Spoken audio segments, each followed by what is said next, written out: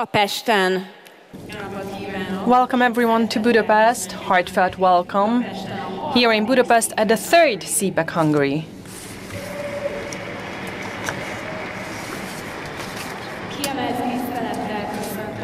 A special welcome goes to the Mr. Prime Ministers, presidents, directors, bishops, rabbi, foreign and domestic presenters and all our invitees. And I would also like to welcome each and every member of the audience who are joining us in person or online. It's a huge honor that I can be the host of today's conference. I'm Steffi Déri, and I would also like to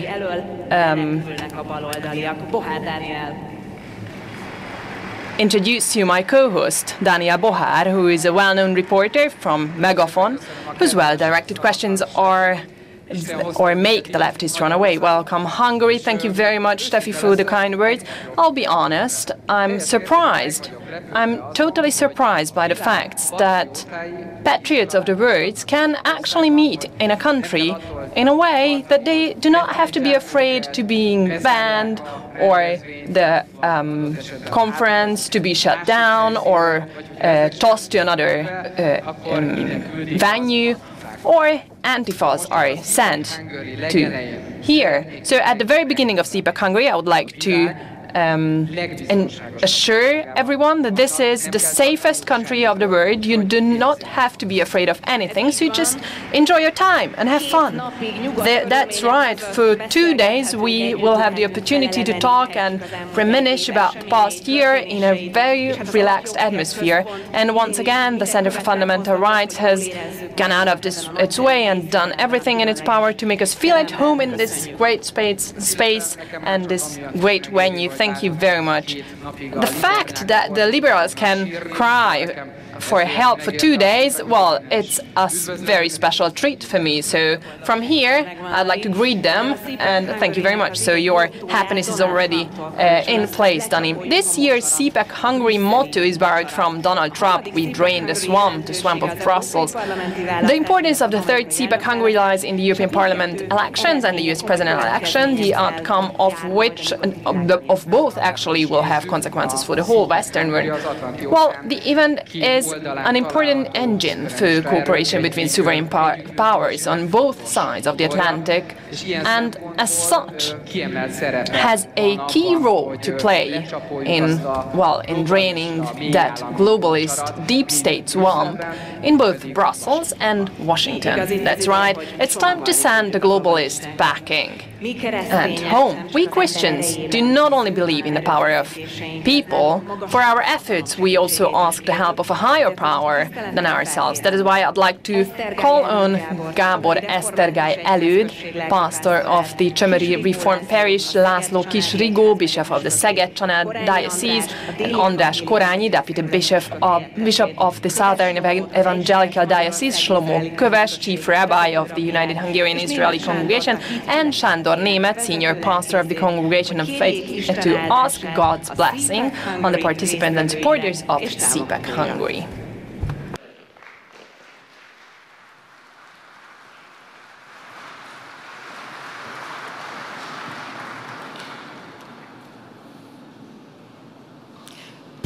I'd like to greet you with the words of the Apostle. Grace to you and peace from God, our Lord, and His only Son, Jesus Christ. Amen. Please take your seat. The word of God, I am reading from the chapter of Isaiah.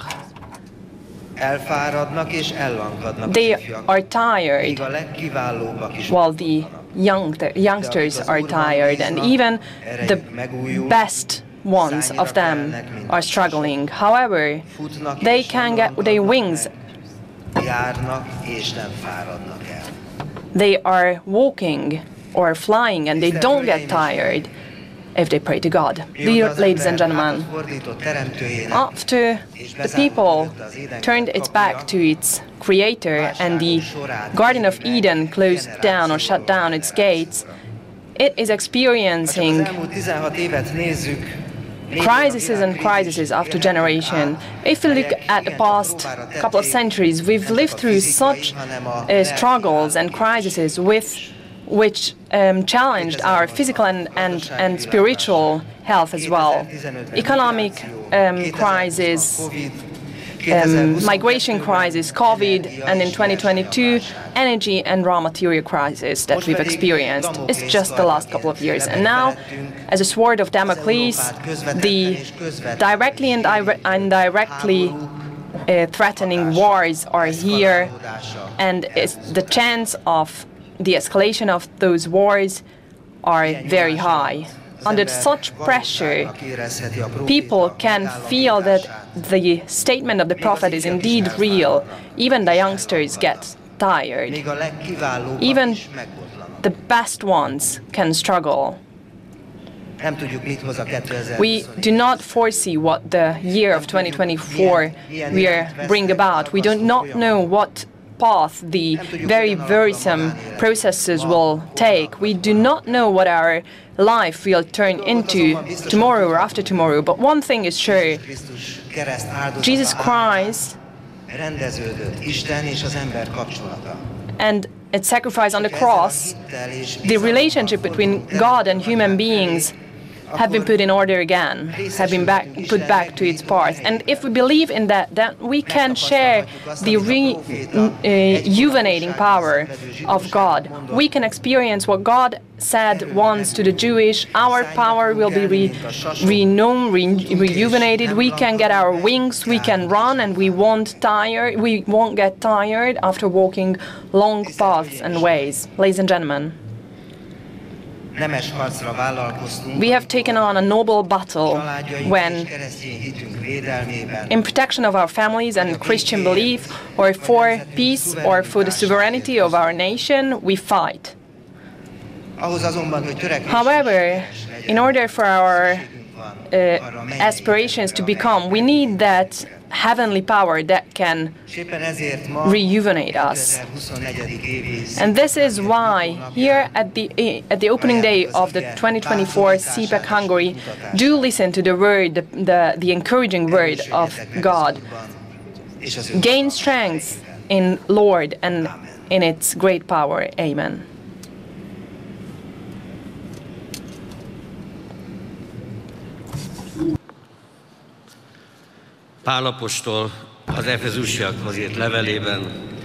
In his letter to the Ephesians, Apostle Paul said the following: "My brothers, do gain power from the power of God, so that you can refuse the tricks of the devil." We have to be glorious in the dark word against the bad spirits. So do arm yourself with the armor of God. This is the only way so that you can refuse the devil on the darkest day on earth. So do stand up and do buckle up the buckle of honesty and the armor of truth, and also the shoes of being ready. Also hold the shield of faith in your arms and put the cap of the wise people on your head. When in our day so many words are spoken about sending arms and weapons, the apostle sends us also to put up our armors. However, it's a different armor, because he says that these are a fight that we can fight against those who are sending out demolishing words and ideologies. So now let's ask the Lord of history to bless each and every good-willing people, all the participants of the conference, so that so that in the name of common sense, cooperating with each other, fighting with the help of God and good spirits, we can protect the dignity of human being, our human values, peace, ourselves and the whole society in the name of God, the Son and the Holy Spirit. An incredibly important meeting is today, where the psalm, the 85th psalm, is saying to us or telling to us or addressing us. This is a very important meeting about which also the Gospel is saying some words, because this is just as a struggle and a challenge for us that is mentioned in that psalm. These are challenges from where to return back to our path. We have to overcome many obstacles before truth and peace can find each other, love and loyalty can find each other again, and we can experience again that faithfulness in our communities, which are so much needed. We are talking about immortal foundation, and today's meeting is a very important meeting, a meeting and an event which can be the base for this meeting of love and loyalty and peace, where I'd like to quote Luther, King Luther, with a short sentence: "Do convince me with the gospel and with the power of common sense." So we also do not expect too much. However, we see that against all these meetings and in spite of all these meetings, we still feel that we ask too much, because it's very difficult to realize. So we do ask for the blessing of God so that loyalty and peace and love can meet, and everything that will be said here at this event will be blessed and will gain power and strength from God. God bless all of us.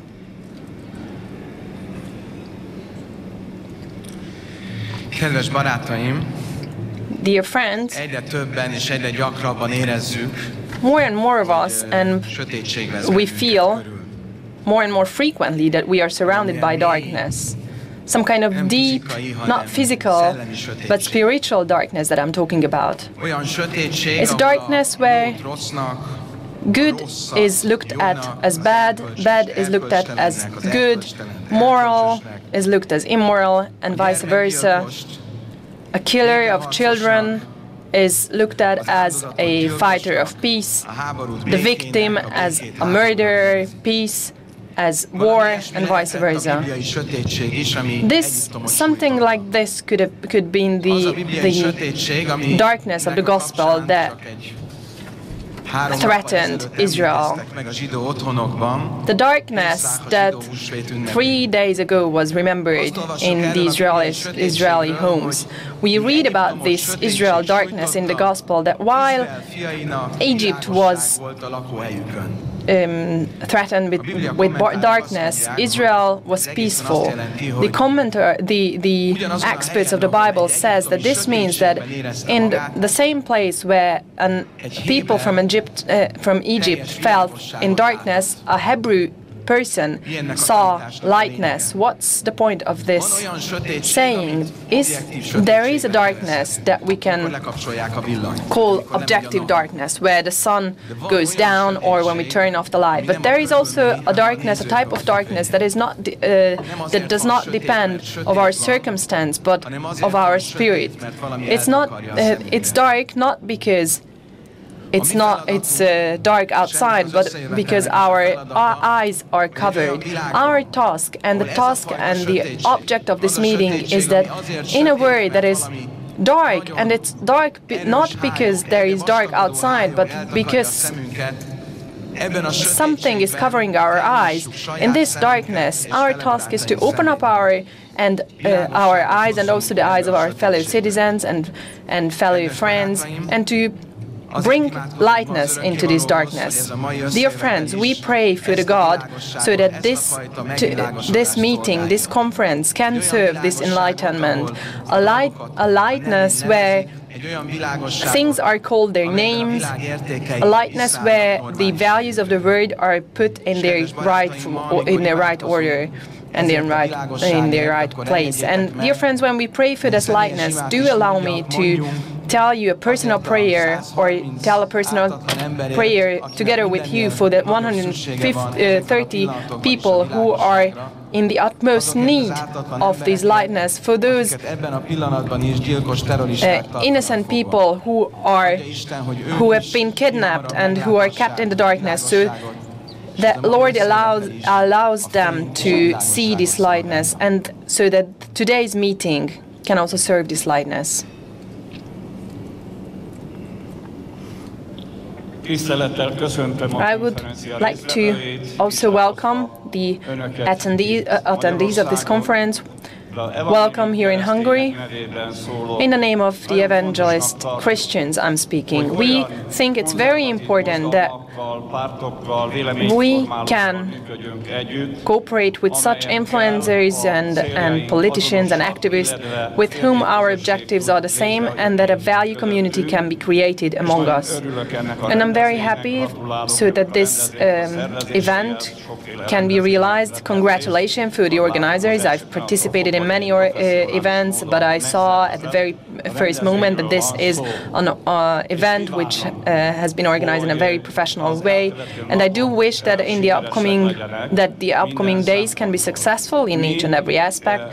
We are willing to, and we have been cooperating so far with conservative communities, the objectives of which are the same as our values.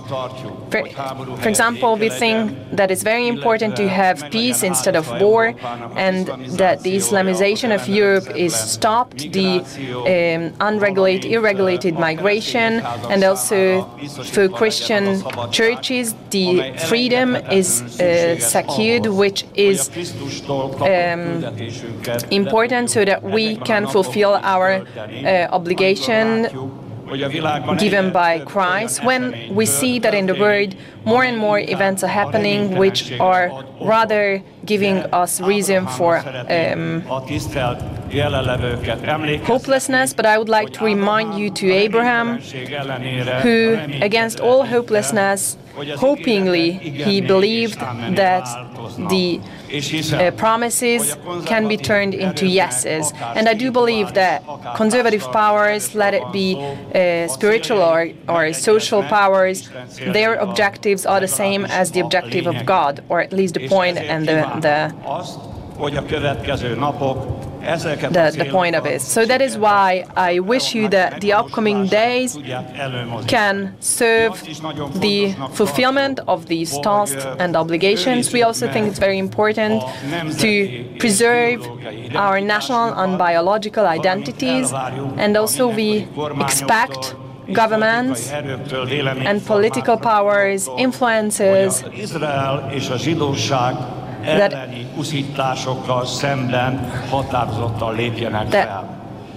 they step up against each and every attack and threat against Israeli people and Jewish people. I would hereby like to personally pray and bless all the attendees today. God, my Lord, I give thanks so that you have the glory, and we do believe that heaven is prevailing, and all the glory goes to you, and all the admiration goes to you. And my request to you, my Lord, is that you disperse the wisdom of God to those present here today, so that they can address such messages that can serve the well-being, peace of people. In the name of God, our Lord, and in the name of Jesus Christ, we ask you, Lord, that you disperse your grace to everyone. Amen.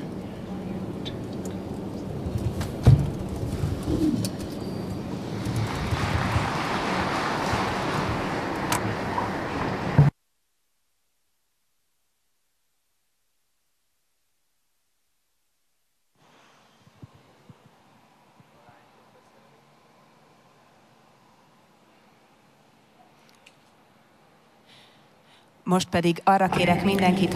I invite everyone to stand up and sing together the Hungarian national anthem performed by Imre Vatkerti and the American national anthem performed by Ildikó Megyimórec.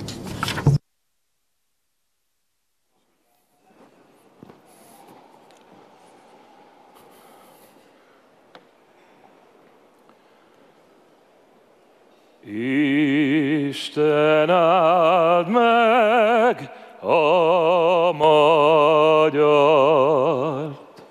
jó kedvel, bőséggel, nyújts feléje védőkart,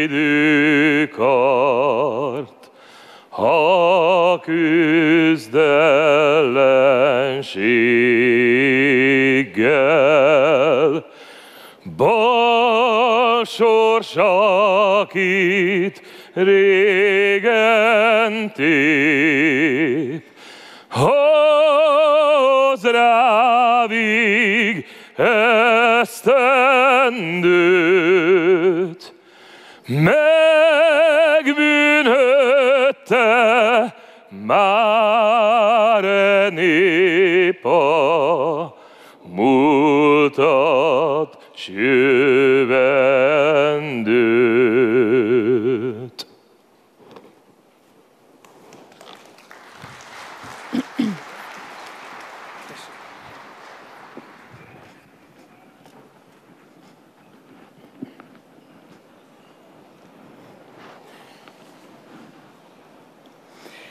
Oh, see, can you see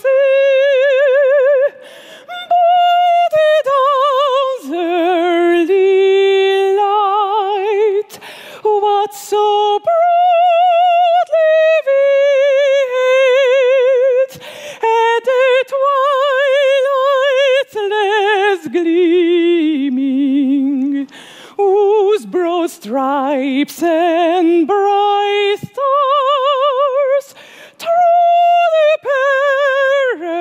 perilous fight our numbers we watched were so gallantly streaming, and the rockets roared the bombs burst gave proof through the night that our flag was still there. Oh, see does that star-spangled banner yet wave our the land of the free and the home of the brave.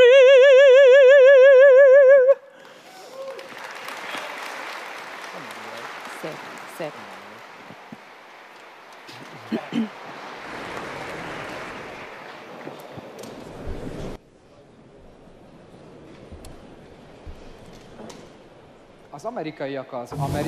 Americans have been singing the American anthem and they have been singing the Hungarian anthem for 200 years. National prayer is a unifying force without which a nation is unthinkable. In the Western world, dark forces are working to destroy the faith, traditions, historical values, the sanctity of the family and the sovereignty of nations, of goodwill among the people of Europe and America. They do not even shy away from confusing and discouraging young generations in the process of forming their gender identity through the media. It is a negative story that we conservatives cannot stand by and watch. Well, yes, but what has been left out of this formula is that we patriots will never, ever allow this to happen. We tell them that from here. Well, let's set the tone to all this with a video.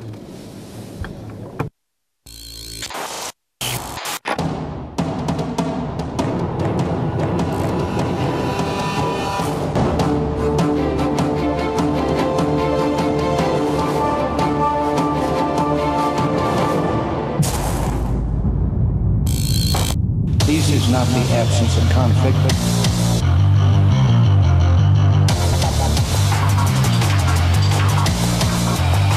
The best is yet to come. No migration, no gender, no war.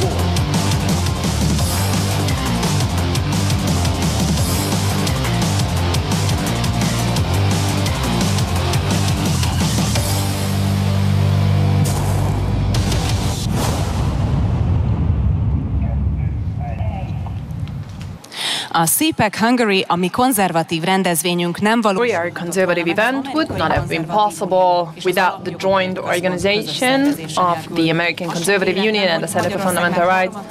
And it is also no coincidence that Hungary is hosting the meeting for the third time. According to the Director General of the Center for Fundamental Rights, the goal is for the event to showcase a united European right-wing coalition ahead of the European Parliament elections, and for the Hungarian right to be not only a driving force for a European right conservative coalition, but also a beacon of common sense of a global scale. Ladies and gentlemen, please give a warm welcome to Miklós Szántó, Director General of the Center for Fundamental Rights.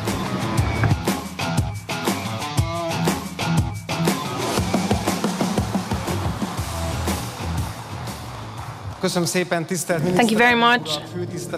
I'd like to welcome Mr. Prime Ministers, Your Excellencies, Chief Rabbi, and also members of the government and diplomatic bodies, senators and representatives, dear Matt and Mercy.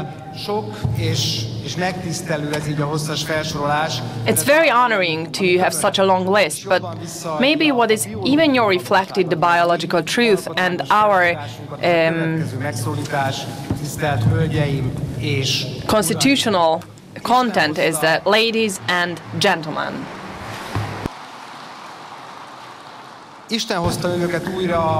welcome again to this, not only the Center for Fundamental Rights, but the whole Hungarian conservative community's jamboree, the CPAC Hungary. And right away, let me inform you about a geological but also spiritual fact that Budapest is not Brussels, which is shown by the fact that this room was not allowed to enter for people because police didn't want to shut down, but because we have a full house, because so many people wanted to come, so we couldn't let enter more people to this room. Because the objective of CPAC Hungary is not less than to organize the global coalition of anti-fascist powers. A long way have led us here. We could say that the three truth is the Hungarian truth, because this is the third Hungarian CPAC. The first one in 2022 was an arm, a long arm, a lengthened arm, which was shaken enthusiastically by American and Hungarian conservatives. That was about the unity of family, God and nation state, and that was the trinity that we advised our friends to follow. And the next CPAC, that was the last year's CPAC, that was about political connectivity, to deepen the cooperation, the political cooperation, and to remind us that we stand united, but we can only be powerful united. And this year's motto is to drain the swamp in Brussels, and next year in Washington as well.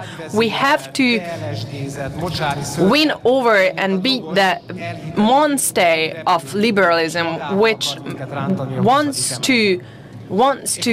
us to believe that we can fly, and it wants to take us and drag us with it through the window of the 20th floor. So who are these drug dealers, these political drug dealers? What I can say to you is that we know them.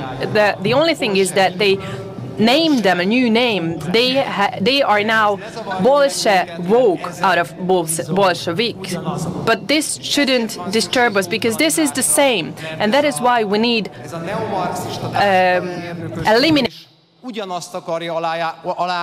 We need to de-woke them, because this wants to undermine the same things that Marxists wanted to undermine 100 years ago. What we believe in: order, security, and safety, and faith. Because we believe in creation, and we believe in the natural order of things, that good is good and bad is bad. I could also say in the following way: we have frequent rendezvous with the truth and with reality, because we believe in the freedom of communities, the loyalty of communities towards each other, and also that majority and truth can be organized together. And we also believe in the foundation of peace, security, in that we have to protect our borders, our families, our children.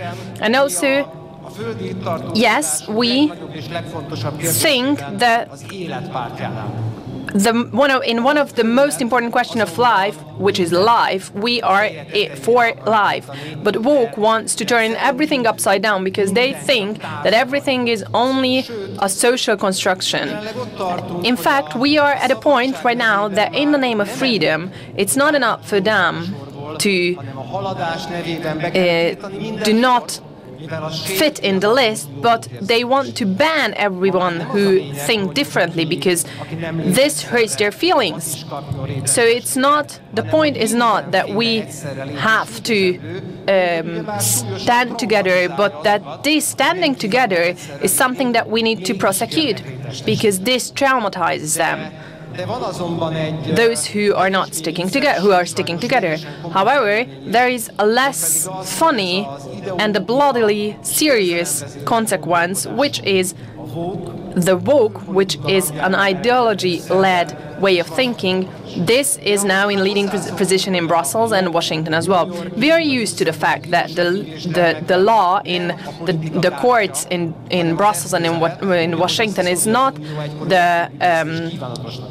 not a tool, but it's a tool for politicians now, and that they have to export this tool to the democracy, to the historically not well-developed countries, and also that the legal base is for them is to prosecute someone if a country has a democratic government in power. However, make love and not war, peace, love, happiness, this kind of specific elite is now in a war psychotic state, and peace is something that they do not are familiar with anymore. But we shouldn't be surprised by these, because these are the same people who wanted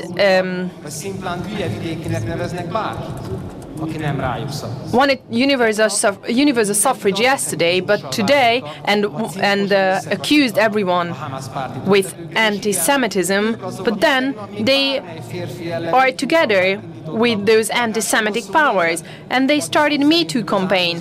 But today they are accusing victims if the victim is hurt, only of course if that victim is a right-wing woman.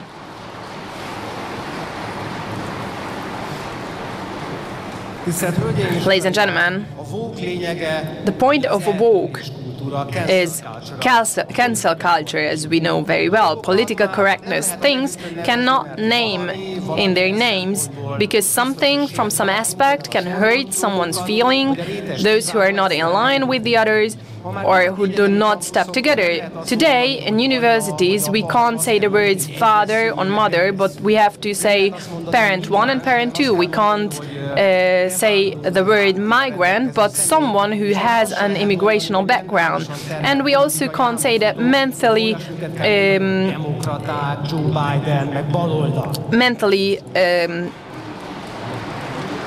sick political leaders, but we have to say Joe Biden and their followings. But we have to be honest. We have to be honest, and we have to name things in their names if we want to drain the swamp and we want to banish this monster which is now present in Brussels and in America and Washington. We have to stand together because many things are uniting us. Order, freedom and security. Common sense. This is the answer of sovereignists who are for peace. This is why we are here. We are the woke busters. We de-woke and we drain the swamp in Brussels, in Washington. There is the Hungarian truth is truism. Elections are upcoming in June and in November, so do not forget if God is with us, who can be against us? Thank you very much for listening.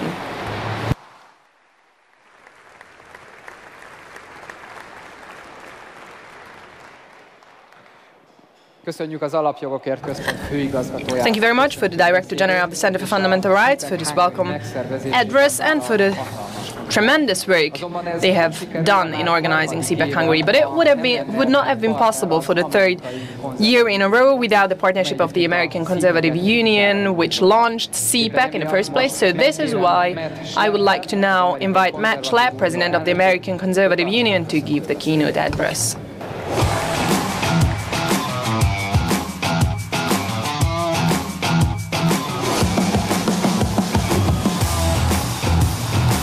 Thank you. Wow, Miklos, this is a full house, standing room only, pretty impressive.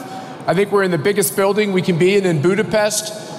Thank you very much. Presidents, prime ministers, legislators, congressmen, including from America. Prime Minister Orban, thank you for inviting us back to your country. We appreciate it very much. It's so appropriate that CPAC begins with prayers. Prayers from ministers, prayers from a rabbi. Why is that important? In America, we believe in this saying, God bless America.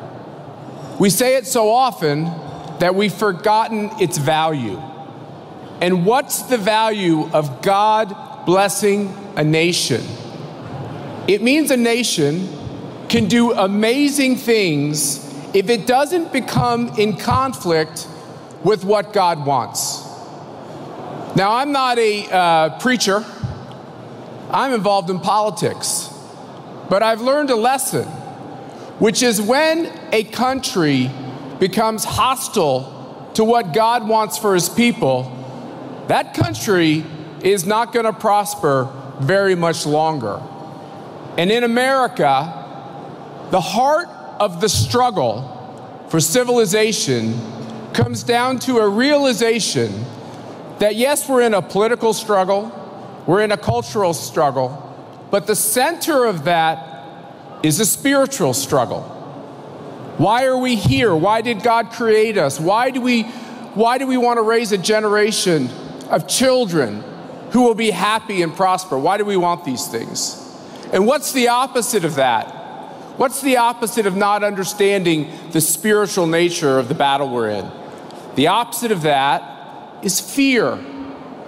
Try to make you be scared and fearful of what government can do, what globalists can do, what can happen to your family, what can happen to your business. So when you read about what's happening in America, you might think that America's turned against itself and doesn't understand its birthright. This is a lie. And this is a lie that is repeated over and over again in a propagandist press that wants everyone, including Americans, to believe that America hates America and wants to become a different country. This is a tool that the left, the Marxists, the communists, the socialists use to try to make good people fear standing up for what is right. So what form does that take in America today? Well, we can see it, and it is scary. First thing is the death of truth. Where does one find truth in America? We can't find it in our media. We increasingly can't find it in social media. Anybody who speaks the truth is almost immediately silenced. And then this man, Elon Musk, came walking in from over on the side of the stage, and we refound a little bit of that freedom. And so a pushback begins. What's the second piece of this spiritual assault in America?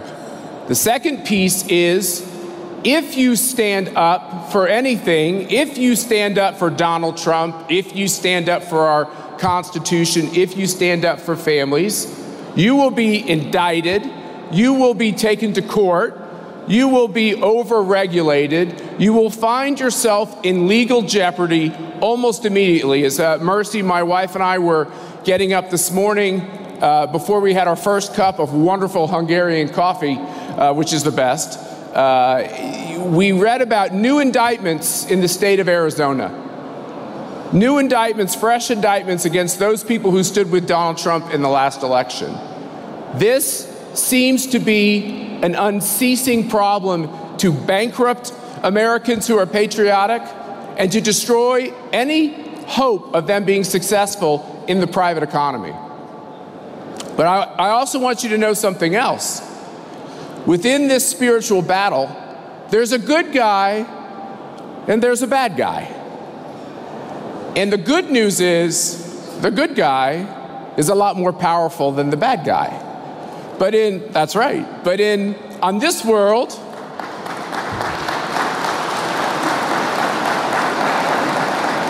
but in this world, it can seem like the bad guy has more power at times. And that's part of the struggle we're in. In America, you should know, much like in so many of your countries, the left went too far. They got too cocky.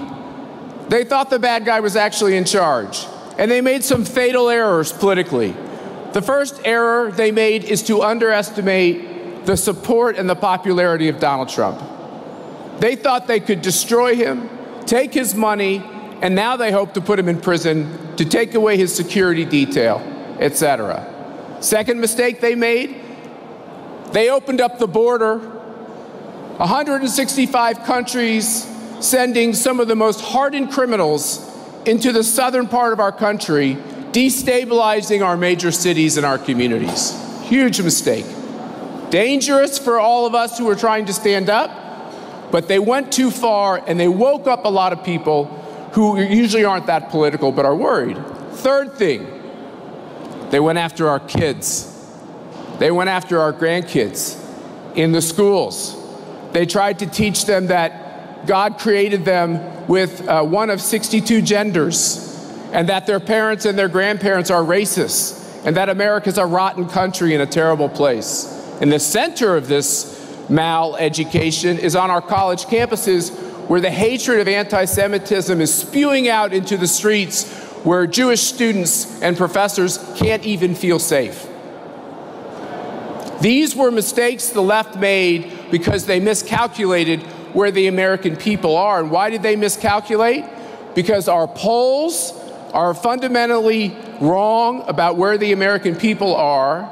The media is propped up by the left to spew lies, and it makes it very hard to figure out what's really going on. You know, in the Bible, they talk about Jesus asking his disciples to spend 1 hour with him in the garden before he had his great trial. And what did the apostles do? They fell asleep. What's happened in America is millions of wonderful people in the last 25 years fell asleep.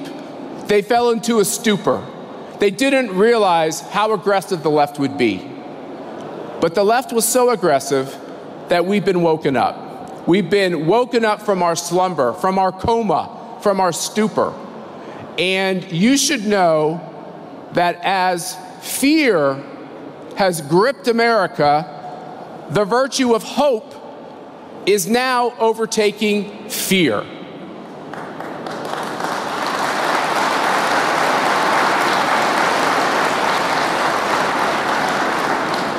And you can take my word for it that America in 2024 will re-elect Donald Trump.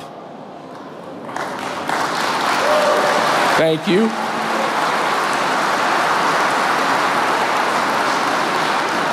Who will then close down our border, who will protect our children and our grandchildren from these terrible and false ideologies. America will once again realize that she needs to be great, because we all know this in this great battle for civilization that we're going through in all of our countries, that if America falls, freedom is not far behind. Our job in America is to stay focused on our country and to first win the election, and then to remember that we have a great cause to fulfill. And part of that cause is to work with all the freedom fighters from around the globe to make sure that we beat communism in all of our capitals in the next couple of years and beat them forever.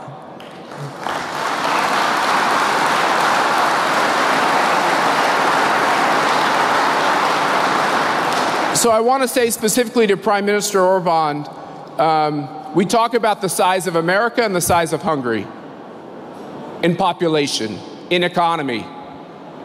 Okay, those things are important, but that's part of it. There's something bigger. The spirit of the human being in the individual, the courage of the individual.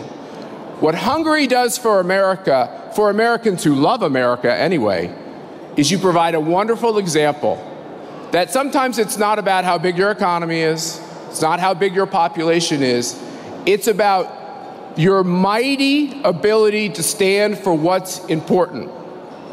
And so all of you here, but especially the Prime Minister, Miklos, the wonderful allies here in Hungary, you're giving this inspiration to the people of America. The people of America are going to stand up by the millions to stand up for those values and to re-elect Donald Trump. And together I feel great hope for what we're all going to be able to do together. God bless you all. Thank you. Thank you. Thank you.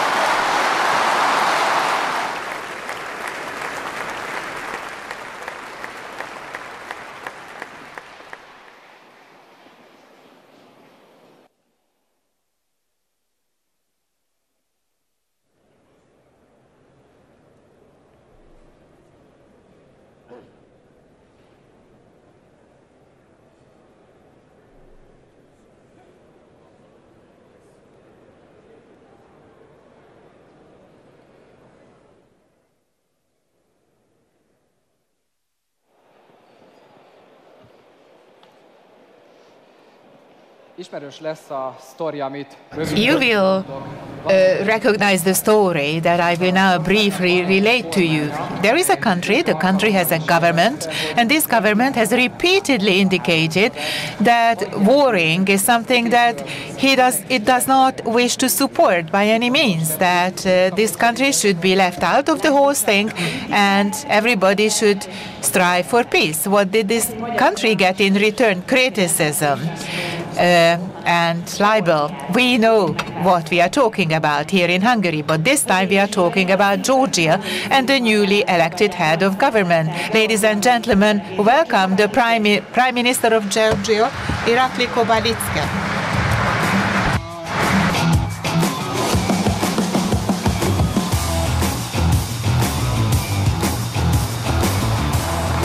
Dear Prime Minister Orban, honorable guests, ladies and gentlemen, it's a great honor for me to have the opportunity to appear before you at the CPAC and address the highly respected participants of the conference.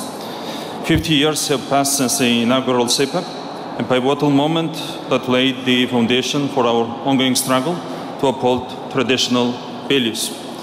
Yet recent and anticipated global developments underscore the imperative to further fortify our reports in safeguarding our centuries-old traditions and national identity.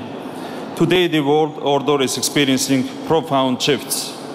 The evolving international landscape demands a coordinated response. Through collaborative action, we can actively contribute to fostering positive developments in defense of our shared values. Therefore, I would like to thank you for organizing today's conference, which offers us a valuable platform to discuss our common perspectives. Homeland, language, and faith. These are the three main pillars that have been forming the national identity of Georgia since the 4th century, when Georgia declared Christianity as its state religion. Historically, our small but freedom-loving and proud country had to exist at the crossroads of empires. For centuries, Georgians fought and sacrificed themselves to protect their homeland, their cherished land. For generations, Georgians have steadfastly preserved their language. In 1978, our parents' generation courageously rallied to defend the Georgian language when the Soviet government threatened to revoke its status as a state language. Through the unwavering resolve of the people, the Soviet government was compelled to backtrack. We Georgians had to fight for centuries to protect our faith and religion, Christianity. Our history has taught us that any occupation of a country is temporary if the conqueror fails to destroy the identity of the people. Therefore, all conquerors had as their first task an attack on the religion of the Georgian people. Last of all, this was attempted by the Soviet Bolsheviks, who destroyed churches and forbade believers to pray. However, Georgia won all battles, fought for faith, and was able to protect and preserve Christianity. Current challenges of our country are similar to those that Georgia faced for centuries. The most interesting thing is that they are faced by the whole world today, which pose risks to both the smallest and the largest countries and nations. The so-called liberals are presently putting at risk the identity of countries and nations around the world. Europe and the United States face such risks most of all, where the so-called liberal ideology has the most widespread roots. Uncontrolled migration poses the greatest threat to the national identity of European countries. If the processes continue at the current pace, the local population in many European countries will very soon be a minority. The so-called liberals fight against Christianity with particular enthusiasm. The only difference between the so-called liberals and the Bolsheviks is that the latter used sledgehammer as their main weapon in the fight against religion, while the liberals fight against Christianity with propaganda, which, under the conditions of total control of the media, has much stronger power than the sledgehammer. Today, the Georgian Orthodox Church is a prime target of their attack in Georgia. A couple of days ago, the Georgian so-called liberals even tried to change the concept of national identity of Georgia and replace the words homeland, language, religion with the words homeland, language, and unity. They just removed the religion from the identity trinity of our nation. According to the concept of so-called liberals, not only the country and the nation, even an individual should not have any solid identity. There should not be any moral limits in a person's personal life. This propaganda has disturbing consequences in both Europe and the United States, as sociological studies surveys confirm. About 20% of the 18 to 25-year-old population declares itself as LGBT, both in the United States and the majority of the European countries nowadays. This indicator is 3 times less among people aged between 26 and 32, which means that propaganda has tripled the number of LGBTI people in just 7 years. According to the position of so-called liberals, a person should not have a fixed gender identity and should choose his or her own gender at any stage of life. Even a child should have the right to choose and change gender. For the so-called liberals, it is unacceptable to use terms like woman and man or mother and father. A few decades ago, no one could have imagined that we would have to seriously discuss such issues in the civilized world. However, the fact is that today, not only serious discussions are held on these topics, but everyone who expresses the opposite position becomes an object of intimidation, just as the Bolsheviks intimidated intellectuals and clergy in the past. In general, the so-called liberals who use freedom as a cover-up are the most intolerant of human rights, especially freedom of speech and expression.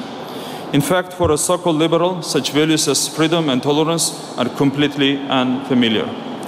This approach extends to the liberalization campaign on drug policy, actively advocated by the so-called liberals, also in Georgia.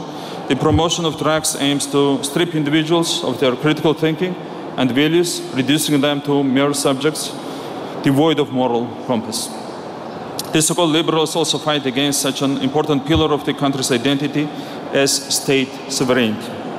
If the processes went in a direction in which they are still going, state sovereignty will soon be even formally declared to be the same unacceptable value as the national and religious identity of the country is declared nowadays. Georgia has successfully managed to protect both its national and religious identity and traditional values. However, we also face the most difficult challenges. The so-called liberals are actively trying to spread their ideology in Georgian society and undermine the foundations of the state and society. In response to these challenges, we in the Parliament of Georgia initiated a draft of constitutional amendments aimed at protecting family values and the interests of minors. The draft law prohibits the legalization of same-sex civil partnership, the adoption of a minor by a same-sex or polygamous couple, changing a person's sex, entering any other gender than male and female in the identity document, as well as popularization of the same-sex, family or intimate relationships, incest, adoption of a child by a same-sex couple, and promotion of gender reassignment. We hold great hope that the aforementioned legislative changes will successfully oppose the so-called liberal ideology and make a significant contribution to the protection of family values and minors. Thank you. Hungary's firm attitude in terms of protecting the national interests of the country and its people are an example for everyone. The Hungarian authorities, personally the Prime Minister, Viktor Orban, stand firm in guarding the Hungarian national and religious identity and traditional values in Hungary. Despite the most difficult challenges, you did not allow the uncontrolled entry of migrants into Hungary, thus preserving the country's strong national identity. You firmly stand on the guard of Christianity and Christian values in Hungary. You firmly oppose the so-called liberal propaganda so as not to allow children and young people to be harmed and their moral values shaken.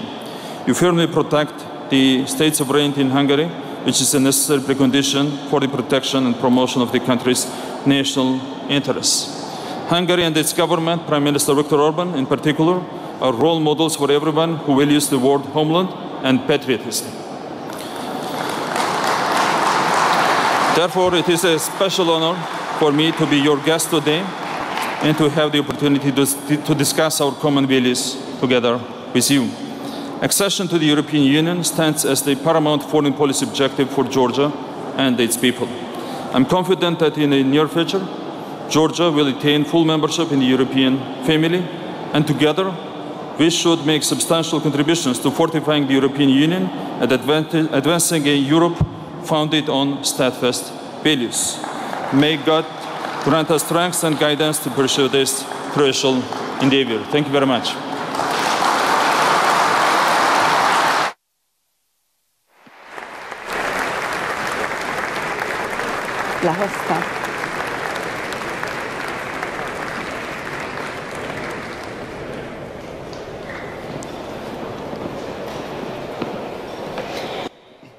It is a challenging issue to try to represent a set of values and to fight for it that the majority of politicians would like to sweep away, to swim against the current, and hoping that reasonably will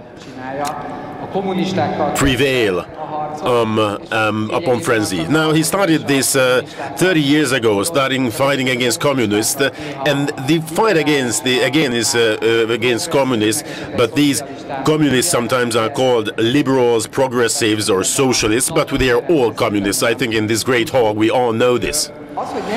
The fact that they can't do anything with him, they don't know how to deal with him, nothing proves this better that they cannot do anything. These communists simply don't find the tool. If someone promotes the homeland, then that person is going to be respected by the homeland as well. Ladies and gentlemen, please welcome His Excellency Viktor Orban, the Prime Minister of Hungary.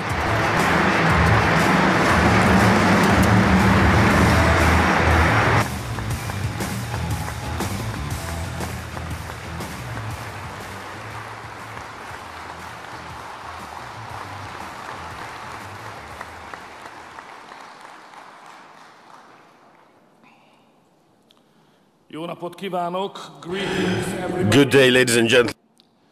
I'd like to welcome the conservatives who gathered here from different corners of the world, from Washington to Georgia, from Estonia to Chile. And I would especially like to extend my heartfelt welcome to Mechthlep, our good old friend, without whom we could not be here today. Thank you very much.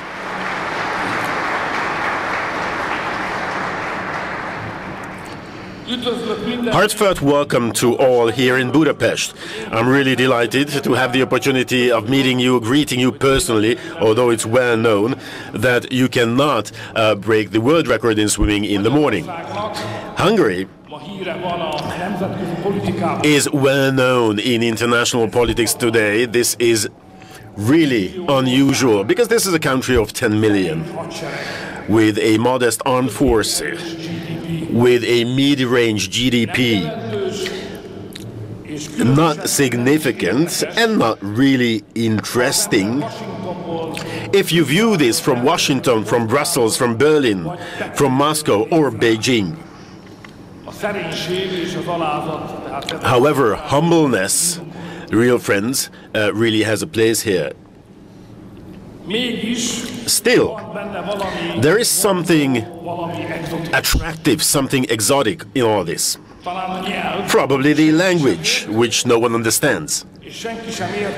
And no one understands that a Homo sapiens, how on earth would they be able to speak such an extraterrestrial language? Dear guests, don't give it a try, because obviously if you make it in vain, attempt it in vain, that's going to cause depression. Probably what whips up excitement is that for 1100 years there's a people living here in the framework of its own state, and they are not giving up of their independence an inch. However, probably what is really exciting is that while the entirety of Europe has been flooded with a progressive liberal ocean, here, as a miracle, you can find a conservative island, an island of difference, which is really defying the high tide of Brussels, the storm of Brussels and Washington, and the hurricane from Washington. Not only defying, but it is surviving, it is successful, it is victorious, and it is victorious again and again. Heartfelt welcome to the island of difference, the homeland of Island of Difference.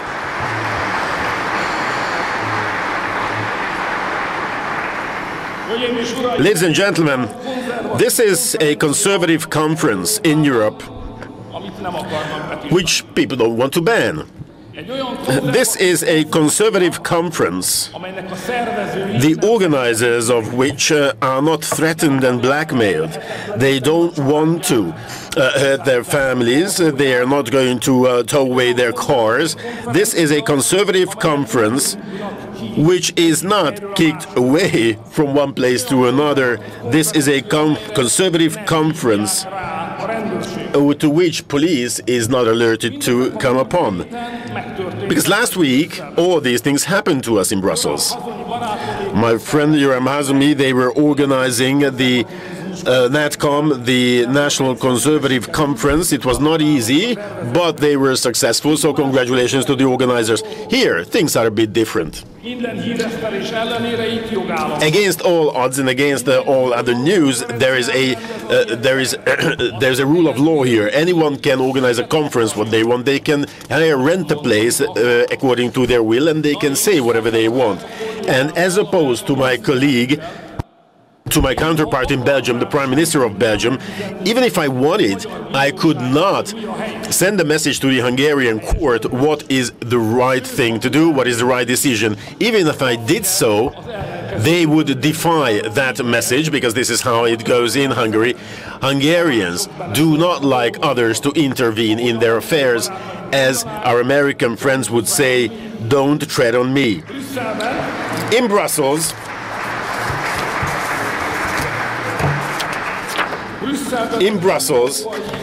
the European liberals, in the paradise of European liberals, we already have European progressive life. It is the old joke that comes to mind from the era of dictatorship. Please tell me, is this already communism, or it's getting worse? But dear friends,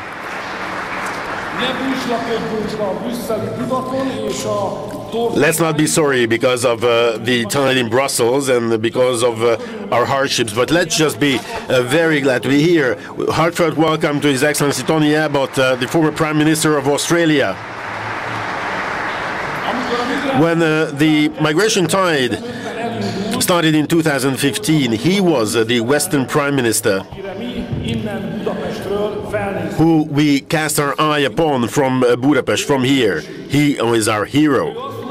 He's been our hero because he said that migration had to be stopped, and he was the one who actually did stop it. He was the one who sent us the message. If you come illegally on our borders, you may not enter. You must not enter, and he showed and he showcased that this could be done. Now, being a former role model, he became a friend, and now it's very good to have you here, Mr. Prime Minister, with us. I'd also like to welcome Mr. Janez Janša, the eternal Prime Minister of Slovenia.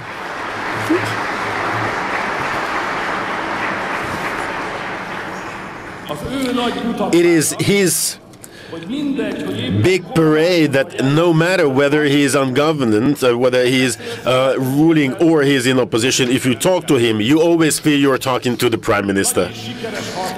He is a great and successful fighter, despite the fact that the left has done everything they could. They cited him to court, convicted him, also was incarcerated, and Brussels kept silent all the time. But he always stood up, he always became stronger and stronger after these battles, and he always became a prime minister.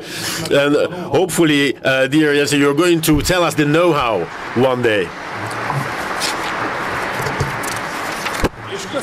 And may I also welcome Mr. Irakli Kovakidze, the Prime Minister of Georgia.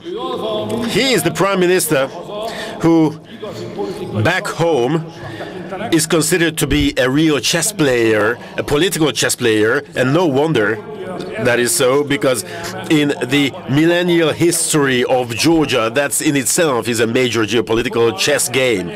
How on earth it is possible, despite all odds and despite superpowers around you, how you can retain your national identity and culture? This chess game has been played by the people of Georgia for several hundred years.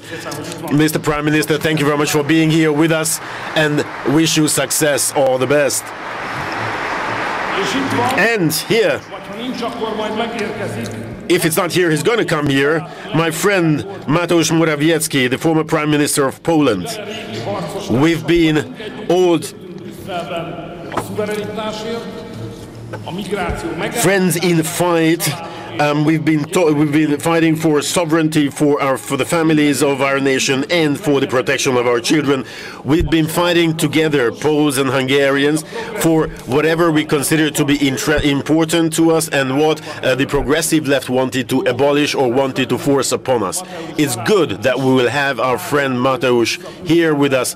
We're expecting him back to Brussels, heading and leading the Polish armies. And there are many from the United States, from Israel, from Spain, from Brazil, from Chile, from the Netherlands, Belgium and France. And I would also like to welcome the representatives of Hungarians living abroad. Thank you very much for being here. This is a marvelous opportunity to meet up again. Dear friends, 2 years ago, when we had the first CPAC in Budapest, and we have to be very humble, I was talking about the Hungarian recipe of success. A year ago, I was talking about the fact that Hungary is a lab, is an experimenting lab against the progressive virus with international patents, and these are important theoretical questions. But today, now in 2024, this year is not about the theory, this is about practice. We are going to have elections around the world, and these elections will have to be won. These elections do fall in line with major trend changes in the geopolitics and in the world. The world is changing, and among these changes we need to be successful, we need to forward our cause. Progressive liberals do feel the danger. Replacing the era also means replacing them. the replacement and the end of the progressive world spirit. Therefore, don't forget that they are not going to back off. They are ready to do whatever they want to do, and they are still in power now. They are a dangerous foe, dangerous opponent. They have no moral limitations. They are in power, and they will not be afraid to use their power and their tools. If necessary, they will use state authorities against us. Our American friends do say that they are weaponizing state institutions, and all this before our very eyes. Before our very eyes. And this is happening to us Hungarians in Brussels. This is what's happening to President Trump in the United States. We are cheering for him, so that it's not only at the elections, but also before the courts, he would be victorious concerning his right. Our opponents are there, sitting in the chairs of power, heading institutions, and what they are wanting to do is, instead of serving public good, they would just like to take you down. This is the situation where we have to win. Well, this might be a new thing for our friends from Western countries, but for us, Central Europeans, this is no news. We know this situation very well. We've seen how political oppression was created by the communists, but I think not everyone knows this in Western countries, and this is why we should devote a couple of minutes to that. Dear friends, in the old days it was the communists, now it's the progressives. In 5 steps they are trying to steal the cheese out from our mouth, and in 5 steps they get to the point where they can use state authorities, weaponize state authorities to make them weapons of oppression. First, they just rephrase normality. George Orwell had seen this before. He said, war is peace, freedom is a serving end, the lack of knowledge is power. The progressive liberals and the communists, in the first step of oppression, they say that normal, it would just mean the opposite what it originally means. War is peace. This is what progressives say today as well.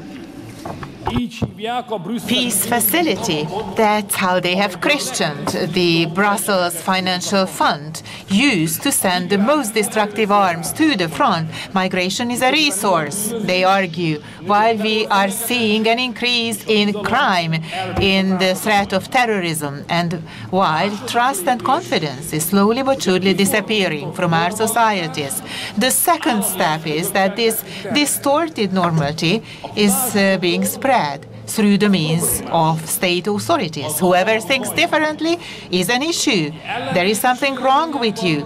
If you hold opinions to the contrary, you must be either ignorant or mad. They intend to create the notion that if people were to listen to these people, that would lead to some kind of a fatal disaster. And the third step is that they start spreading the idea about you that given the fact that you have embraced the dangerous notions, you are a security risk. So they will send some kind of a fact checker or a democracy watchdog over you, and these institutions or people will conclude about you that you are not sharing the mainstream notions of normalcy. That means you are a radical, so your liberties should be boldly restricted. In the fourth step, they are stirring up the liberal media against you. They are putting activists in line, and they will use legal means to silence you. There, you will be faced with the word of fake profiles reporting you on the internet and on community media sites, and applications will be filed against you with the courts and state authorities. And if you are still on your feet, if you have still prevailed to this point, in the fifth point, government authorities will take action. So so many requests and applications arrive against you that unfortunately it is their duty to start an investigation against you. This is how they are turning government institutions into progressive private institutions. They conclude that the accusations of the press, the concerns of the watchdogs have been well-founded, and proceedings will start against you. That is what has been going on against Hungary in Brussels. And the same is happening to the conservatives in progressive liberal European capitals. This is what has been suffered by Donald Trump when he was attempted to be removed from the ballots. And through administrative means, they wanted to ban Tucker Carlson in the European Union. The same is happening in Germany. Secret service means are used to watch the political parties.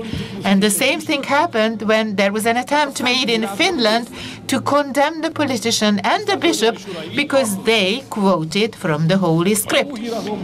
Ladies and gentlemen, this has come this far. The good news, however, is that the time has come for us to put an end to all of this. This year, if the Lord is with us, we will be able to put an end to an inglorious age of Western civilization. We can put an end to a world order predicated on progressive liberal hegemony. Ladies and gentlemen, dear friends, the progressive world spirit has failed. It has brought on us wars, chaos, and unrest and peacelessness, collapsing economies, disorder in international politics, poverty for families, deteriorating public security in our streets and squares. This was a strange, a weird age and a very unusual spirit. Its faithful announced that their task is not to represent the interests of the people, but to realize their own notions. And if the facts do not substantiate their notions, then discard the facts. They divided the world into democracies and autocracies, and they said that their mission is to launch a crusade against autocracies. They did go, they engaged in war, and eventually people got fed up with them wherever they turned up. Let's use straightforward language here. This world order produced leaders who are not fit to be leaders, who are inept for the task, who keep making mistakes, and ultimately they cause their own destruction. They argue that what we need is a hegemon, some kind of an ideological control, beneath which everybody will have to be subjugated. And if that finally happens, they argue, peace will eventually reign at home and all over the world as well. Dear friends, when I'm listening to these arguments, what I think of is as follows. Well, we have these awesome leaders, truly clumsy. Even people or the contestants of a beauty contest know more about world peace than they do. My message, dear friends, is that here is the unique, perhaps never to return occasion to replace this declining progressive liberal world spirit with a different world spirit, the spirit and the notion of sovereignty. But what would that be like? How can we imagine that? Perhaps first and foremost, I would like to stress that in a sovereignist world order, there is no such thing as a global ideology that everyone has to adhere to. In such a world, national interests will determine the trajectory of states, and every nation will act in line with their own national interests. I also believe that in a sovereigntist world order, the real sovereign is the people. As our guests would probably say, popular sovereignty. I am very hopeful that in the future, instead of all sorts of NGOs and large corporations and media centers and suspicious experts and suspicious academicians, It will be popularly elected representatives and politicians who will chart the course to walk on. I hope that in the sovereigntist world spirit, instead of Soros's open society model, we will have a protected society where the state will be protecting its citizens, where migration is not organized. Instead, the borders are protected, and where family formation is a value and families are protected as an important institution of the nation. And I also believe that in such a world order, there will be no ideology in world trade. Everybody can trade with each other, and the task of the various states will be to build networks of contacts, protecting the nations from unilateral dependencies. Dear ladies and gentlemen, we are ahead of elections. Let's be brave and say that the liberal hegemony made the world a worse place. It instigated war where there could have been peace. It brought chaos to where there was order before. It intended to eradicate our countries and families, and it wanted to wipe our nations away from the face of the earth. And the adherents of this old world order are still sitting there in Brussels, and it's not my duty to meddle in the internal affairs of the United States, but I'm afraid they are sitting there in Washington as well. This year, we wish to drive them away from there. Let the age of sovereignty return once again. Let us return to the peaceful and safe past that made the West great. Make America great again. Make Europe great again. Go for it, Donald Trump. Go for it, European sovereigntists. Let's saddle our horses. Put on our armors. Head to the battlefield. Dear friends, memorable weeks are awaiting us. Go for victory.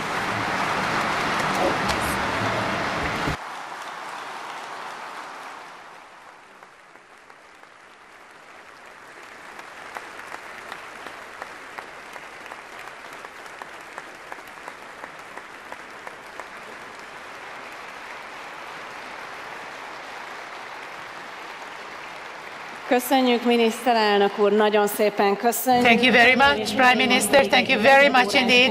Ladies and gentlemen, now we will have a quarter of an hour's coffee break, but we are expecting you back, and we will continue with the woke ideological battle that is currently ongoing in our world.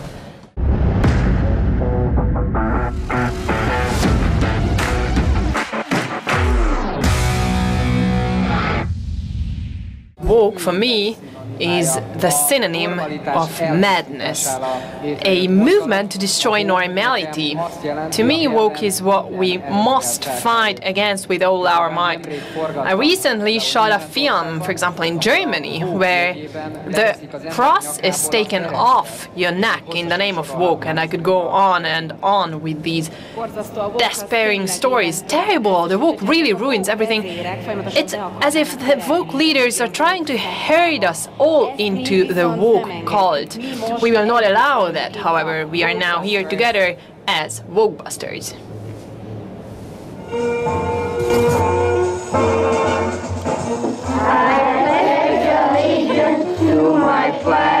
A szabadság mindig egy nemzedékre van a kihalástól. Nem adjuk át vérünkben a gyermekeinknek.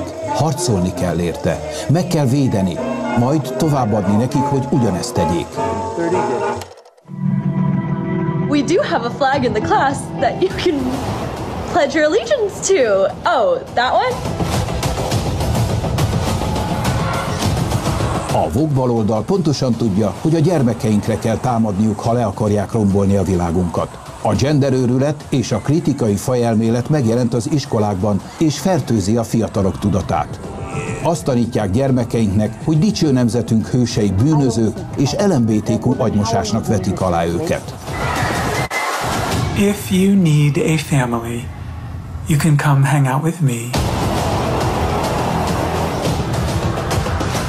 A közösségi hálók soha nem voltak biztonságosak a fiatalok számára, de mára a szexuális ragadozók játszóterévé váltak. We have pink-haired communists teaching our kids.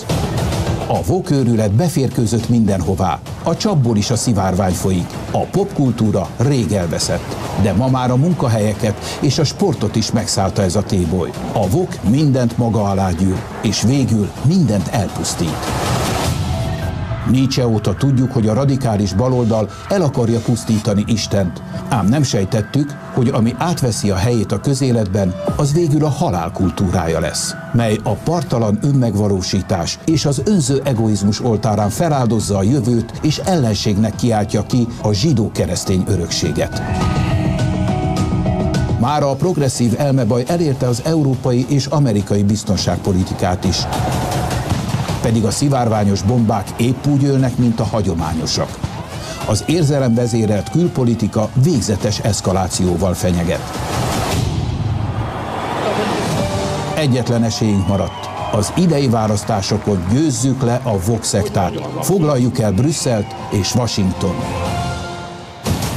Csapoljuk le a mocsarat. Következő előadónk új lelkesedést adott a spanyol jobboldalnak. Our next speaker has grown up in a family where hard work and civic engagement are valued. His father is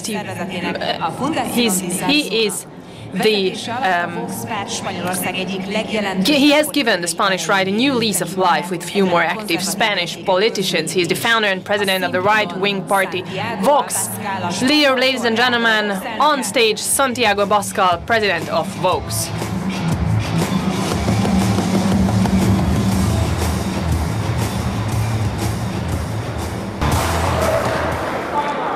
Viva.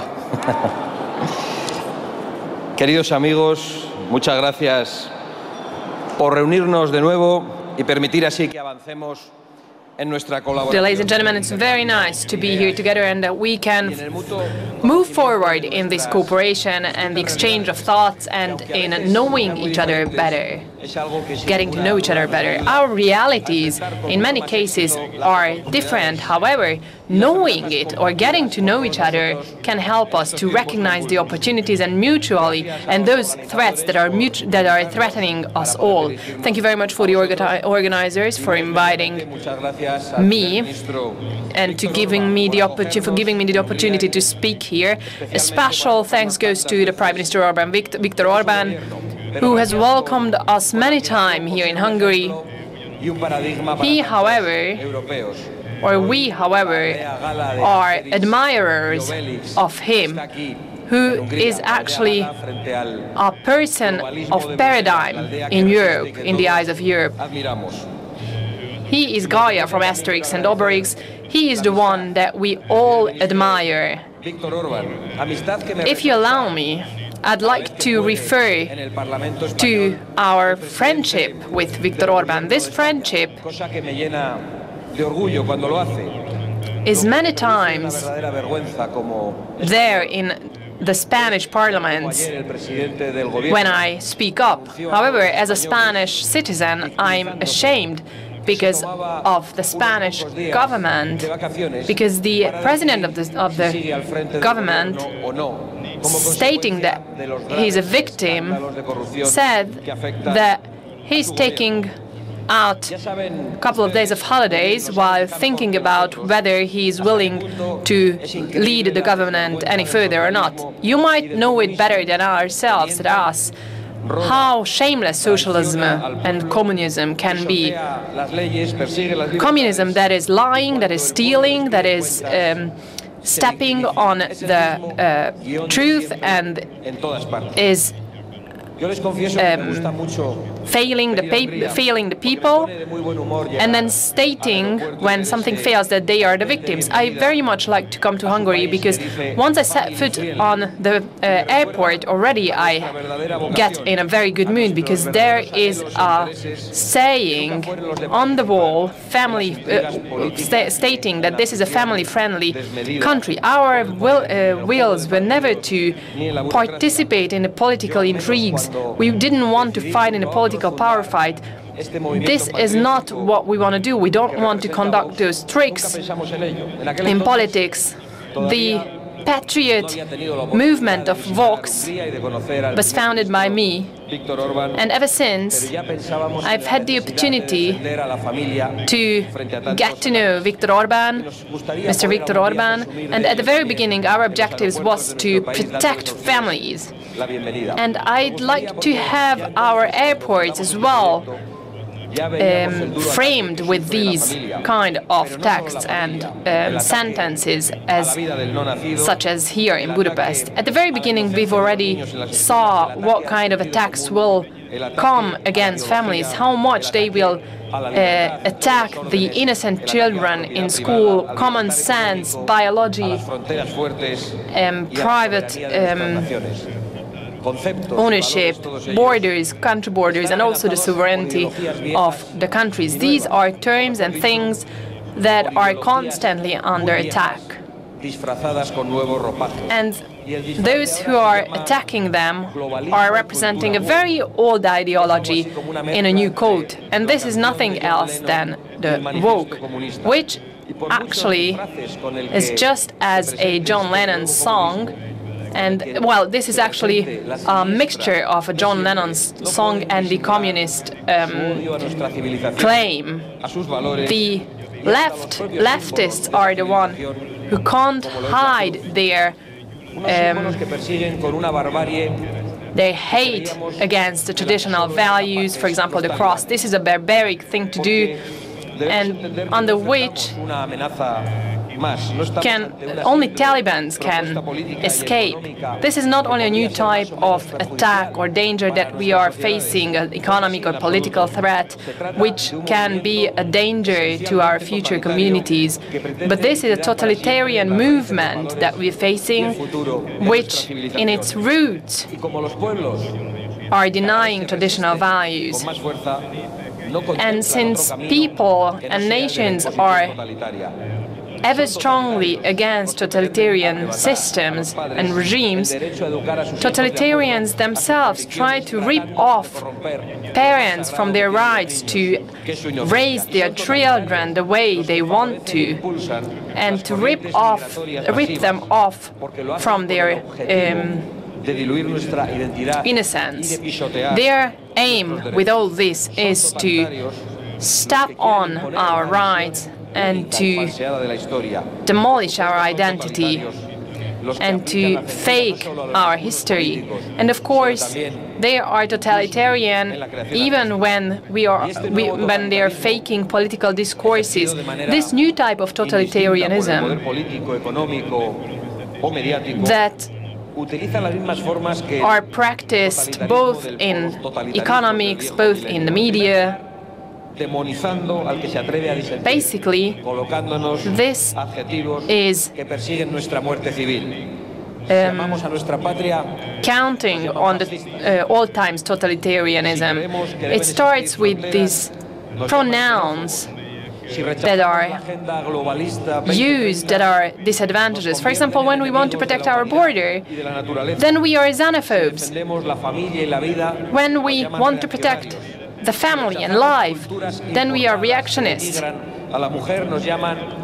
If we refuse ideologies brought in from foreign lands, then we are racists. And if we don't want to let Islam into our countries, then we are... We don't have any religious tolerance. And of course, I'm pretty sure that you all could go on and continue this list in your own, with examples from your countries, saying or enlisting insults from the leftists. Of course, these all are based on manipulation, violence. However, these all are not interesting for us because we have a tough skin and we have good friends, and this is why it's very important to time meet, to cooperate and mutually help each other, to try to put aside our differences and to try to seek and search for those things that can bring us together. This is the intention of Vox and the Descendant Foundation. And this is why we seek to have cooperation with political organizations and with influencers. We have close ties with Latin American countries where people speak Spanish language and where they too have to face totalitarianism, tyranny, and the tyranny of the of the globalists. It's very much these totalitarian systems are very much alike. These are all woke systems.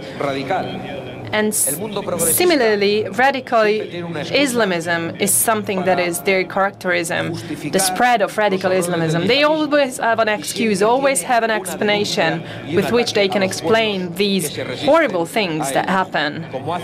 And there also always is an attack against the people, as now is happening in Israel, beside whom we 100% stand by, and we do ensure that they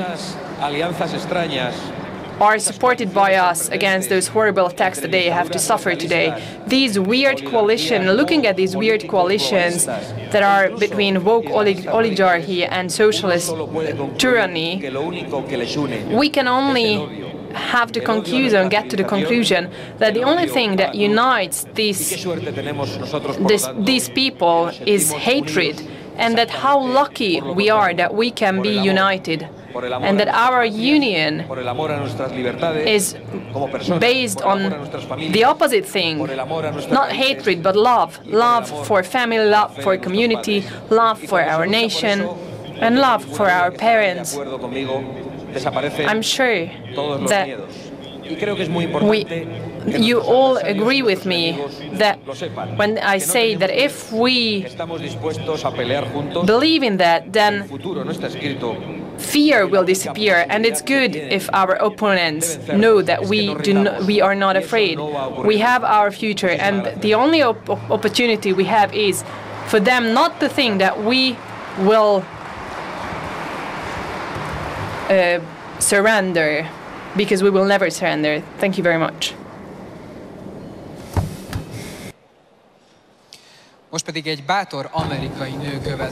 And now, a very brave woman will be on stage, because I'm saying that she's brave people, because standing up against woke in the United States is a very brave thing. So please welcome on stage the former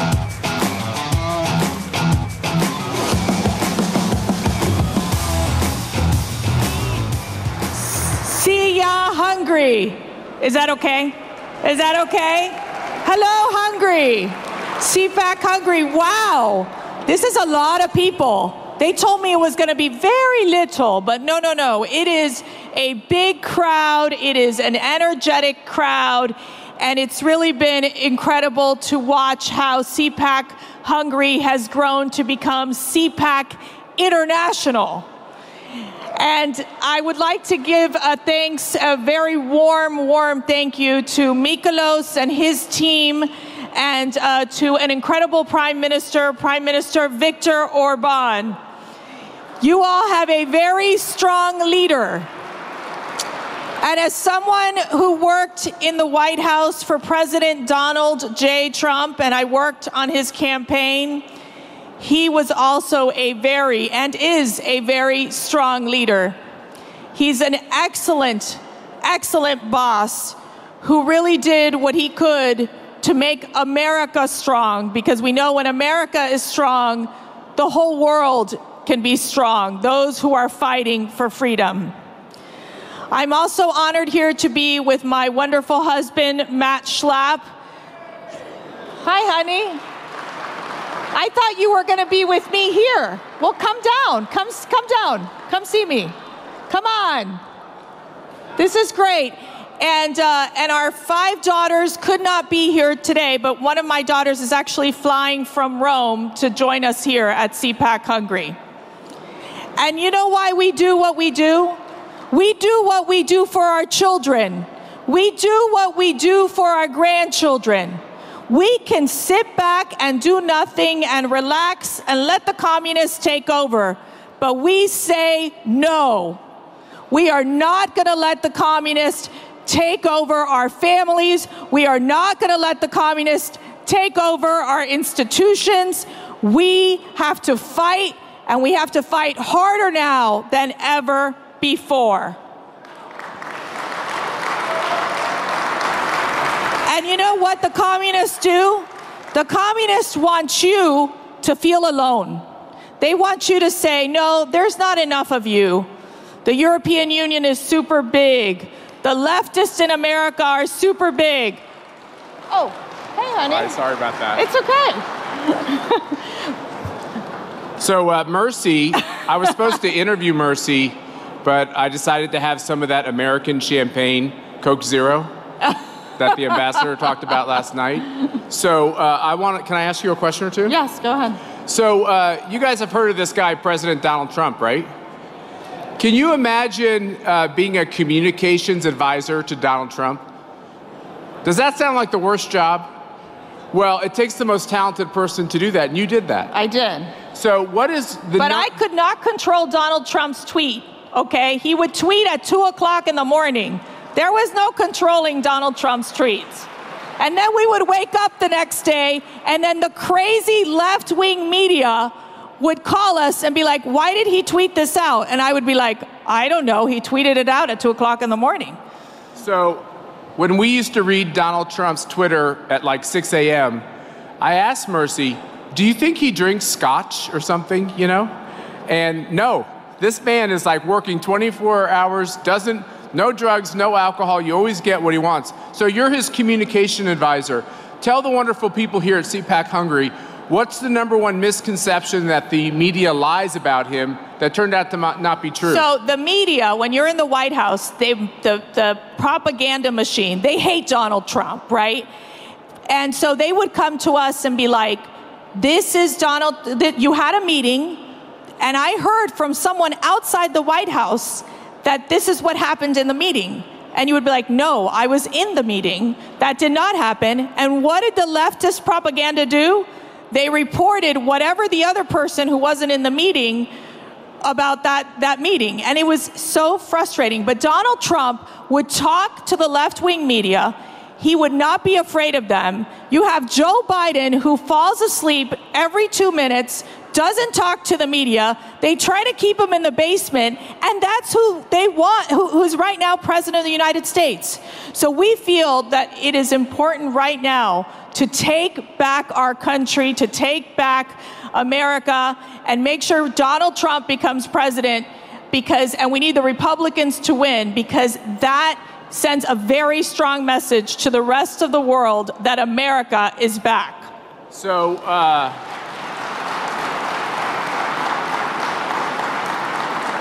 so you've heard that Donald Trump likes to watch TV, right?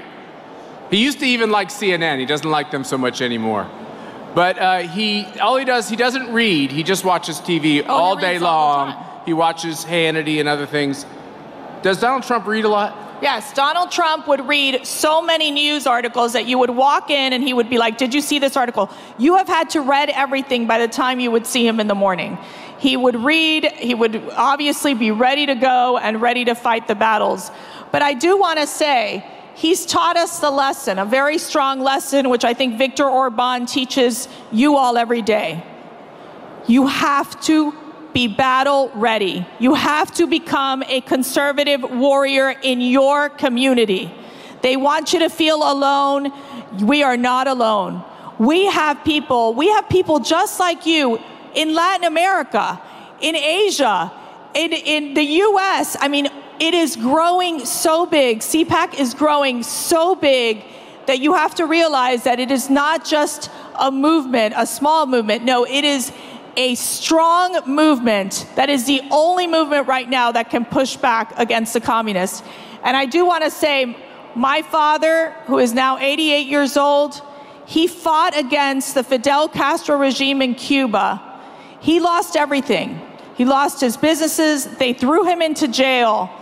But he had a choice. He either said, you fight or you back off and stand back.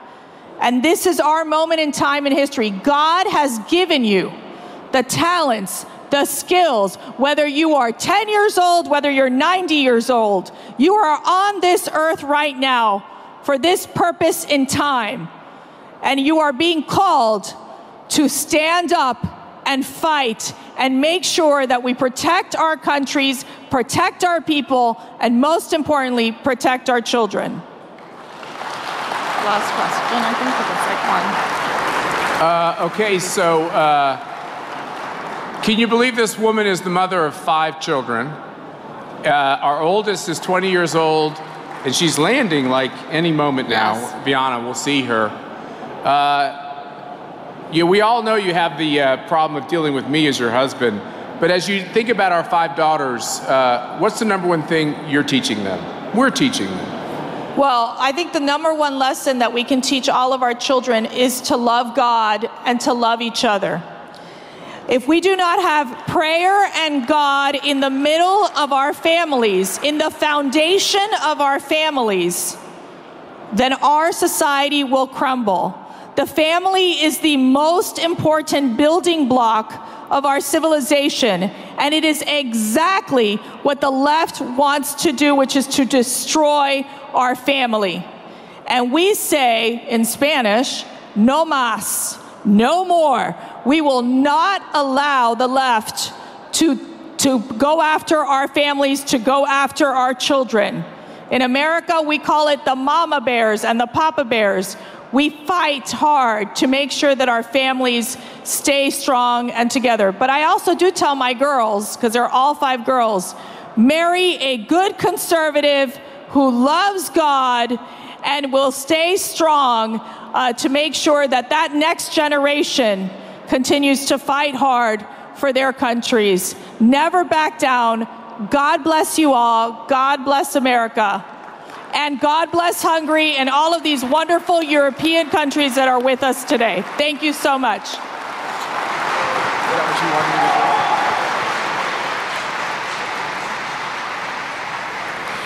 Idén is eljött a CPAC Hungary-ra az elvadult feminizmus. This year we have CPAC Hungary again, but the dedicated and devoted supporter of farmers and the fighter of the right says that the reason the world is against Viktor Orban continuously is because Viktor Orban proves that the national governance is beyond doubt successful. Please welcome Eva Vladinger, who is a young lawyer and political activist from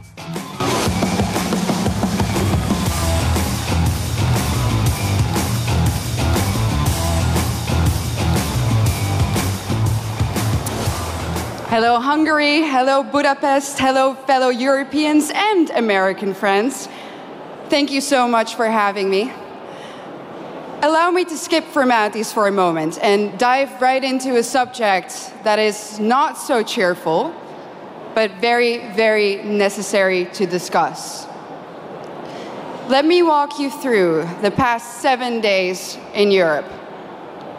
This week in Stockholm, 3 elderly women in their 70s were stabbed in broad daylight on the streets.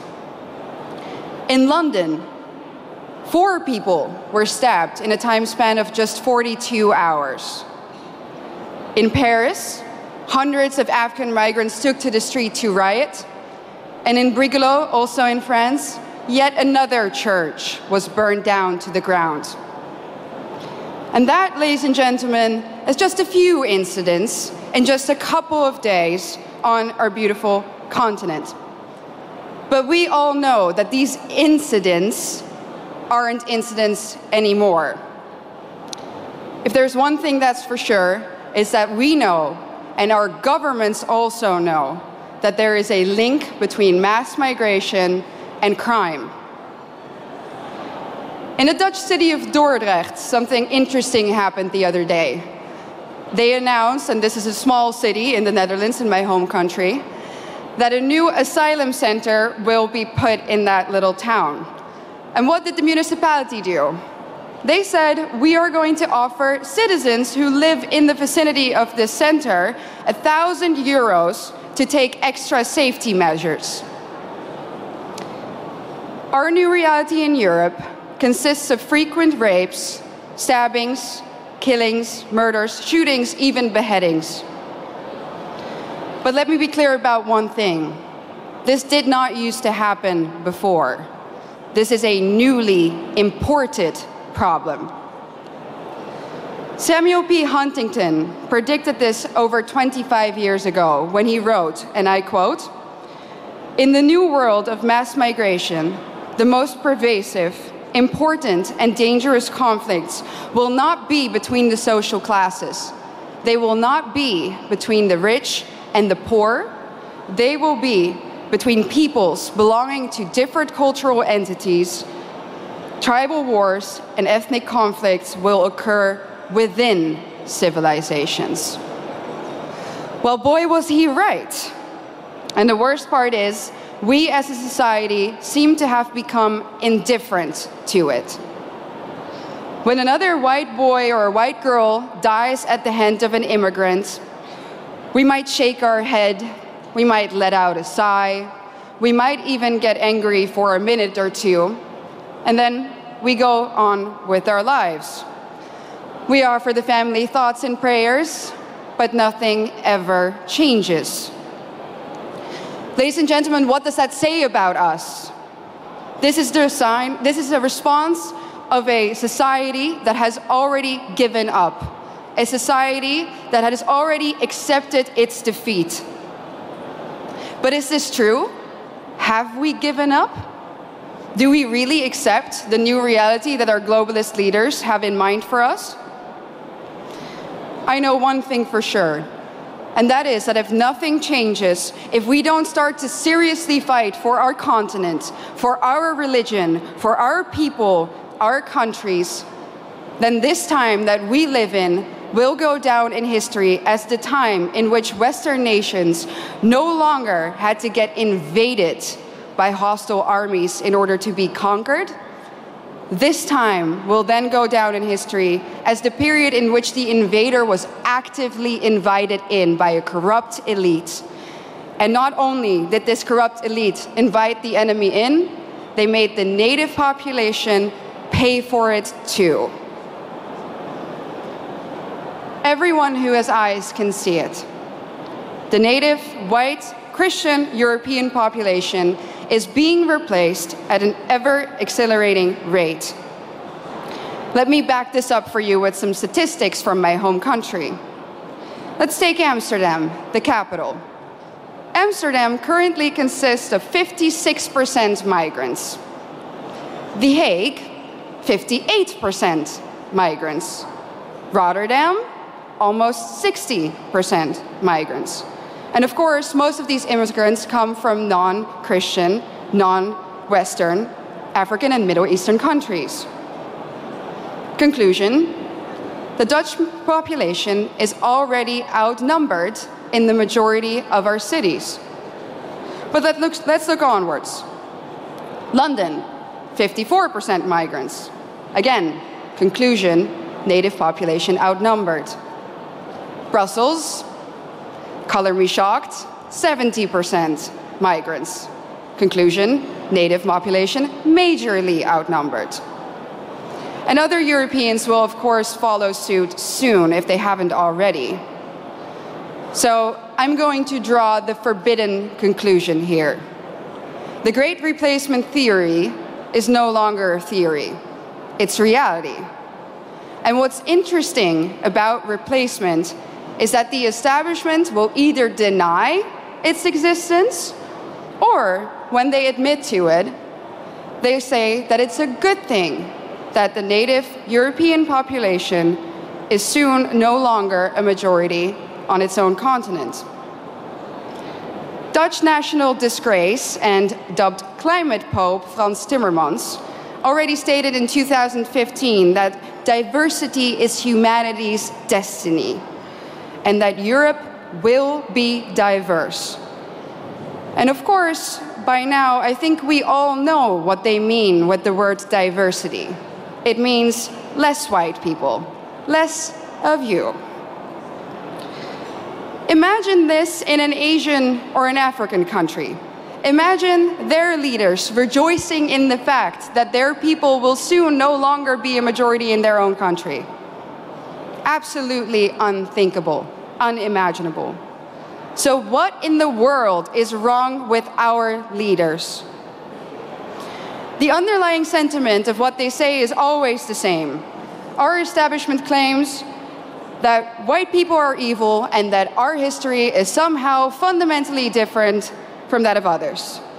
Consciously or unconsciously, they have sucked up the lies and the anti-white dogmas of the neo-Marxist critical race theory.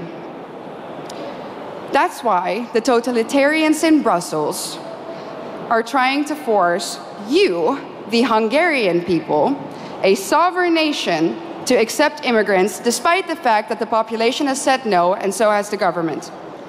But make no mistake, the majority of the Dutch people haven't asked for this either. Just like Brussels is forcing Hungary to accept these hordes of immigrants, they are doing the same now, even in the smallest of towns in the Netherlands. No part may remain Dutch in the traditional sense of the word. No part of Europe may remain European. And it's not difficult to understand why. If the old Europe still exists in certain places, then people will be able to compare the new Europe to the old, and newsflash, they will prefer the old. That's why the Eurocrats hate Hungary so much. And their message is clear.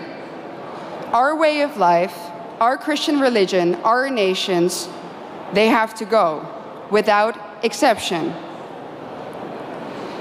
Their vision of the future is the neoliberal, unrecognizable Europe, where every city becomes kind of like Brussels. Ugly, dirty, unsafe, zero social cohesion, where the buildings are constantly under construction and they never ever seem to finish, and even when they do, the end result is uglier somehow than what they started with. And what are we left with? A permanent state of isolation, confusion, and disorientation. Ladies and gentlemen, welcome to the New World Order.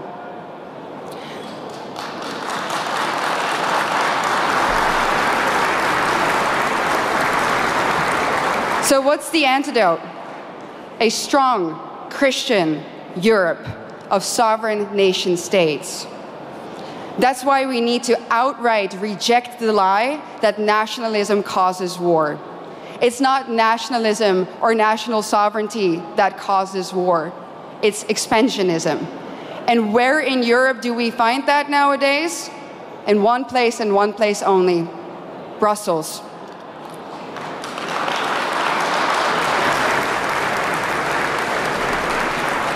Isn't it funny how the same people who erode our national sovereignty and love to do it, give it all up to the Eurocrats there, that those people are now telling us that we need to spend billions and billions of euros on the national sovereignty of Ukraine?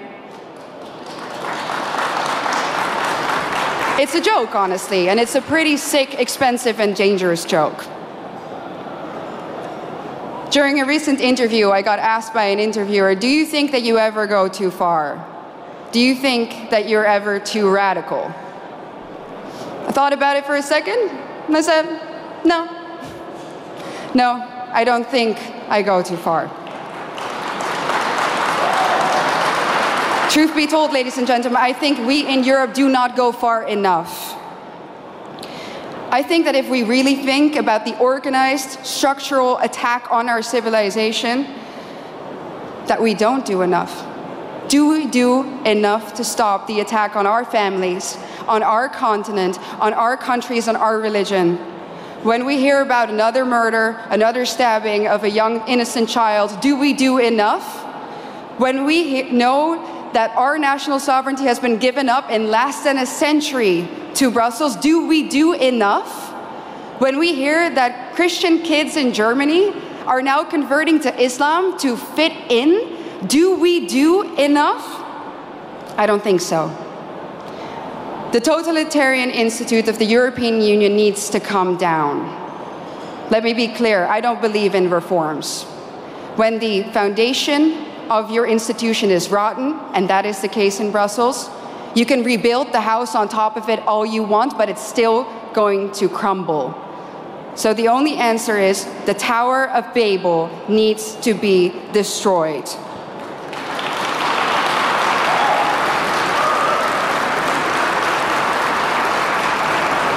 Ladies and gentlemen, we are the daughters and sons of the greatest nations on earth.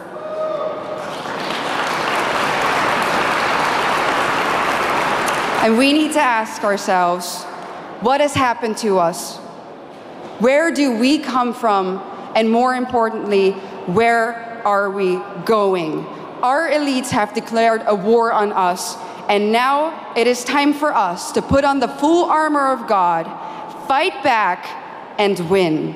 Thank you so much.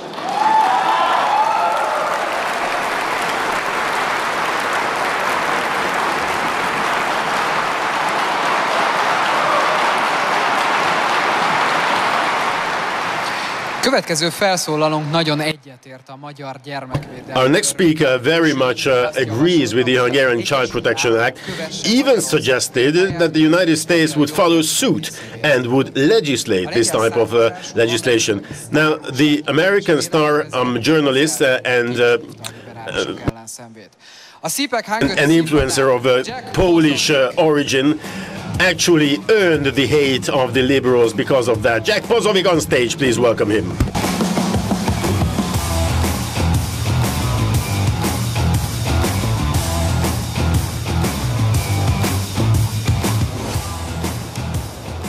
Good morning and greetings CPAC Hungary, greetings Budapest. Thank you for being here, and greetings to all patriots, greetings to all believers, and of course, greetings to all Christians that are here today. My name is Jack Posobiec, and I welcome you to the most influential international conference standing for freedom and human rights in the world.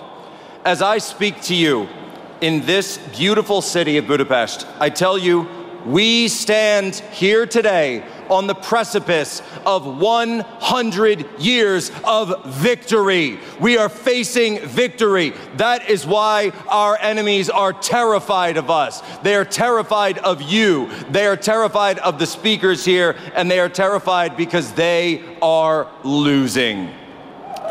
But outside of Budapest, in places like Brussels and Davos and DC, new assaults against our history, our values, and our very identity in Western society are committed under the cover of darkness. A darkness like the Satan himself who created it has many names: neoliberalism, global communism. We must understand, communism is not an ideology. Communism is a criminal conspiracy, and it is a criminal conspiracy that we will investigate and prosecute, just like all criminal communists that we find wherever we find them. The irony, of course, is that in order to fight global communism, we must form an international alliance of anti-globalists, and that is what we are here today. Because we have, as Ava said just before me, we've waited for too long. We've watched as our schools have turned into incubators of hatred. We've seen that hatred play out in these disgusting Gaza cities across American campuses today. Hatred as well of Christians, of straight people, of white people, of Europeans, of successful people. Hatred of our forefathers, hatred of our history, of those who founded the greatest nations on the face of the earth. Western civilization is the greatest achievement in all of history, and that achievement now is under threat.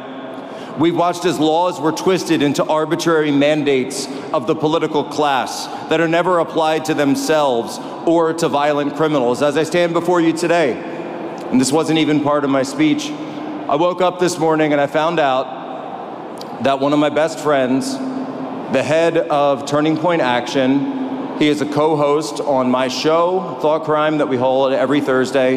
His name is Tyler Boyer. And he was just indicted, as well as 12 others, for being supporters of Donald Trump, for being supporters of conservatism, for being patriots, and fighting back against a crooked election in 2020. And he now faces criminal charges. This is one of my best friends, and not only that, the head of one of the largest ballot operations in the 2024 election. Our enemies know what they are doing. They are systematically targeting us, not with soft power and the smears of the media. We all know about that. We don't care what the media calls us anymore, what dirty words they use. We've grown beyond it. So all they have left is the naked power of the state in Brussels, in places that they control. And I'll tell you one thing. I am not going to quit. I will never surrender. We will never surrender Western civilization. We will never stop fighting for our beliefs, for our ideals. We will never surrender for our Christian values and our faith.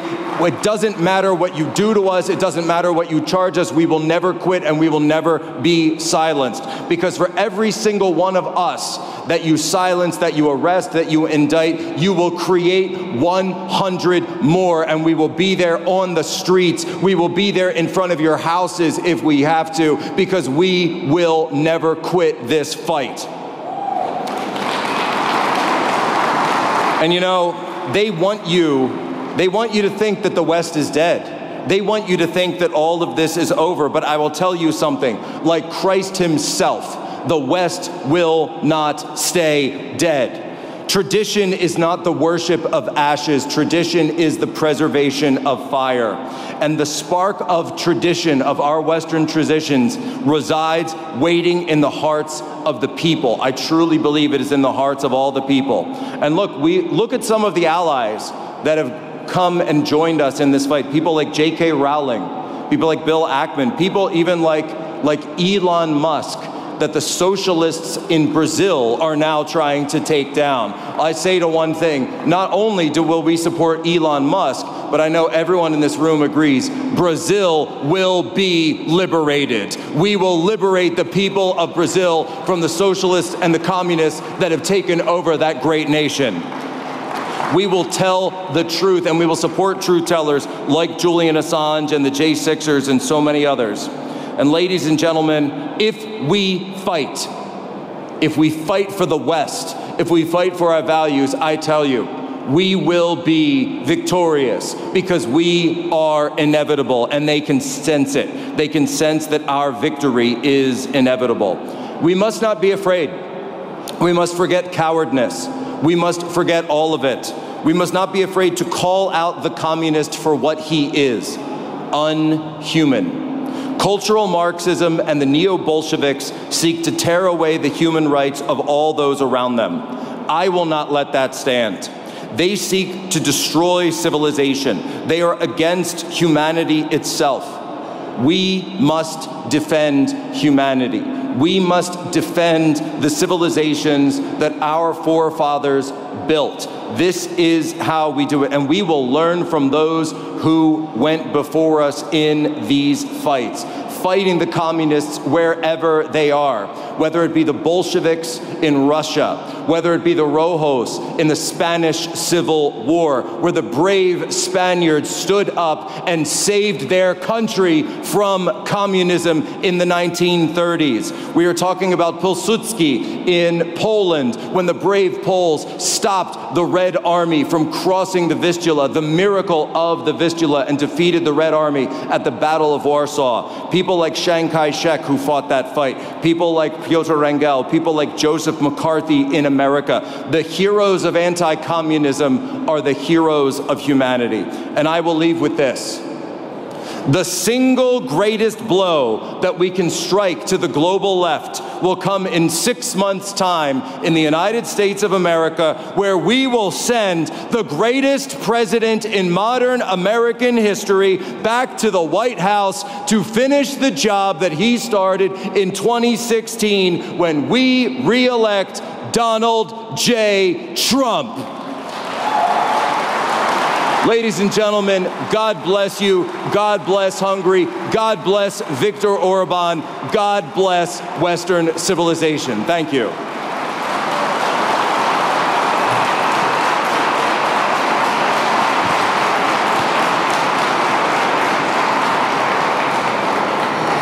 A jobboldali értékek mellett elkötelezett olasz képviselő. The Italian member of parliament who's devoted to right values is here again. Everyone knows, or a lot of people know, because of the opinion concerning criticism of George Soros.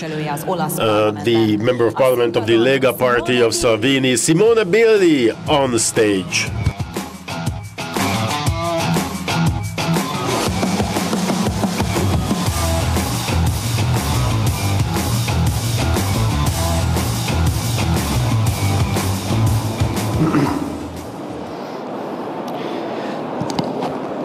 Jó reggelt, barátaim!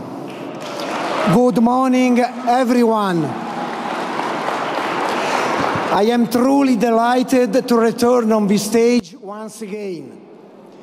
It's wonderful that Michelos Santo and the entire team of the Center of Fundamental Rights work for this fantastic team building of conservatives all around the world.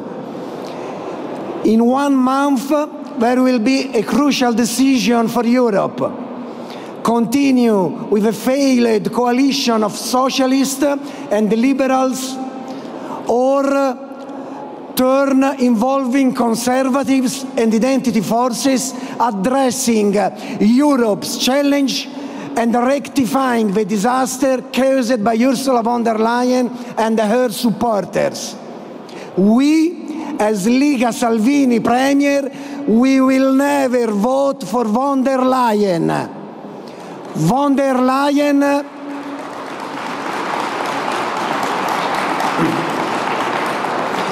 Leyen imposed a radical green agenda on Europe.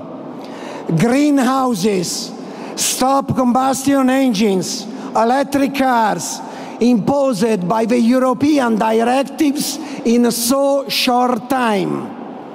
All this against the interest of the European people, against the European industries. We will spend a lot of money, we will become poorer, and the economy and industrial power is shifting to China thanks to our own impositions. We hurt ourselves with our own hands. Please consider that the impact of CO2 emission from European country is about 6% of the total global emission. China 27%, USA 11%, and India 7%. So, my friends, the European Green Agenda will not have a real impact on the CO2 global emission. An Italian politician, Giulio Andreotti, decades ago, says, environmentalists are like watermelons. Green on the outside and red, yes, red on the inside.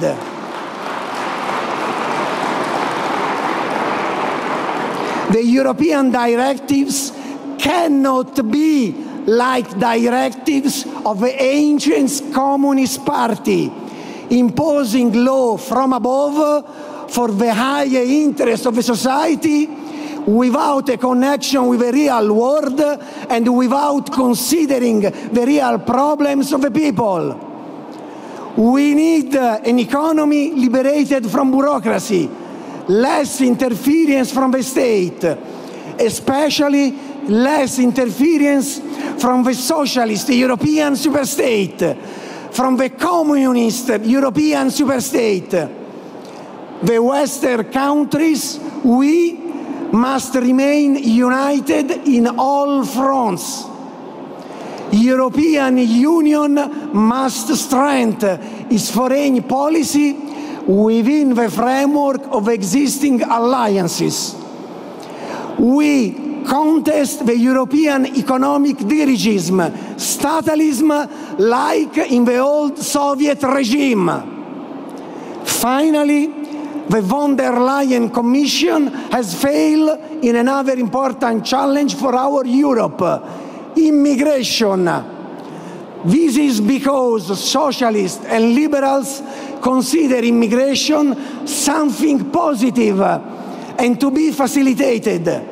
But my friends, please consider in Africa there are almost 1.2 billion of people.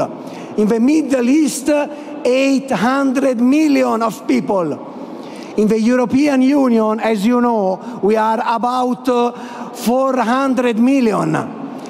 If only 10% of people from Africa and Middle East will join the European Union, we will have 50% more of population. My friends, immigration is a global phenomenon, must be regulated. We need to welcome refugees, and we have to help everyone else at their home. My friends,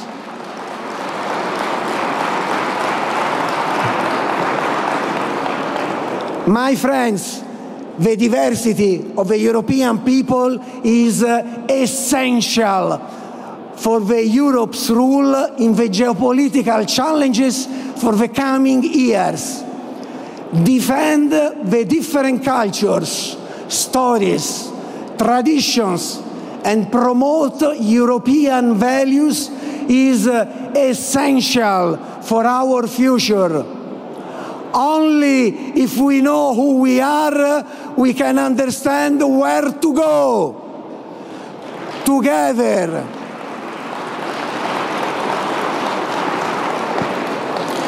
Together, we, the people of Europe, towards a bright tomorrow, always keeping in mind that deep roots are not reached by the frost, and yes, exactly, Tolkien.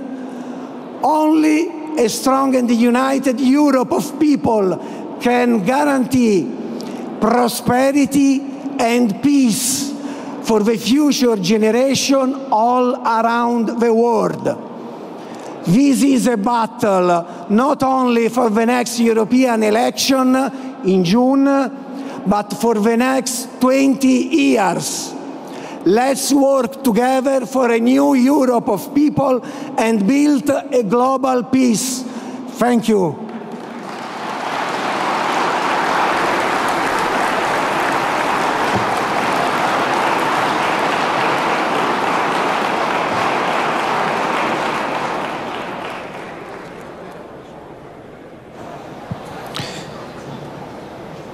Izrael háborúban áll.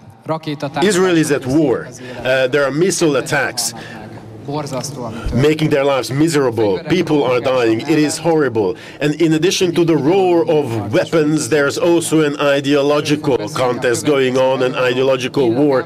And Gila Gabriel, the next speaker, who is the Minister of Israel responsible for innovation, technology and science.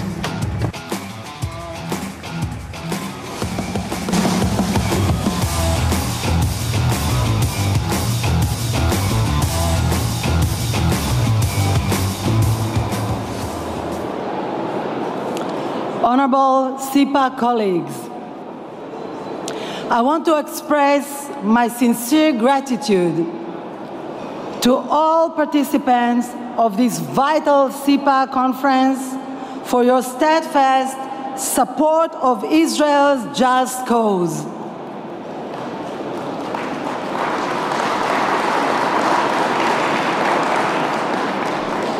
And to our dear Hungarian host, Prime Minister Viktor Orbán, Israel extends its deep appreciation for his friendship and unwavering partnership with allies like him.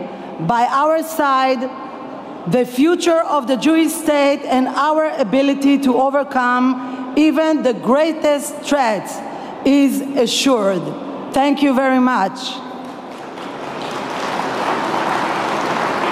Our story, the story of the rebirth of Israel, starts here in Budapest in 1816, where Theodor Herzl, the founder of the modern Zionism and visionary of the State of Israel, was born. It was a unique birthplace that shaped Herzl's future life and the inspiration for the revival of the Jewish state. We have seen the fulfillment of God's promise that Israel will be a light unto the nations. Israel has become a scientific powerhouse, excelling in the fields of medicine, high-tech, and water technology, AI, and more. It is not coincidence also today that Hungary is a most important pillar of support for the Zionism for the State of Israel.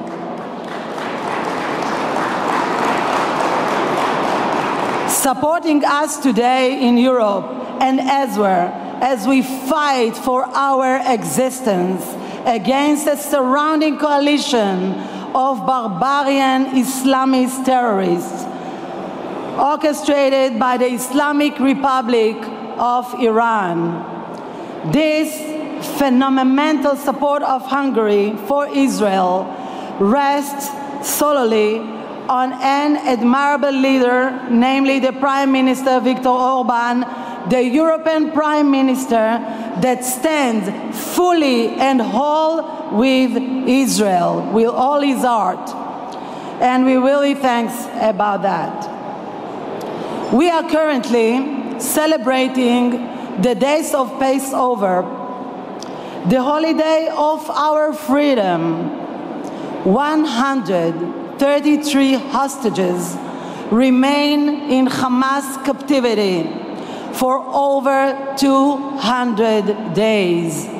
Among them, women, children, and elderly. 2 of them have Hungarian citizenship.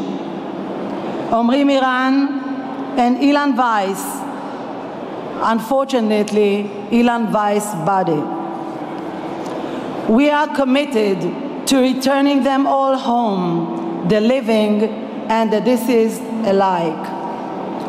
All proposals for releasing the hostages have been rejected outright by Hamas. The only thing preventing a hostage release deal is Hamas, which has only hardened its conditions and entrenched itself in its unreasonable demands. In the coming days, we will increase the military and diplomatic pressure on Hamas, because this is the only way to achieve the goals of the war: releasing the hostages, eliminating the Hamas terror organization, and dismantling its governmental and military capabilities, and removing the threat from Gaza to Israel's civilian population.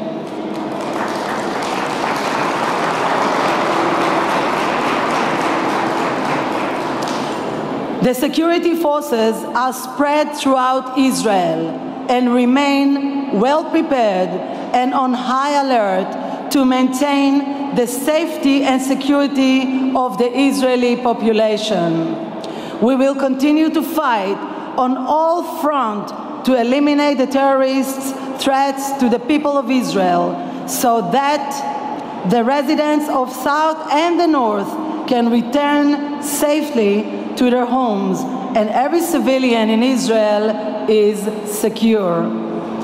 Against the backdrop of the war, we have witnessed demonstrations around the world which reflect hate speech and anti-Semitism, some of which have even become violent incidents. This phenomenon which is encouraged by incitement and false information spread online, must be condemned. Israel expressed its revulsions towards the UN Secretary General's report regarding sexual violence during conflict. The report, which did not blacklist the Hamas terror organization, is yet another failure by the UN bodies which have not yet condemned Hamas crimes and refuse to publicly state that the organization which has massacred, raped, beheaded women and children, burned them alive, sexually abused and kidnapped women, elderly and children on October 7th and afterwards is in fact a terrorist organization. It is up to us to change the discourse surrounding Israel and call out those who are unfairly targeting Israel with false report and double standards.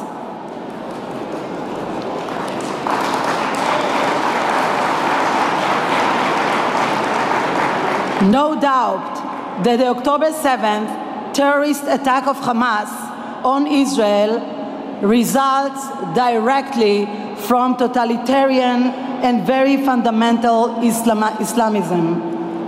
It is the Islamic Republic of Iran that stands behind it and initiated the attack. This is foremost the outcome of the fundamental primitive religion war that Iran leads against Israel.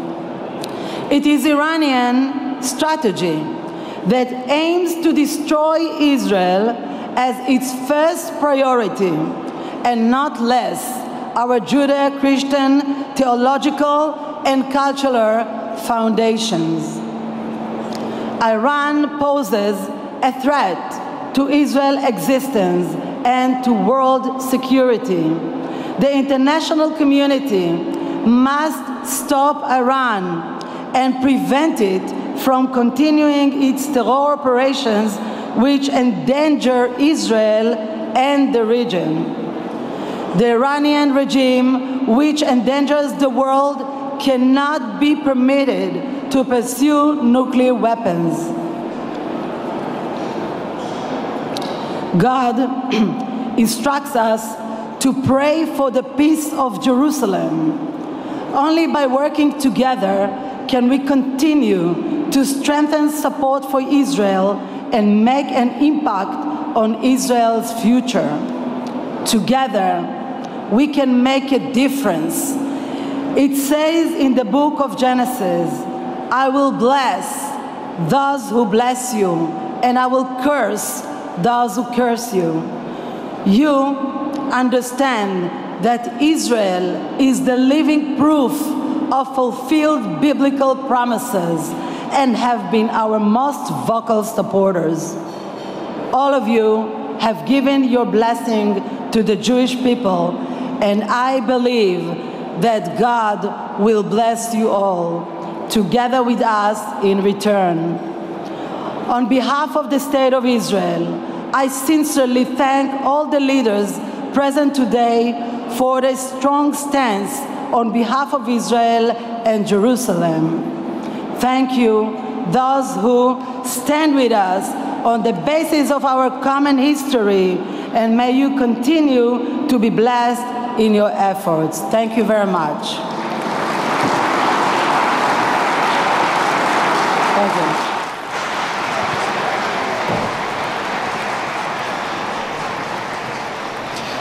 Következő felszólalónk olyan családban nőtt. Our next speaker grew up in a family where hard work and civic determination is valued. His father was the former advisor of Donald J. Trump. Please welcome Maureen Bennett, who is the executive director of the War Room podcast.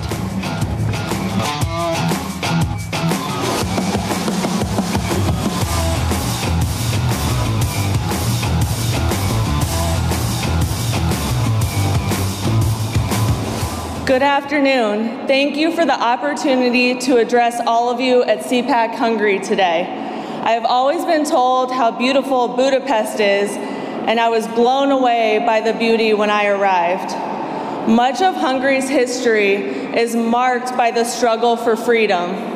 What many of us have learned from Hungary's past is that God, homeland, and family are the foundational values that ensure a nation's survival.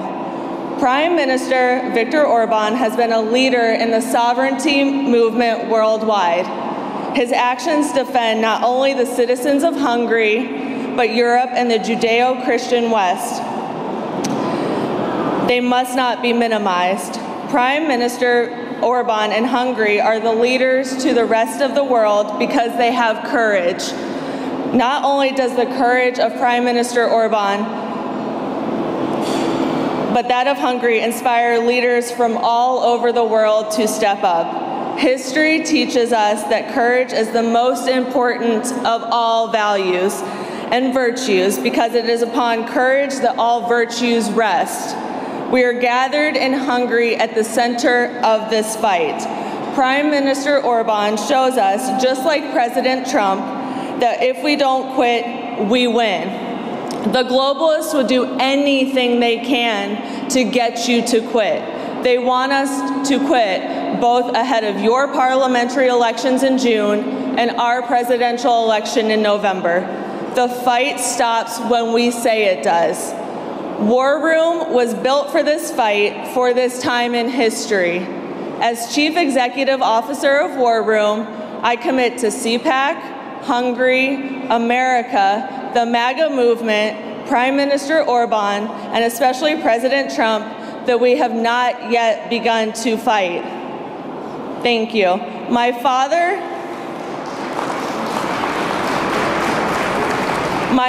was unable to join us here in Hungary today. However, please turn your attention to the screens for a message from my father, Stephen K. Bannon. Thank you for inviting me to address CPAC Hungary, which is all important. One of my heroes in the world today, in addition to President Trump, is Viktor Orban, the president of your country. He is a leader in this populist nationalist or sovereignty movement throughout the world. His actions in defending Hungary, in defending the citizens of Hungary, in defending all of Europe and the Judeo-Christian West cannot be minimized. What you're doing in this conference is uniting and pulling together many of the leaders and providing a platform. But particularly, it's highlighting on a world stage the importance of Hungary as a leader, as a nation that is a leader and an individual that is not just a leader in Viktor Orban, but inspiring young leaders throughout the world to step up. And that's why we can't thank you enough for what you're doing in this fight. Our fight is long from over. You have the European parliamentary elections. You have so much going on. We have the presidential election. But this is a process. Because I can tell you one thing. If we don't quit, we win. If we don't quit, we win. And they will do everything to make sure you quit. The Soros-backed globalists, and it's more than just Soros, and it's deeper than just Soros, and the money is actually coming from many different angles right now to crush the freedom of Hungary, just like the Bolsheviks and the Soviets tried to crush you in the 1950s. It's coming from everywhere in every direction because they want to inflict as much pain as possible so you will quit. The courage that you have right now of having this and providing this platform for freedom, liberty, and most importantly, the sovereignty of the nation state is all important. I thank you for having a delegation from the War Room. Very much thank you giving a platform to Captain Maureen Bannon. The War Room supports you guys nonstop, Matt and Mercedes Schlapp of CPAC, but particularly one of the great heroes on the world stage and someone that the globalist elite want to destroy just as much as they want to destroy Donald J. Trump, who now is on trial for up to 700 years in prison, besides bankrupting him in the United States of America. And that would be your own president and leader, Viktor Orban. Once again, just an incredible hero. You guys are an inspiration to the world. And War Room will always and everywhere have your back. Have a great conference. Fight on.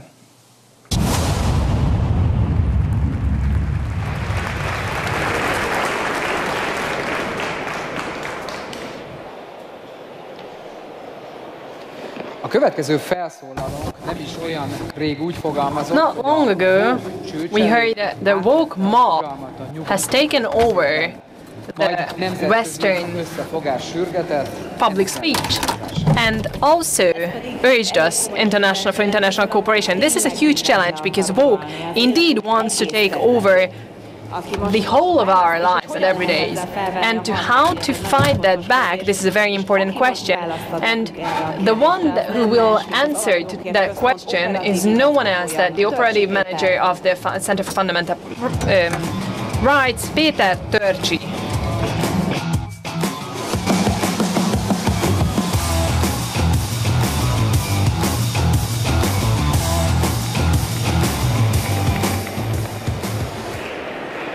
Tisztelt Hölgyeim és Uraim! Ladies and gentlemen, this is the third time that we are meeting on CPAC Hungary, here in Hungary, in a free country, in a free capital of a free country. And many people said already this joke about this is Budapest and not Brussels, but I can't not reiterate this joke. The fact that we can meet here in Hungary because this is a woke-free area, and this is a place where they can't ban us because we think differently than the mainstream. We love our country, we believe in God, and we think that there is no such thing that a common gender. There is two genders, one women and man, and this is the mainstream in Hungary. Poor communists, if they had the power, they would ban, or they would want to ban CPAC, as the leftist wanted to do this 9 days ago in Brussels with the NatCom. But here in Budapest, woke has just as much power as the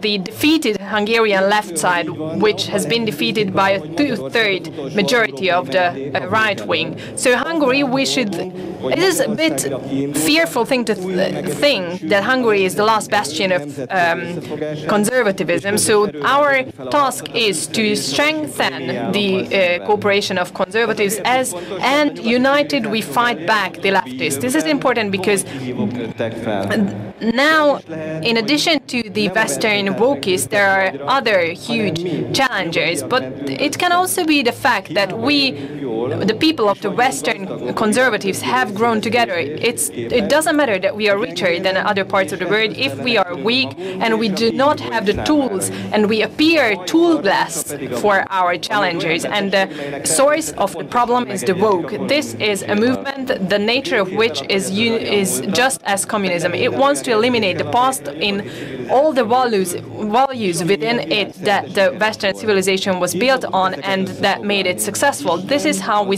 usually summarize it: God, home country, and family. These are the ones that create sense or give sense to our societies and also for our lives. These are the theories that brought forward our ancestors, and these pictures that were made of us are symbolisms.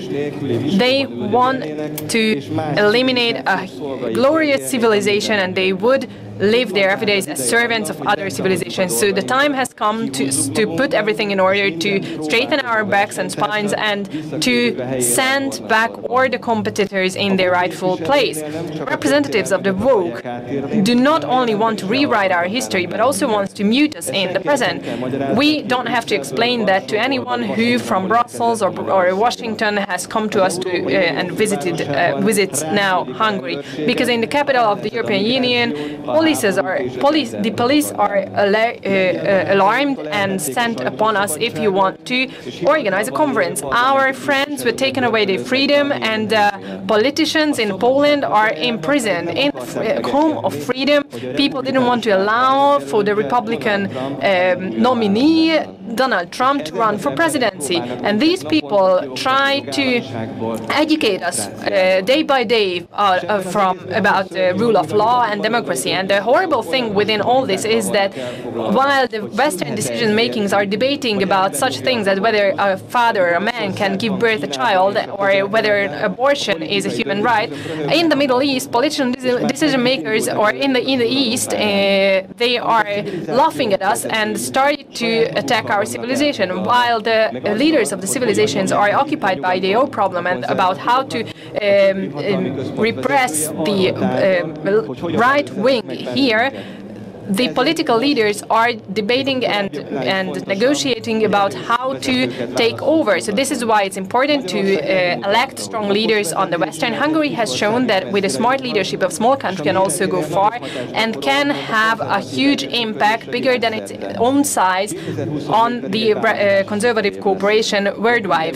2024 will be an action super year, and we in Europe have the task to, in our own home country, to elect such parties and the politicians who can recognize the European interest and also can recognize how to put the continent back on track and to left behind the unnecessary debates and return to the global political stage. And we do trust that the United States can also gain back its glory, its old glory, and the strong leader Donald Trump can shut down and put an end to the current war situation, war era, because peace needs power, and it doesn't matter if the woke wants to destroy the Western civilizations and Western people, they want to retract them. If we fight back and if we don't let them, then until then we have that decision in our hands. So let's surprise them. So please welcome the participants of the Blockbusters panel discussion, the former Vice Foreign Minister Dielmű Peki, and also the leader of the South African Solidarity Movement, Serbia's former State Secretary Nemanja Stavovic. Welcome. Welcome.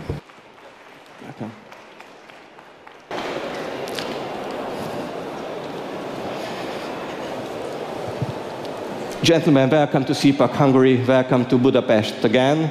I'm so glad that we can have you here. And I'm really happy that with this panel we can demonstrate the international cooperation of national forces. The name of our panel is Blockbusters, which is quite a broad topic. We can discuss any type of the new communist movement and the danger of their impact on our societies. So let me start with a general question which goes all of you. What do you think, gentlemen? Are there any Western institutions left that the woke mind virus hasn't taken over yet? Let's start with you, Guillermo. So thank you, Peter. Well, it's a hard question to answer. I would say that in the last 30 to 40 years, the globalist left have taken almost any institution around the world. So we are trailing. We need to recover the lost position. It's going to be a very, very long process. I'm glad to be here at the CPAC and to see so many friends, and so that we can start to catch up. We failed and still are failing to put our people in all the multilateral organization to push our agenda. So there is a lot of work to be done, but I'm optimist. I mean, together we have clear ideas, we have clear friends, allies. It's not just Europe, it's transatlantic, it's down in South Africa, our friends in Australia. So there is hope, and I think we can recover all the lost position. It's going to be a long process, but we're going to make it. Yes, and I think the key element is the international cooperation of our forces. How do you think it ends? Yeah, well, thank you for having us here and for also giving us the opportunity to provide a perspective from South Africa. So South Africa has a lot of problems, and we can talk about them for very long, and I think it would be good if I can mention some examples, but perhaps it's good for me to start with your question, and this is something that we have discovered in South Africa. We are very much inspired by a term by David Landes, who said that the optimists will win. Now, especially in a country like South Africa, we often say we are not behind Europe and the West, we are ahead. Because many of the problems and the ideas that the West are experimenting with now have already been implemented in South Africa for some time. This globalist experiment of homogenization, making everyone the same and only governing according to individualist principles, as if people don't have national and traditional identities. But we are still optimistic in South Africa, and the reason why we are optimistic is because we have discovered a very important ancient truth, or rediscovered, which is the importance of community institutions. And so if the question is, are there still institutions left that have not been infiltrated by wokeness, or with regard to which it's much more difficult to infiltrate them, the answer is it's community-based institutions, the type of institutions that Alexis de Tocqueville wrote about in Democracy in America. And when a community comes together and say, let's become involved, let's not wait for the government to solve our problems, let's not become dependent on these artificial structures such as the state and so forth, but be actively involved as a community, cherishing our tradition, our heritage, and building a future for ourselves, as opposed to just being angry about everything that is happening in the world. Thank you. So now we have already two elements of solution: international cooperation and organizing communities. What are your thoughts about that, Mr. State Secretary? Well, if I may, I will offer the third solution to that issue. You know, as I'm coming from the Republic of Serbia, that is in the Western Balkans, we often lag behind with certain political and social trends after the Western Europe, and sometimes it is good. But when speaking about the woke infestation, we also suffer that in recent years, and it has been imposed by the international media and their outlets in our country, but also through the network of not just NGOs, but also those so-called independent institutions and regulatory bodies representing some kind of the fourth branch of government, non-official one. And the only way to resist it is through true democracy. True democracy that we need to believe in. Sometimes countries like our dear hosts here in Hungary or in Serbia are being accused that we are running some kind of illiberal democracy. Being it illiberal or not, it is still a democracy. It represents the will of the people. And who does elect independent bodies? Who does elect regulatory bodies?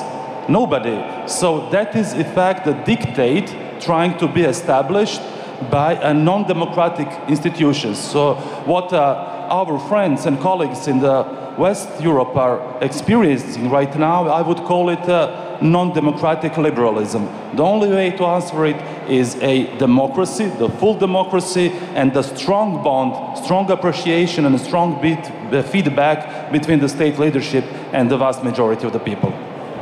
Yeah, you know, and the definition of democracy made by liberals is if they win the election, that is a democracy. If conservatives win or winning, it is already an autocracy.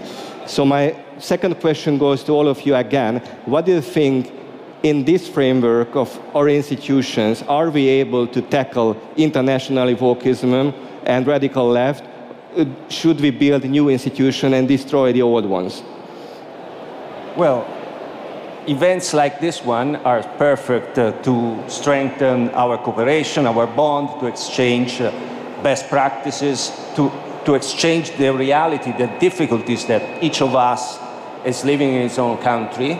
And by forging these bonds, creating alliances, we can fight back the agenda, the wokeist agenda, in a much better way.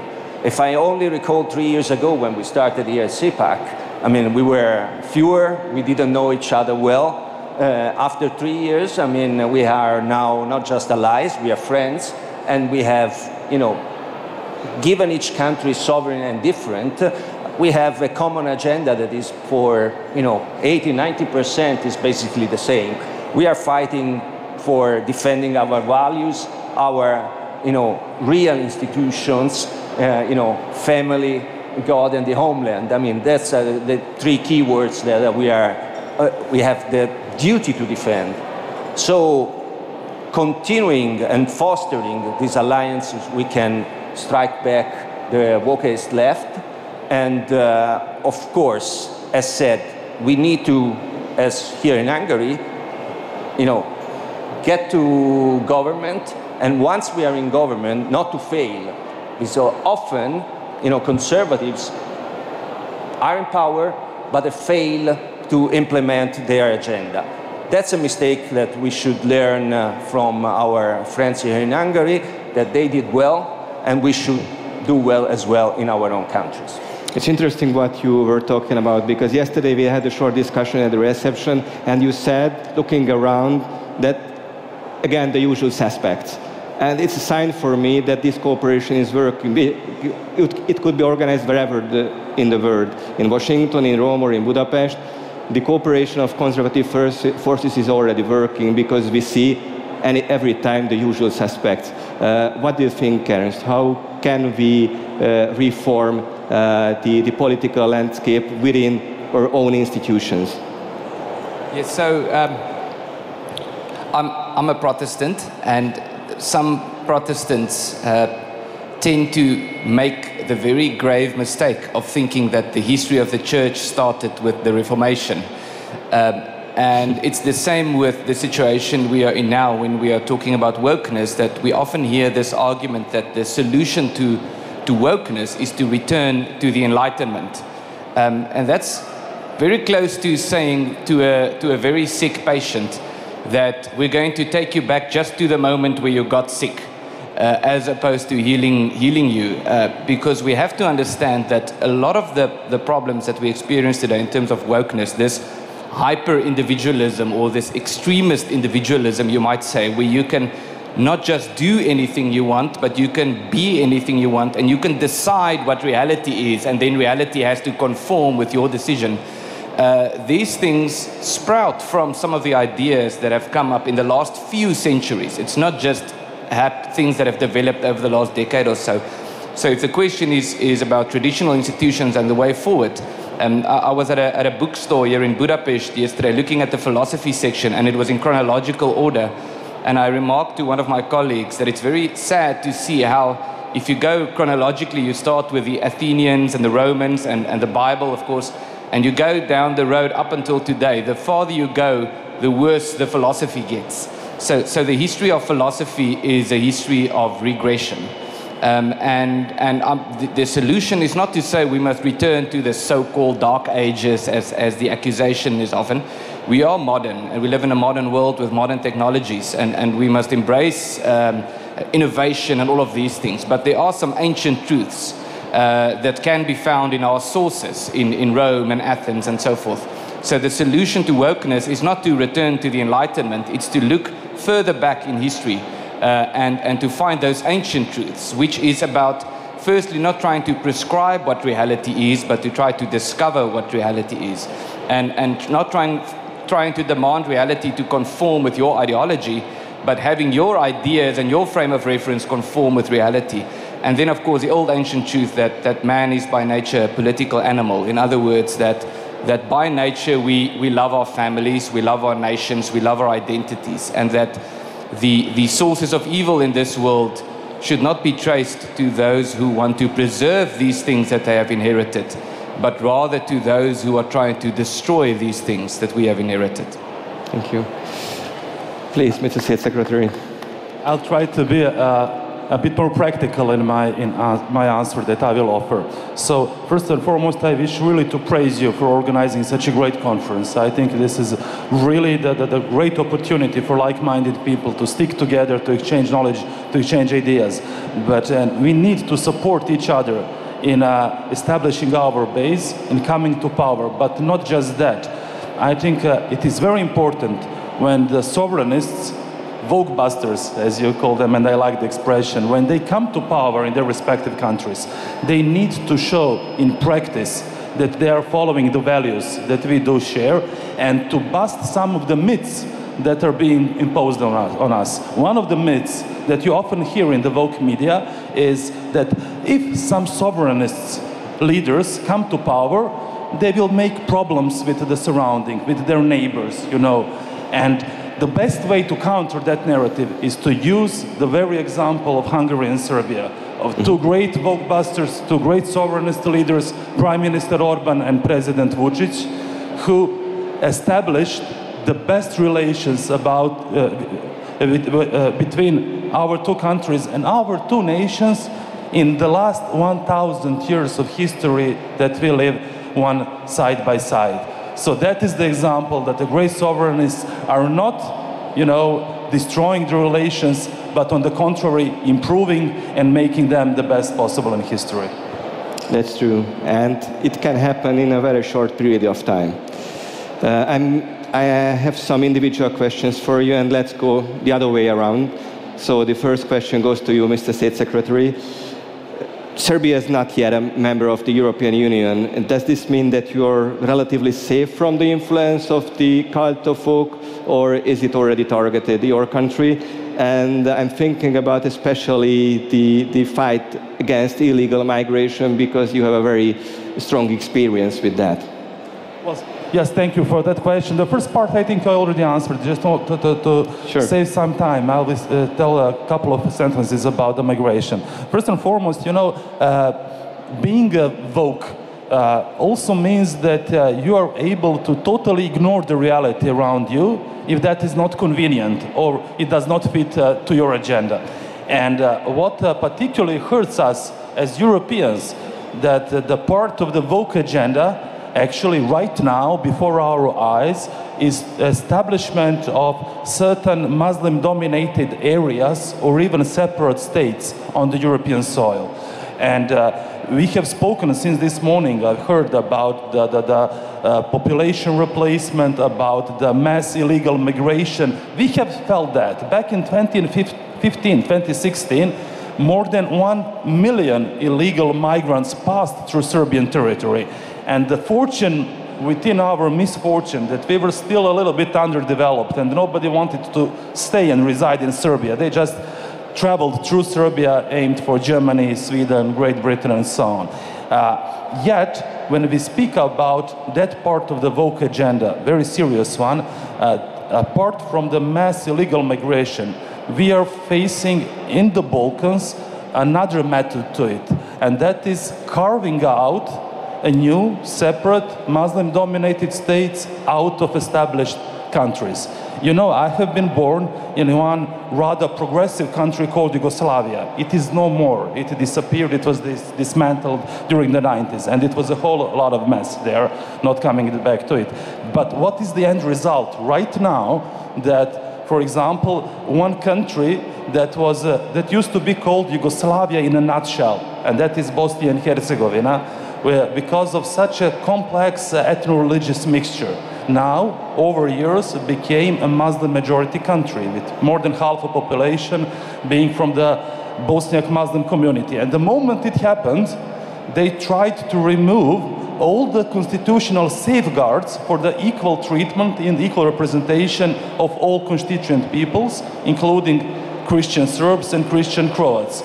And that is something that is going on right now with the support of the international community. Even a more extreme example is our southern province of Kosovo and Metohija. Many here consider it to be a separate state. But what you can hear on the woke media around the world all the time, that it is the shining example of democracy, rule of law, of although it is 90+% Muslim entity, that it is the perfect example of a strictly secular, Western-oriented country. Yet, does it fit to the realities on the ground? I ask you, if you know that several hundred Christian churches have been burned, demolished, desecrated in such a secular society, that I'm not here to advocate Serbian purpose or agenda. I respect this crowd too much to be doing that. I know that if you were not, open-minded, blessed by a common sense, you wouldn't be sitting here. So, but I ask you to find it for yourself, to go to the Kosovo capital of Pristina if you can, and you will see that the once largest Christian church in the very center of the city is still in ruins. And it is, God forbid me for saying this, it is used as a public toilet right now. And then go to the north of Kosovo where Serbian people live, and you will realize that it is at the moment the most disenfranchised ethnic group on the whole European continent. So why is this important? Because the Balkans of today may very well become the Europe of tomorrow. And because we are supposed to take for granted, to take as a normal thing, that all the standards that we apply regarding minority rights, tolerance and so forth, is not something that we can expect from the Muslim-dominated societies. That is a racism of low expectations. And the woke media tells us, programs us, that it is something that is normal. I don't believe it is normal, and it should be normal. Thank you. Thank you. And you're right, it's one way to destabilize a country, to mix up our societies. We have 2 more questions left, and I ask you kindly to be brief because we're running out of time. So you're coming from a quite diverse society, South Africa. What has recently the woke done to destabilize and make more divisive your society in South Africa? Okay, so 2 things. First, a broad comment and then some examples. South Africa does not have a political problem or a government problem. It has a dispensational problem or a regime problem. South Africa is very big. If you travel from the north to the south, it's the distance, same as the distance from Rome to London. And it's very diverse, arguably even more diverse than Europe, but it's governed by a central government pressuring local peoples to just be South Africans, as if they don't have national identities and cultural identities and so forth. And so there's a constitutional problem. The wokeness in South Africa is much farther down the road than the West in terms of critical race theory. And I think that's why we should look to South Africa to learn about where this road is going to end up. So just to give you a few examples, you might have heard this Kill the Boer slogan that is being chanted from stadiums. The South African Human Rights Commission has ruled on this and have said that that slogan is not hate speech because the person chanting it is black, and that you have to consider the race of the person who is accused.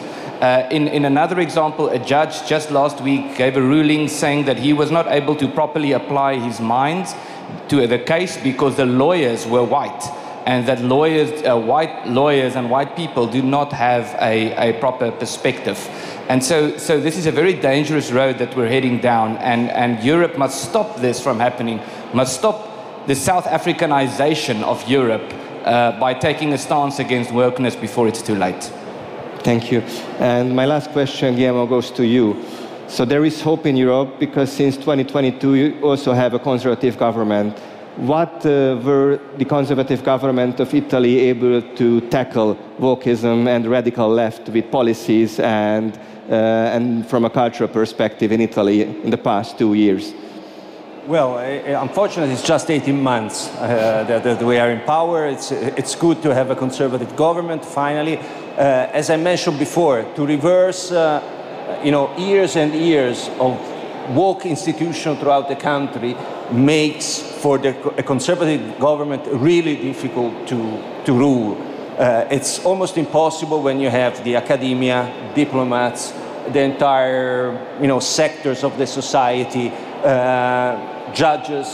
I always recall that Matteo Salvini is still under trial for trying to stop illegal migration to our country. So we are slowly trying to put in place policies and legislation in order to stop migration, in order to favor free trade, to favor the family as an institution. So we are trying to regain some ground. It's going to be, we need at least 10 years of conservative governments in order to push our agenda, and we might not have enough in 10 years. So we need a long prospect, but we have good friends as you said, the usual suspects. So, I mean, we're tough, we'll fight for a woke-free world, not just Europe. And the European election might be, at least for us who are in the EU, a good opportunity to show that we are the majority in this continent to fight back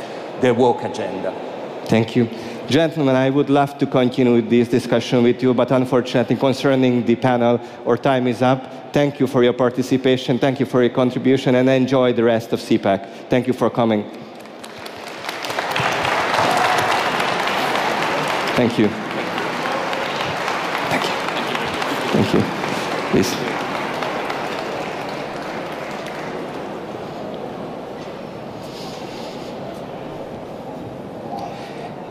Kedves vendégeink, most pedig 1 óra ebédszünet Gentlemen, now we'll have a 1 hour lunch break and see you after the lunch.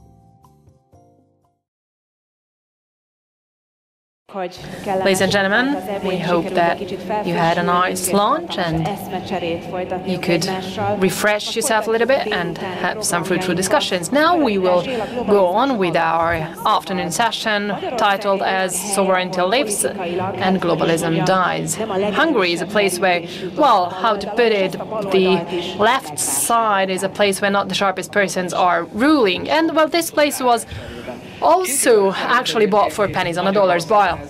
Globalists for quite a lot of dollars was used to buy them. They played this deal once 2 years ago, and they seem to be doing it again in this election campaign.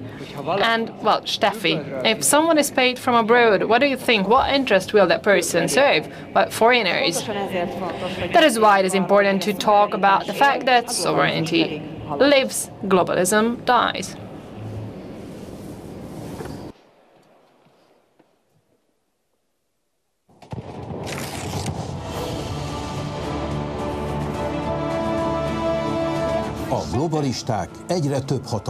Globalists want to acquire more and more power for themselves, but the soon they get it, they create chaos. Stop. Future will either be sovereignist or will not be at all. The nightmare of world village does not a functioning scenario because it's impossible to govern the world from one center. We are not the same. We believe in different gods. We are citizens of different countries. Our rich diversity would just disappear in a multicultural community. The chaos of Babel, the Tower of Babel, would create chaos.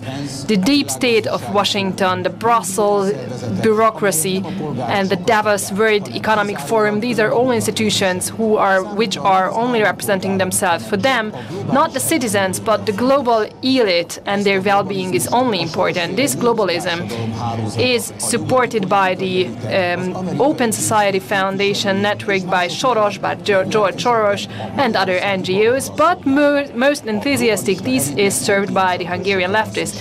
Globalist leftists do need allies such as this, because this is how they can undermine the democracy of a country and empty it out so that they can put weak people in governance, in the government, so that they can serve the federalists from a local level. However, globalists did not count with the ever stronger sovereignist movement. Sovereignists, they want to hold control in the hands of the government. They want to protect the borders. They want to decide about the questions of migration, about border control, and who decides in peace or war. Globalists and sovereignists are fighting with each other. Brussels, deep state in Washington, George Soros and his network, WHO and UN and the Davos World Economic Forum, they are on the one side, and they are the repressors of freedom and the enemies of freedom in the 21st century. On the other side, there are those freedom lovers, sovereignists. These are on the other side of the front. The question is the following: serving or being servants or being free, being oppressed or being free, being able to hold to account or not, sexualization of our children or protection of our children, war or peace. Go for it, sovereignists. Let's drain the swamp in Brussels and Washington until we can do so. 10 éves korában kezdte a politizálást. He started doing politics as a teenager. He believes that in the EU we are not interested in everyone thinking the same way. He admits to believing in a European alliance of free, equal and sovereign member states and in dialogue based on mutual respect. At just 37, he has had a career that belies his age. After completing his studies, he became president of the youth section of the Flemish Interest, and by 2014 he became Belgium's youngest party leader when he was elected president at the age of only 28, and he has held the post ever since. Ladies and gentlemen, Tom van Grieken, the president of the Flemish Interest Party.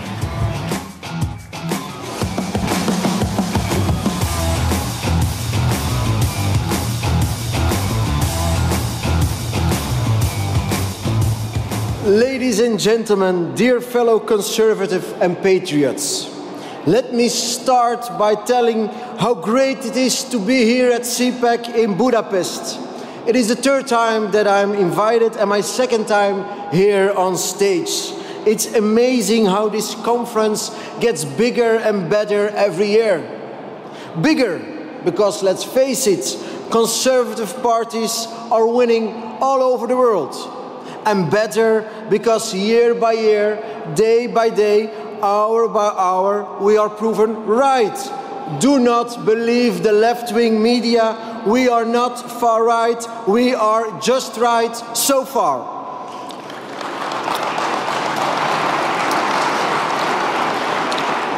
But, dear friends, let me start with a confession. My party, Vlaams Belang, expected me to stay at home because 2024 is an incredible, important year for us. Not only do we have European elections like you, but at the same time we vote for a new Flemish and a new Belgian parliament. And if that wasn't enough, we also have local elections in October. In fact, for the last couple of months, I was forced to not to participate in a lot of international events because we all know and we all can agree, we nationalists first have to serve our own people and our own nations. But even before the actual invitation came, I knew I would make an exception for CPAC Hungary and my good friend Miklos Santo. My friends, conservatives, we are not divided, we are united. We are united against all what is wrong in Europe today.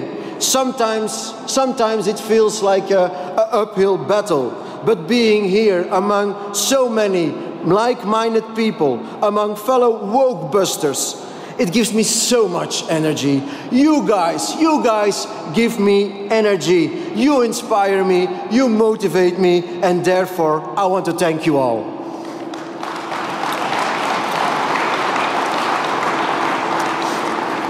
My friends, as you might know, I arrived here yesterday from Brussels, but you do not have to worry. Although I came from Brussels and I'm a politician in Belgium, I won't try to ban this meeting like they tried with NatCon last week. In fact, I shouldn't make jokes about it because the banning of NatCon by the liberal and socialist elite in the capital of Europe was an absolute disgrace. The organizers had to change the location multiple times because owners of the venues were forced to cancel the meetings. Fortunately, the owner of the final meeting place was brave enough to resist the political blackmail. But still, even while the meeting was taking place, the police was used to enforce the will of Antifa thugs to try to prevent free speech. In the end, the organizers had to hire lawyers to exercise the constitutional right to free speech and assembly. This, ladies and gentlemen, took place in the city of Brussels, the so-called headquarters of the EU, shutting down a peaceful Congress, blackmailing hard-working people, sending in police, retaining democratically elected politicians, including 2 prime ministers.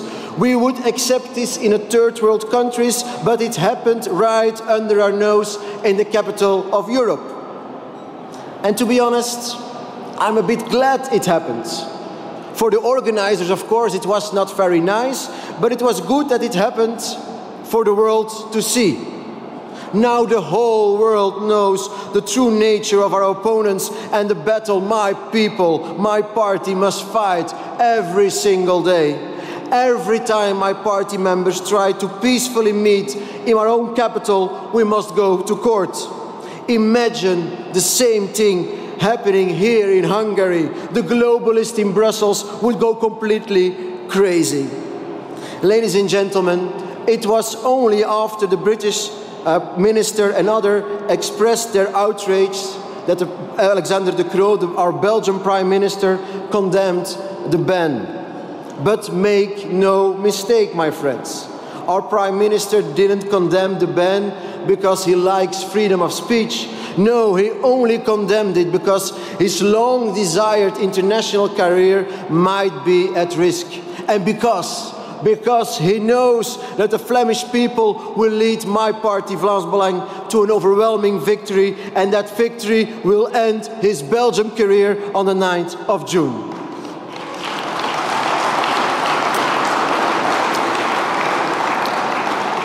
But probably he doesn't care. It's sad to say, but Belgium has an expertise in exporting unpopular prime ministers. We have Guy Verhofstadt, Herman Van Rompuy or Charles Michel, all ended up in Europe after they failed as Belgian Prime Minister. It is, unlike chocolate, waffles and fries, an export product we're not very proud of. And I would like to apologize one more time for that. 2 of those ex-Prime Ministers, Herman Van Rompuy and Charles Michel, were appointed as unelected presidents of the European Council. Not because of their leadership, but because of their lack of national identity and their unconditional support for the globalist agenda. After they tried to govern a fake nation like Belgium, they tried governing a fake democratic union like the European Union. And let there be no mistake, the European Union is as democratic as the German Democratic Republic claimed to be. This European Union uses the same tactics as the Soviet Union once did. But like back in those days, it's the same true today. Back then, brave patriots, conservatives and nationalists fought the Soviet Union successfully. Today it will be once again brave nationalists like you who will stop the political imperialism of the European Union. Opposing the globalists in Brussels is not a choice, it is our duty. We owe it to our ancestors who fought for freedom, and above all, we owe it to our children and grandchildren.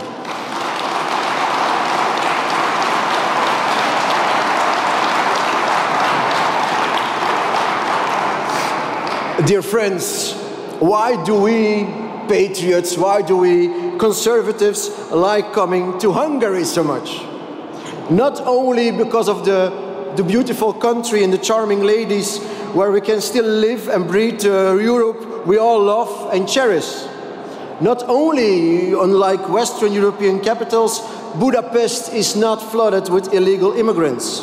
Not only because of the good bottles of Palinka and Tokaj, not only because you can freely state without being labeled an extremist that a man is a man and a woman is a woman, and not only because you have an amazing and popular Prime Minister who truly listens to the Hungarian people and defends the borders of Hungary, Mr. Viktor Orbán.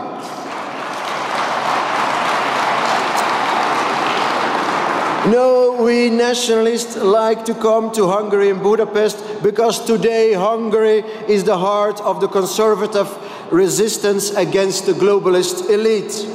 In the recent years, Hungary has become the European stronghold of sovereignty, identity, conservatism, and above all, the capital of resistance to this globalist EU and woke virus. But with becoming a stronghold, there becomes a choice. A stronghold, my friends, has two options. It can choose to be turned inward and slowly die out, like the old forms of conservatism, passing on ashes on what once was, being the purest among the pure. But it could also choose to be an outward-looking stronghold. So, my dear Hungarian friends, keep choosing the latter like you're doing now. Send out your knights to the north, to the south, to the east and to the west. Keep looking for allies. Keep looking for freedom fighters. Bring them together and create new strongholds. And most of all, support outposts, even in what seems lost territories. Because you never know, these outposts might grow into new strongholds. My friends, I will conclude. My dear fellow freedom fighters, my dear fellow Hungarian conservatives, spread the message, spread the seeds of resistance in all directions. We can charge forward knowing that we, and only we, are on the right side of history. Saddle your political horses. Let us be the political hussars of the 21st century. We know what we're fighting for. We stand for freedom. We stand for democracy. We stand for our nations. We stand for our families, our traditions, our culture, and our heritage. We stand for what all is fighting for, and that's why, at the end, we will win. I'll thank you.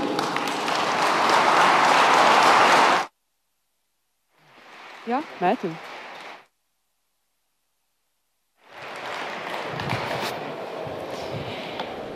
Hölgyeim és uraim, hogyha a mainstream média hazugságait kell helyreigazítani, akkor most következő vendégünkre mindig lehet. Always count on him. He's our next guest.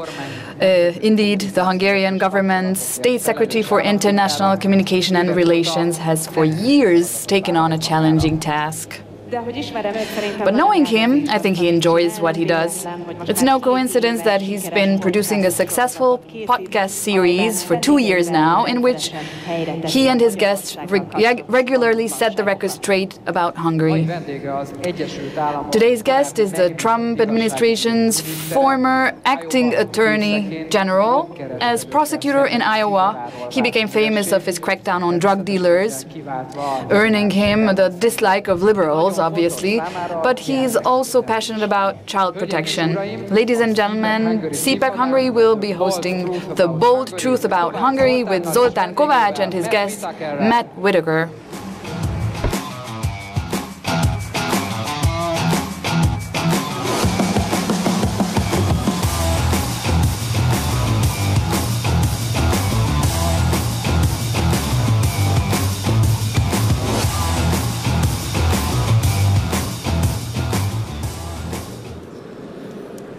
Very well. We've prepared this conversation in English, so I hope everybody is having their gear to be able to follow if he or she doesn't speak the language. And this is indeed my privilege to talk to one of the best looking, also bald, but I wanted to find the word actually, a man who in practice have been in charge of things that we talk so much and probably too much for the past couple of years, maybe decade, both here in Hungary but also in the United States. And since we do have only 20 minutes for the discussion, let's jump in. And we have had a little discussion and decided that we are going to talk about two focal issues this time. From Abraham Lincoln, we know that of the people, by the people, and for the people means what real democracy, and therefore, at the end of it, sovereignty by a nation state means. But we scarcely talk about another, a little bit hidden and a little bit abstract element, and that's what our Prime Minister, Viktor Orbán, has been trying to re-establish here in Hungary, but probably also in Europe, and that is the sovereignty of political decision makers who carry the real mandate to make decisions. And this is becoming a central issue in policy making today and political decision making, because increasingly we see that it's not elected politicians, but non-elected NGOs, if you like, the deep state, and other organizations are trying to hijack, trying to detour political decision making to their own like. Yeah. What do you think of that? Well, it's a good point, and I think, you know, for American politics, I'm always reminding my fellow citizens that, you know, the people are sovereign first, and the people created the states, and the states created the federal government, and we can't forget that that is the whole organizational structure of the United States, and so the people are the deciders, and their representatives at the state and federal level, and even at the local level, should represent the people's will and what people want. Now, that obviously ends up with some very interesting outcomes in the various regions in the United States. You know, my home state of Iowa, very Republican, very red state, and I would argue the people are prospering. You know, low taxes, low regulations, a lot of reforms to state government that reduce the number of state workers, you know, and at the same time creates an environment for business development and success. And so you're seeing a lot of flourishing in places like Iowa, Texas, Florida. And at the same time, the people, for example, California, where 10% of the United States lives, I guess because of the weather, certainly not from the politics, ends up suffering under just terrible public policies that have really harmed the people. And they're, you know, it's overly taxed, overly regulated. And if it wasn't for their great weather, I can't imagine anybody would want to live there. So it's just, you know, the people, and I think it goes back to the Bible. You know, the Bible pretty much says you get the government you deserve. And I think to some extent, that's what you're seeing, you know, kind of play out and currently be the battleground in the United States. Very well. It means that your country is having basically a constant election campaign by the 2 years elections on basically all levels of your government, which we believe, and what we see from here from Hungary, is a good thing for democracy. And we maintain that this is one way of, or should be one way of, regaining sovereignty on our behalf. This year in Hungary, we are going to have 2 elections. We just had a discussion actually with one of the Flemish partners here that they are going to have a super year, 4 elections on all levels of the administration. Do you believe that sovereignty on the local municipal level and sovereignty on the nation state level has something to do with each other? For sure, because again, you know, there's several sayings in the United States, and I'm sure they apply really universally, and that is that all politics is local. And at the same time, you know, Republicans believe that you want to push those decisions down to the lowest level of government that can handle it. So, for example, international relations and, you know, foreign affairs are typically handled only by the federal government because they can't handle it. Now, we're seeing with our border challenges in the United States and Joe Biden's terrible policies in regulating the border and almost the unlimited illegal immigration we're having in our southern border, you're seeing states now have to step up, especially Texas and Arizona, where there is a failure of the federal government. And that's bringing some of these issues completely to light, and very much, you know, these challenges as they're being heard in our court systems are unknown as to the extent, you know, there's a precedent regarding Arizona, what they tried to do 20 years ago with enforcing border laws at the state level. I think with a different Supreme Court, we might end up with a different outcome. Not good for the rule of law, which we're going to talk about in a bit, but at the same time, it has, you know, the rule of law has to acknowledge that facts on the ground may be changed once the federal government abdicates their role. But at the same time, you know, sort of building streets, platting, you know, subdivisions for future building of houses, those are obviously handled at the lower levels. Now, all of those, to your point, are being infringed upon, especially those local desires, by places like the United Nations and other non-governmental organizations that people don't elect and people don't have a voice in. And so you see how land use, for example, very important for a place like a farm state like Iowa, ends up you know, being in the crosshairs of the super woke left-wing environmentalists that I know you have too many here in Europe as well. But those are some of the battle points right now that we're, you know, fighting against. So that basically means that fighting woke culture means that you fight for your own sovereignty on the local and on the federal level at the same time. Exactly. And I think that those need to be respected, and those decisions should be made by the people through their representatives at the various levels. And, you know, we do have a little bit of a permanent political process in the United States. I mean, our presidential elections start as soon as the other one ends, and I think there's, to some extent, people get a little like tired of that. But, you know, at the local level, at the school board, city council, county commission level, I think those are very robust. And those, you know, you're voting for people you know. You know, one of the funny things that's happening right now is there's going to be a governor's election in North Dakota. And as many know, the total population in North Dakota is about 600,000 people. And so it's almost like a local election. I mean, they're going to know, you know, each of the candidates is going to be able to know and meet the candidate that's running for governor. We don't have the same advantages in the bigger states, but, you know, I think that's what makes it very organic and very, very, very much more responsive to the needs of the people. There's so many elements that would be nice to talk about. That's something emerged in my mind, and that is humility. And if it's about democracy and sovereignty, you need this humility on behalf of politicians, but also on behalf of the electorate, because if you don't work on it, democracy can be easily hijacked and detoured into something seemingly democratic, but at the same time completely and utterly against the real sense of democracy. Yeah, and I also think, you know, I often see a lot of politicians that see a parade and then want to jump in front of it.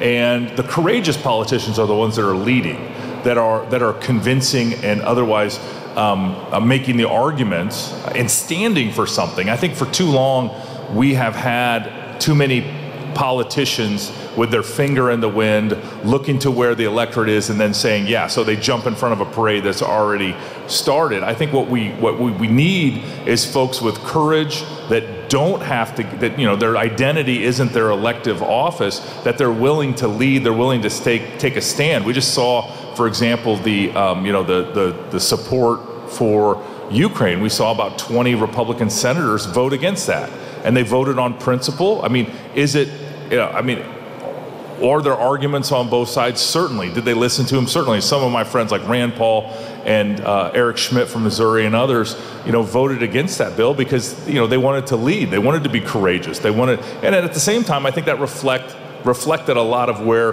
their, you know, their political support and their, you know, their voters are right now on that issue. Well, indeed, many call it stubbornness, but at the same time, we all know that this is about courage to maintain your position, if you like, at all costs in face of all the charges and vehement and very nasty ways of communicating against you.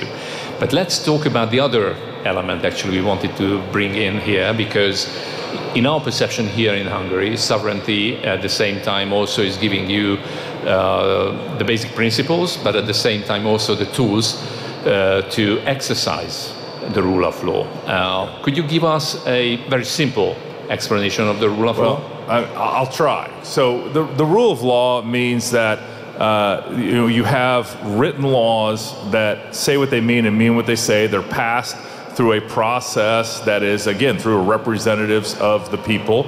They reflect, the biggest challenges, and they try to address those challenges. And the rule of law means that you stand for that. You don't stand for, individuals and the like. But what was the one thing I learned in law school, I guess, if I'm reflecting back on almost 30 years of being in law, and that is that there are arguments on both sides, and ultimately there is somebody, usually with a black robe, that gets to decide what the law is and what the law says. And the left has hijacked that by inculcating activist judges, really at all levels, and we saw this, even at the highest levels of the Supreme Court, that they say what, not what the law says and means. They don't call balls and strikes. They interpret the law to take it to their activist end. And, I look at the Dobbs decision, the whole abortion decision, 50 years of Roe v. Wade, and Dobbs essentially came out and said that this was ruled incorrectly because that's not what the Constitution says. And there's a lot of hue and cry. A lot of people, sort of pulled their hair out. I wasn't one of them because I didn't have any hair to pull out. But you had a lot of people that just didn't understand that really that was about the rule of law. That was about not what you want to happen. It's about the hard process of, if the Constitution doesn't say that, then you need to change the Constitution. You don't do it through activist judges that you can get 5 votes on the U.S. Supreme Court and therefore change the law to the way you want it. And a lot on the left don't want that. They want judges to make laws. But the rule of law insists that actually the representative within the executive branch and the legislative branch are the ones that make the laws, and then all the courts do is, call balls and strikes. It's unfortunately very much it limits conservatives from implementing their worldviews, but at the same time, it's a discipline that's necessary. Otherwise, you end up with a complete system that only depends on who wins elections and what they want to do with the government. For those who have a little bit shorter memory, we've been through this debate for the past 14 years, back in 2010, 11, 12, when in possession of a constitutional majority, we had the ability, actually, that by 2/3 majority in the Hungarian parliament have made a new constitution, a new fundamental law and the joining legal system. But one major point here is that rule of law doesn't have color. It doesn't have an ideological inclination. The rule of law is about everyday life, which is in all aspects is driven and governed by those existing laws, regulations, which are on paper, that has been accepted by the representatives of the people, and that is by the sovereign body, the representatives of Hungarians and the Americans. Why do you think it has become a primary political weapon in Europe for sure? Take a look at the European Parliament and the leftist parties, but also it is becoming a primary weapon in the United States. Yeah, because the left is unrelenting in their desire for power and control, and fundamentally altering the relationship between the individual and the state. I think about some of what's happening in the United States, and we have some states that have initiative and referendum, which is direct democracy. Something is put on the ballot, and then ultimately it's either passed or not passed by the people. You're seeing that play out in some of the states that have that, and it leads to really, I would say, unintended consequences in the places where that is applied.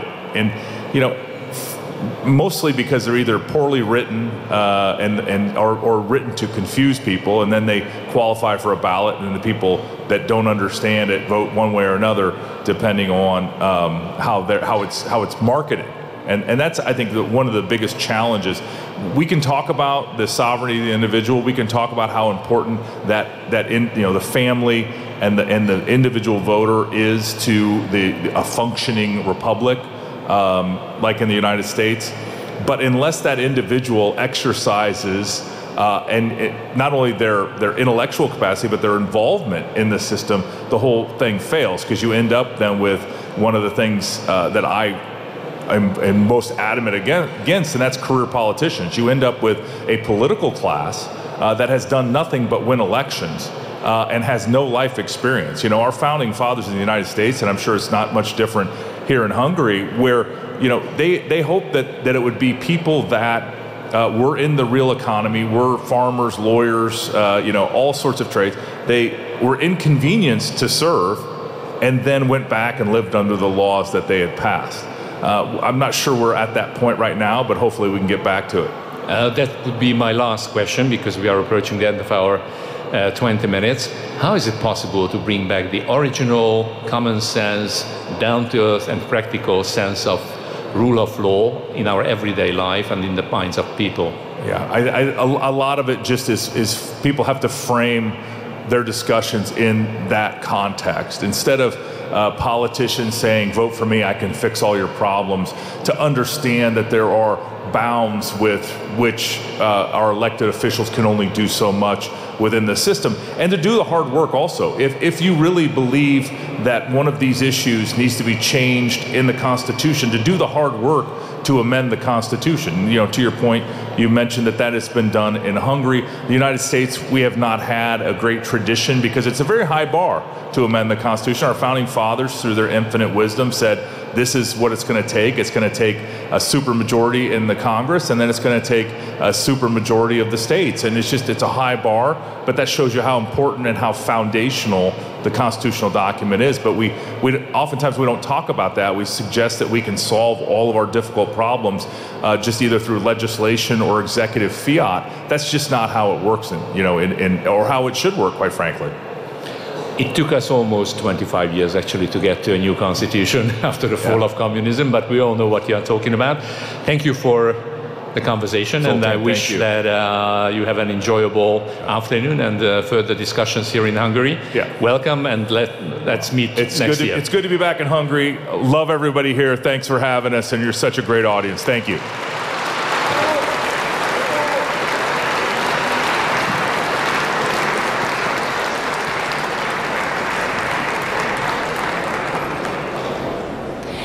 Van velünk Izrael állam jelenlegi diaszpóra. We are joined by the current Minister of Diaspora Affairs of the State of Israel. He has been a member of several right-wing parties and is currently a member of the Knesset for the Likud party. The politician is known for his courageous speeches, repeatedly stating that the main opposition to Judeo-Christian culture and values today is the woke ideology worldwide. In contrast, Hungary is a beacon of support for the Jewish state here in Europe. Now listen to a podcast with Amihai Shikli, and the Diaspora Minister of Israel, and his guest Brian Leib, a senior researcher at the Center for Fundamental Rights who specializes in anti-Semitism research and has extensive experience in the American right-wing media. He has spent his entire career standing up for the Jewish people, supporting Israel and fighting anti-Semitism wherever and whenever it occurs. Gentlemen, the stage is yours. Well, thank you very much. Welcome and hello to everyone that's here. Amichai, it's an honor for me to be sitting here with you. And let's jump right into this. So let's kick off this conversation talking about Israel-Hungary relations right now. From my vantage point, someone that's been to this country many times, I kind of see the current state of affairs as being very strong between Israel and Hungary. Hungary is routinely one of the only European countries that stands with Israel at the EU, the European Union. And in fact, Hungary was one of the first countries, I think, to send humanitarian aid to your country after October 7th. So there's a lot of trade, there's a lot of commerce that's happening between the nations. Now, I know you're playing a big role in a lot of this as well. So I want to ask you, from your perspective, why is this alliance so strong and so important to you and to the Israeli government? So thank you, Brian. It's a privilege to be here with you. It's a privilege to be here with everyone. First and foremost, just to emphasize the role of Hungary and the friendship, we had the Minister of Defense, the Minister of Foreign Affairs, we have the former President. We had just recently, this week, an effort made by Hungary to make sure that Hamas will be in the list of the organizations who use sexual violence. Unfortunately, we didn't succeed, but we had Hungary in our side. Hungary was the only European state to not condemning Israel for going into Rafah and fighting the battalions of Hamas to remain there. And its firm support for the state of Israel is something that we do not take for granted. I want to open with thank you for the Hungarian people, and thank you for the President and the Prime Minister of Hungary, Viktor Orban, for this support, strong support for the State of Israel. We highly appreciate it, and we think that this partnership is based on values, on mutual values, conservative values. It's not because we are a startup nation, nor because we developed the cherry tomato. It is because of the virtue of freedom, of faith, of family, of conservative tradition that unite us together. And also, why is it so important? This is so important because Europe is changing and Hungary is leading the change. Hungary is leading the change. It is true that when you look at what's going on in Europe, it's tough, it's complicated, but I believe that when you look at Britain, what's going on in the streets of London, British citizens, real British and real French and Swedish, they understand that this mob who is protesting in favor of Hamas is not just going against the Jews, is not just going against the State of Israel, it is going against them, their way of life, their belief. This is a war which is far more larger than just Israel. Israel is the forefront of the West. Israel is the forefront of the Judeo-Christian civilization. But most of the serious people here in the continent understand the challenge. And Hungary, and especially Viktor Orban, is leading the flag of national identity, of responsible immigration policy, of combating anti-Semitism and combating terror. And because of that, we are cherishing this friendship. We are working to make it stronger. And we believe in this path. And we want more people to join. And I think that as conservative, we have some challenge. And the challenge is we look at ourselves in a particular way. We're not globalists to begin with. So it's more complicated for us to have these global conferences. But this is changing. And this is changing also because of the role of Viktor Orban. And this kind of conference last week at NatCom and today here in Budapest, bringing these conservative forces together, this is something which is new and it is crucial. And we're going to see it in the next election for the EU. I'm certain about it.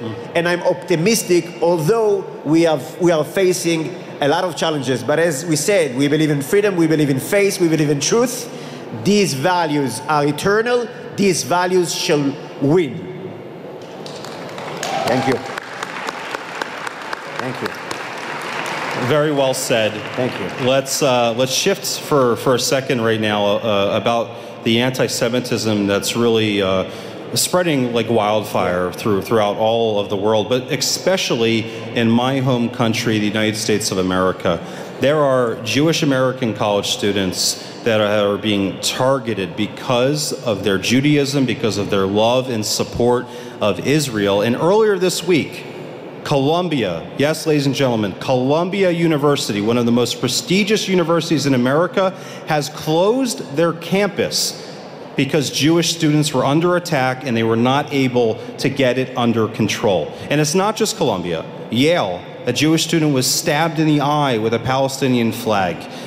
Thank God she is okay. But college campuses, Amichai, have become a hotbed for anti-Semitism and anti-Israel bias for a long time now.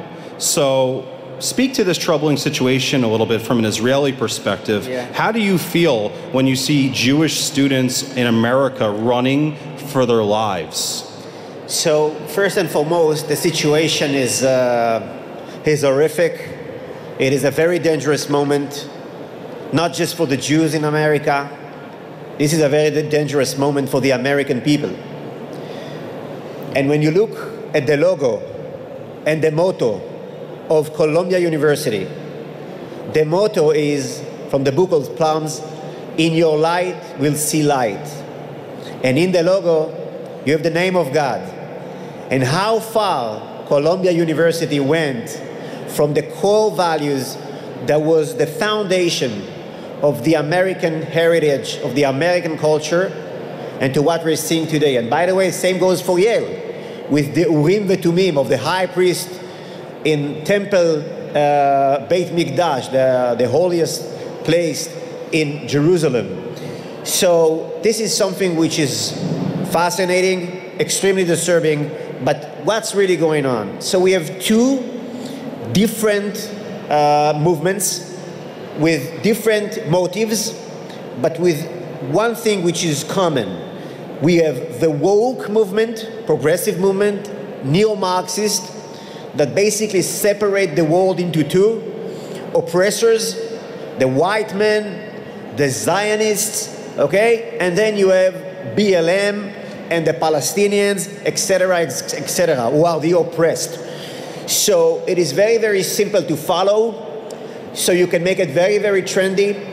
Their main weapon is the fact that most of the students have no idea about the real history of the Jewish people, of the Zionist movement, of the Palestinian national movement. Zero. So this is the woke agenda.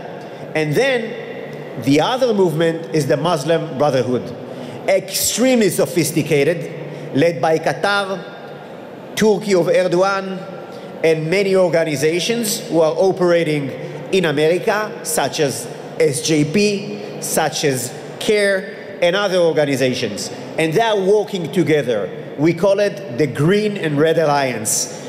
What is common for both the movement, the Muslim Brotherhood and the woke? Both of them are a totalitarian movement. Their enemy is the freedom of speech. Their enemy is the freedom of belief. They are enemies not just of the State of Israel. They are enemies not just of the Jewish people. They are an enemy for the Western civilization and the Judeo-Christian civilization. And this is very, very important, and we are in a very delicate moment. Now, there was an extremely important book, author Matthias Desmet, The Psychology of Totalitarianism. Why young Americans are being attracted to these bullshit Palestinian propaganda, or wearing kafia as a fashion way of expressing yourself. So he's saying, in order to have mass hypnosis, you need to have social isolation, feeling that there is no meaning in your life. As a result, anxiety and frustration. And this mass gathering in universities, this mob, it's like a drug, it's like the fentanyl. It provides the young people immediately friends, so-called friends. Immediately they have a meaning. They are fighting for the freedom of the Palestinians alongside the rapist of Hamas. How noble. And this is the way it works. And in order to confront this ideology, we need to educate the younger generation, we need to have patience, and we need to have leaders who are willing to stand strongly against this form of terrorism. We are seeing how the Texas police is playing a very serious role. We are seeing and following the excellent Alice Stefanik from the Republican Party, who is going after the head of the universities and really pointing at them and saying, you need to be responsible for this lack of leadership, for this lack of ability to stand against anti-Semitism. And let's not forget, I'm going to finish with that, what we saw in the Congress with the leaders of Harvard, Penn, MIT, refusing to condemn loud and clear, calling for genocide of the Jewish people. This was, I think, one of the most horrific moments in the war, and one of the most important in terms of the gravity of anti-Semitism in America, because this is coming straight from top, straight from the elite, woke, progressive, post-nationalist elite. And this is something which is very, very significant. You made some very good points, and I just want to underscore one of your points to the audience here. When you said that these pro-Hamas supporters, these radical Muslims, It is not just an attack on the Jewish people. No, not at it all. is an attack on Judeo-Christian values. And what starts with the Jews, ladies and gentlemen, does not end with the Jews. So let's shift very quickly to your role with the government of Israel. You are maybe one more point. Of course, please. Why is it against Judeo-Christian values? Because Judeo-Christian values totally collides with the woke ideology. We should look at the woke ideology as a religion, as a competitive, dangerous religion. Instead of believing in a transcendent truth, in their religion there is no truth. Everything is relative. There is no difference between Hamas or the IDF. There is no difference between ISIS or the US. It's all on the same level. No truth. No truth meaning no right and wrong. This is a total collapse of moral clarity, of moral compass. That's the heart of the collision. Second, we cherish the family. They hate the family. They see the family as a threat, because with the family, and we are now in the middle of Passover, in Passover you deliver from one generation to the next generation. The greatest mitzvah of Passover is Vehigadeta lebincha, tell your son. Pass the story on, pass the tradition, pass the torch. They hate it. They believe in here and now. It's an animal way of thinking. Here and now, my needs, right now. No past, no future, no family, no tradition. And third, it's the idea of nation state. They want to seek global power. Just like the Muslim Brotherhood, it's all about global power. They don't believe in the idea of national identity. And Judaism and Judeo-Christian values, and this is what we're here for, national identity. We cherish the differences. We praise the differences. We want Hungary to be Hungary, and Spain to be Spain, and Poland to be Poland. We don't want John Lennon Imagine nightmare to become alive. We don't want to be citizen of the world. We want to be citizen of national states. Thank you. And America be America. And America be America. So, first of all, we should have started off by saying Hag Pesach Sameach to each other. Happy Passover. Happy Passover. For everyone who celebrates. Yes, and everyone else as well. Let's quickly talk about your role as the Minister of Diaspora Affairs, where you're responsible for building and growing relations with the Jewish community all throughout the world. Here in Hungary, one of Europe's largest Jewish communities is right here in Budapest and throughout the country of Hungary. How are your efforts going thus far here in Hungary, and how do you think Jews are treated here in Hungary? Are they safe here? Are they thriving? Do they love being here? What's your opinion? So here in Hungary, we have around 100,000 Jews who are living here, a prosperous community, one of the safest capital for Jewish minority all across Europe. And this is first and foremost, and we cherish, and we know the history. We had a tough history in this city. We have a tough history, but we are looking at the present and what's going on now.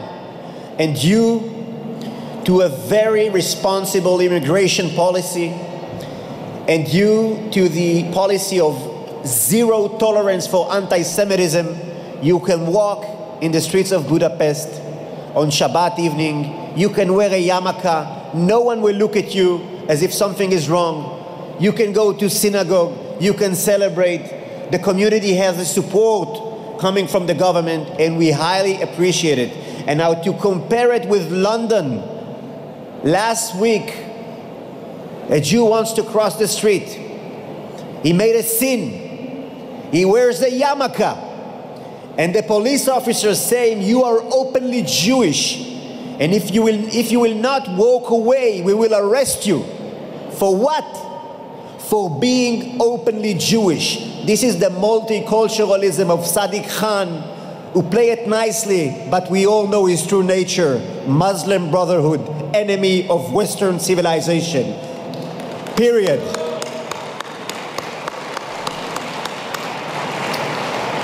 So let's wrap up our Q&A here talking about the red line that the Islamic Republic of Iran crossed a couple weekends ago. They sent hundreds of suicide drones, cruise missiles, mid-range ICBMs from Iranian soil into Israel. That's never happened before. Now, thankfully, the damage was not much worse, in large parts because of Israel's superiority as a military, but also because of support from the Americans, the British, the French, the Emiratis, the Saudis, and the Jordanians. I don't think the Iranians were expecting those three Arab countries. But Israel played some really amazing defense. But we all know that terrorists, whether it's a state like Iran or Hamas or Hezbollah, the Houthis, they don't respect defense. They respect offense. They respect strength. Tell us a little bit more from your perspective about maybe what's next when it comes to Israel and the Islamic Republic of Iran. Sure. This is a crucial issue. First and foremost, it's very, very important to understand that the attack on October 7, that Iran made it clear by their own leaders, they said it. They were the one behind October 7, not just Hamas. And they launched this terror, barbaric attack because of one main reason. They were terrified that there will be normalization with Saudi Arabia. This attack was an attack against peace. And it's very, very important to emphasize we have nothing against Muslim tolerant states such as Saudi Arabia. The opposite. We want to be friends with the Saudis. We want peace in our region. We already had peace thanks to Trump and his efforts on the Abraham Accords with the UAE, with Bahrain, with Morocco. And no one will stop us from bringing peace to the Middle East. Now Iran, they want to bring suffering and destruction. Everywhere they touches, you have war. Everywhere they touch it, you have people who are suffering. Yemen, Lebanon, there is no Lebanon. Lebanon is Hezbollah. There is no Yemen. Yemen is the Houthis, another Iranian militia. There is no free trade on the Red Sea because of Iran. There is no Iraq because of Iranian militias. And if you won't stop them now, there will be no Jordan and no other countries in the Middle East. They are seeking for total power. This is part of their ideology. They call it in Persian, Sudud al-Inqilab, to expand and export the revolution. That's their goal. They are big enemies of Western civilization, but more, they are the enemies of their own people. And all of us, every country who cherish freedom should support the opposition, should support Iranian patriots, especially women, who are being terrorized in the street for not wearing a burqa. And we need to support these people on social media. We need leaders to speak out loud against Khamenei and his terror regime. And bear no mistakes. Business is open with Iran. And we will hunt this enemy, and we will fight them. We will fight the militias in Gaza and in Lebanon, and we will win. And we will win. And they will finish like any other totalitarian regime in the region. They will finish like Saddam Hussein. We all remember how he finished. They will finish like Gaddafi. And it's not going to be our job. Iranian patriots will retake their country. Iran will be free. I hope the students in America can hear us. Shout, Iran will be free, instead of shouting, Palestine will be free. This nonsense. Thank you. Sure. So we're going to wrap up here, Makai. But before we close, I would be remiss if I didn't give you an opportunity to tell this audience, everyone that's watching around the world, that there still are 130 some odd Israelis that are being held hostage, have been held hostage for over 6 months now. Yeah. We pray for their return. And also there's a role that the Qataris are playing with all this as the lead negotiator. So I want to give you a couple minutes here to close our talk about those two issues and maybe anything else you'd like to address. So some may forget, but we haven't forgotten 133 hostages, no visit from the Red Cross, no medical supply, no food, no rules, nothing. We saw the video yesterday of Hersh Goldberg Polin that I wish we can bring soon back home, him and all the other hostages. And in order to bring the hostages back, and this is the only reason why we saw this video yesterday, because of the preparation on the ground for the operation in Rafah, and the fact that there was such a high pressure on Israel from its allies not to operate in Rafah, it caused a major damage to our efforts to bring the hostages. So I'm hoping that the lesson will be made and we will have the option to go with full force to eliminate Hamas in Rafah and to create the conditions to bring the hostages back home. And one last point about Qatar. Qatar is the leader of Muslim Brotherhood, enemy of Western civilization, big enemy, sophisticated enemy, sponsoring mosques, radicalized, sponsoring the most powerful and effective jihadist media platform, Al Jazeera, in Spanish, in English, all across the globe. Jihadist propaganda. 24/7 of fake news of Hamas and other terror groups. Qatar is no friend, and Qatar cannot be a mediator.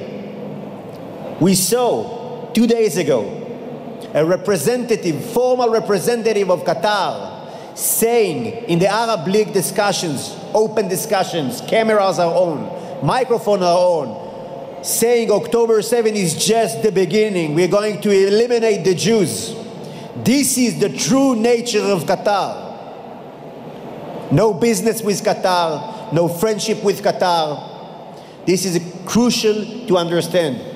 We need to have another mediator. We cannot continue to work with Qatar. Well, thank you for all of your thoughts and your comments on this. I think I speak for a lot of people in the audience here and also for a lot of the Jewish American community when I say, may your hostages, may the Israelis that are being held hostage come home soon. May you destroy Hamas once and for all. Ladies and gentlemen, Amichai Chikli, thank you so much. Thanks so much. Thank you.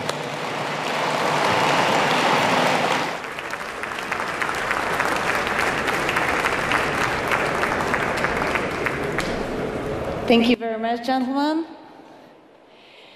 A 2024-es amerikai elnökválasztás egyik nagy témája. One of the big issues of the 2024 US presidential election is migration. It's now a growing concern not only for Republicans but also for Democrats. Those who've been pro-immigration in theory are beginning to think that it's not so practical and not so useful. Although this year he won't be able to be on stage at CPAC Hungary in person. This year, the former White House Chief of Staff sent us a video message. Let's see what Mark Meadows has to say. It is great to be back with you. I send the very best of greetings from the United States. I wish I were there with you, but certainly as I was the Chief of Staff for President Trump, there's nothing more important to the United States and the United States' interest than to have foreign countries that share our values together.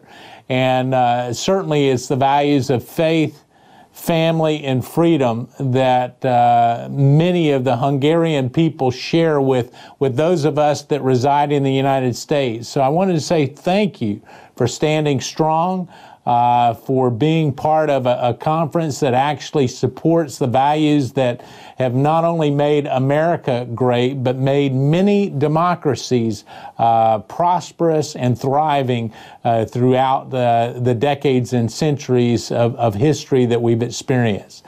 It's certainly exciting to see the great response that's happening in Hungary. Many of your foreign dignitaries, whether it's your ambassador or general counsel, I know personally. And so I wanted just to say thank you for standing for freedom. Thank you for being a part of this great conference, and I wish you all the best. Godspeed. God bless Hungary, and God bless the United States of America.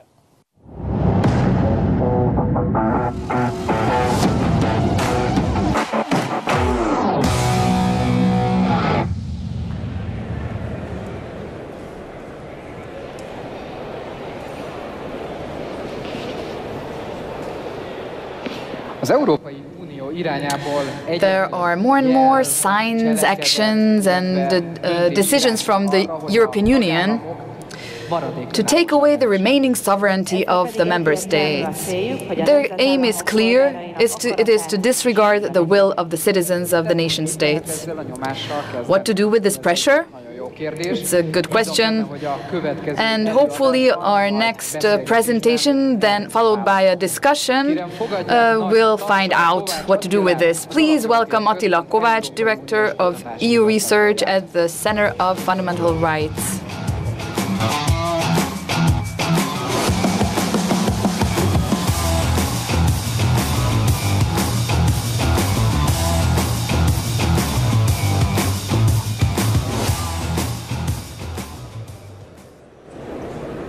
(2023, 7th of October). The brutal and inhuman attack of Hamas on Israel changed not only the landscape in the Middle East, but also in Europe and globally. Just 2 days after, 9th of October, the Center of Fundamental Rights held a conference, the first pro-Israeli summit here in Budapest, where the agenda was completely turned upside down. Instead of talking about economic cooperation, strengthened ties, or rule of law, we needed to talk about security policy and geopolitical challenges. Ladies and gentlemen, it's an immense pleasure for me to be here today. Thank you very much for joining us. Sovereignty and terrorism, these are the two pillars of the panel that is coming now. Today we are living in an era of conflicts, wars, repression by the left-wing politicians and political parties, and the stakes are high. What will be the future of Western civilization? What will be the future of Israel and Europe? Ladies and gentlemen, in the next 20-25 minutes, we will discuss about these security and geopolitical challenges. And please allow me to call our special guests today. First, Amit Halevi, member of the Knesset from the Likud party. Thank you very much, Amit, for coming. Please take a seat. And Ohad Tal, also member of the Knesset from the National Religious Party. Gentlemen, please take your seats. Thank you very much for being here. You are both members of the International Affairs and Security Committee of Knesset, so let's jump right in the security situation in the Middle East. How has it changed since 7th of October? What are the latest challenges and what will be the way out? Maybe before jumping to the security issues, you know, in our tradition, in the Jewish tradition, there is a rule that when you're speaking in an event, you should start in honoring the host. Oh. So I want to say you all, it's a privilege to be here. Thank you, Hungary. Thank you for being today the flag bearer of the concept of national and religious identity, the the identities that form us as human beings, actually. And special thank for the firmly standing with Israel. When you stand with Israel, you stand with the justice, you stand with the truth. So thank you. I must tell you, Attila, personal feeling. Usually when you go out from your homeland, for me it's uncomfortable feeling. Now I'm here from the morning, and I started fearing what is going to be with me when we left here, because I feel at home. So thank you very much. Thank you very much for the compliment. So Hamas, Iran, there are a lot of things on the agenda. I will join, of course, my friend in thanking you, and also Prime Minister Orban for standing so firmly with Israel. Listen, I think Israel, and we have to say the truth. We spoke about the truth, so let's speak the truth. Israel is actually facing a serious threat. I would even say we are, for the first time in 76 years, actually facing existential threat.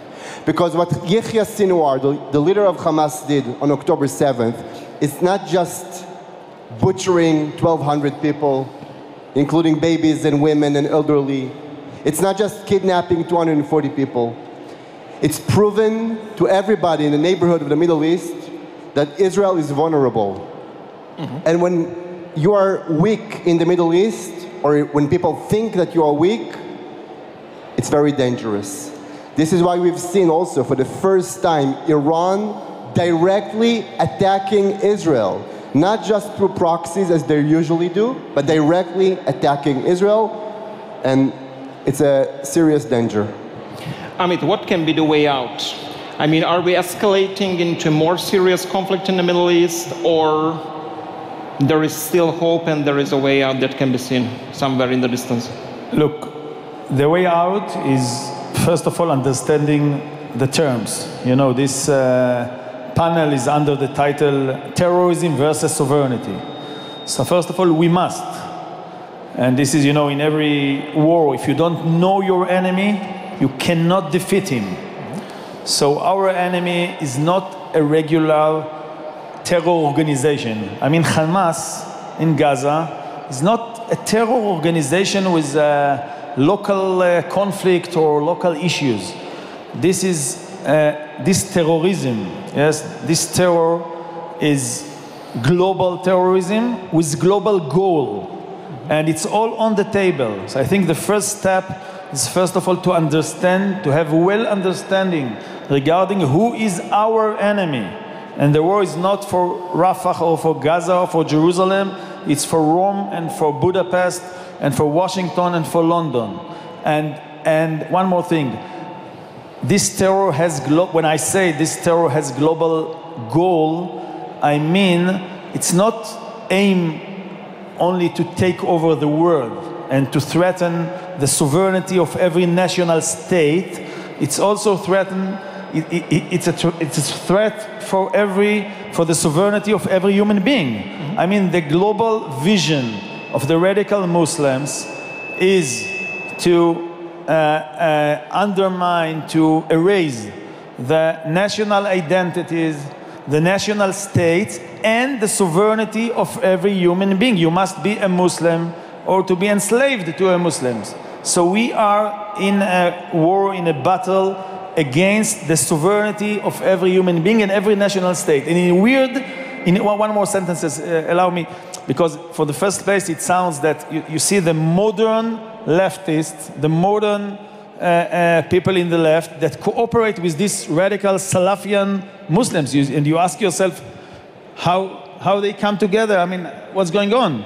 And then you understand that the common vision of the neo-Marxists, which we are talking about them from the morning here, to those radical Muslims in Gaza and anywhere in Iran, as MK Ohad said, is the same common vision: to destroy or to erase the national identities. One has his neo-Marxist vision, the other has his Khalifa vision, but they both want to have a world without national identities and national states. This is the enemy, and this is the only way to get out from this. So it's not only a war on the battleground, but it's also an ideological war.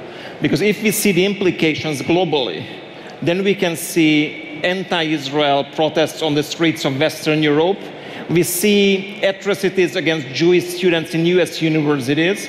How can we combat these global tendencies which are against the Western Judeo-Christian values, freedom of speech as well, no matter whether it's a US university or streets of London? First of all, we have to stand together.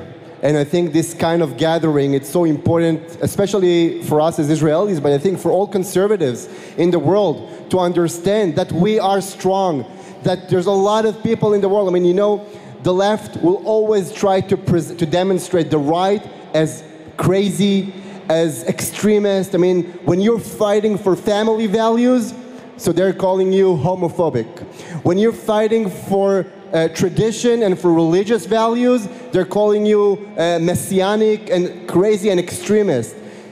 No, we are strong and we are the majority and we will win this war because we have to win this war. It's for the best and for the sake of Western civilization.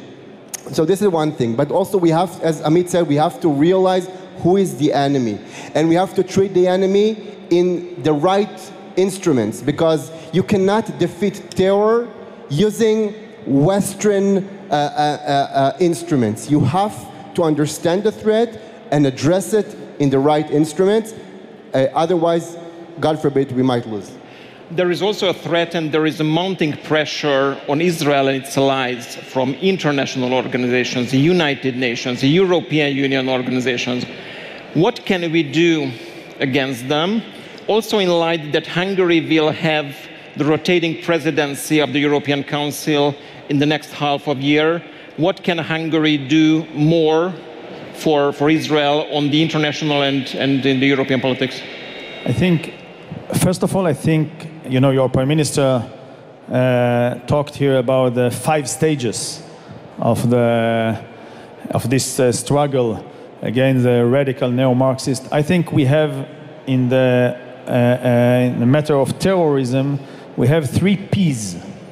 And I want you to remember that. We have 3 P's regarding what you have asked me. First, this is the philosophical dimension. Philosophical, ideological. This is ideological war first of all. This is the philosophical.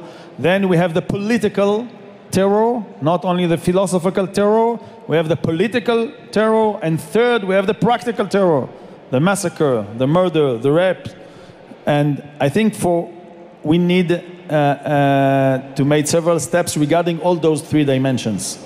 First of all, and I think Hungary and what you are doing in this unbelievable conference, it's part of it. First of all, we need to have answers to the philosophical dimension.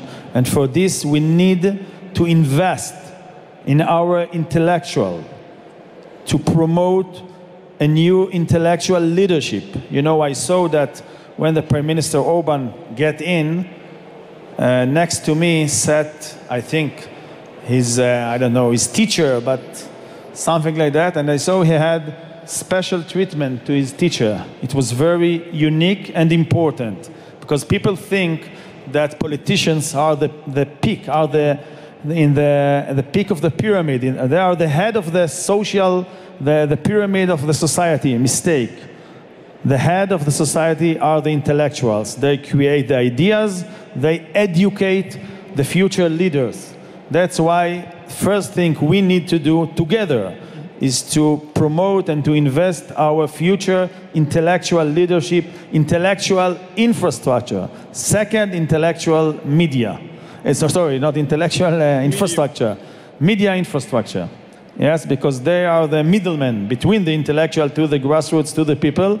And I think that if we will do it, if we do it together, both things, intellectual aspects and media infrastructure, that will be a great benefit for our common efforts. I want to say one more thing about that. You know, I spoke with one of the soldiers who came back from Gaza a couple of days ago. And he came back with a Palestinian flag, which he found in Gaza, and it was written on it in Arabic. On Saturday, we will slaughter the Jews. But on Sunday, we will slaughter the Christians. This is what they're aiming for. Israel is now fighting the war of the free world.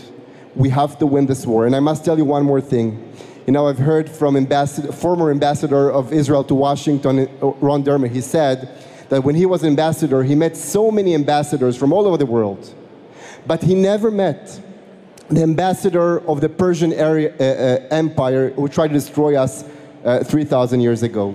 And he never met the ambassador of the Roman Empire who tried to destroy us 2,000 years ago.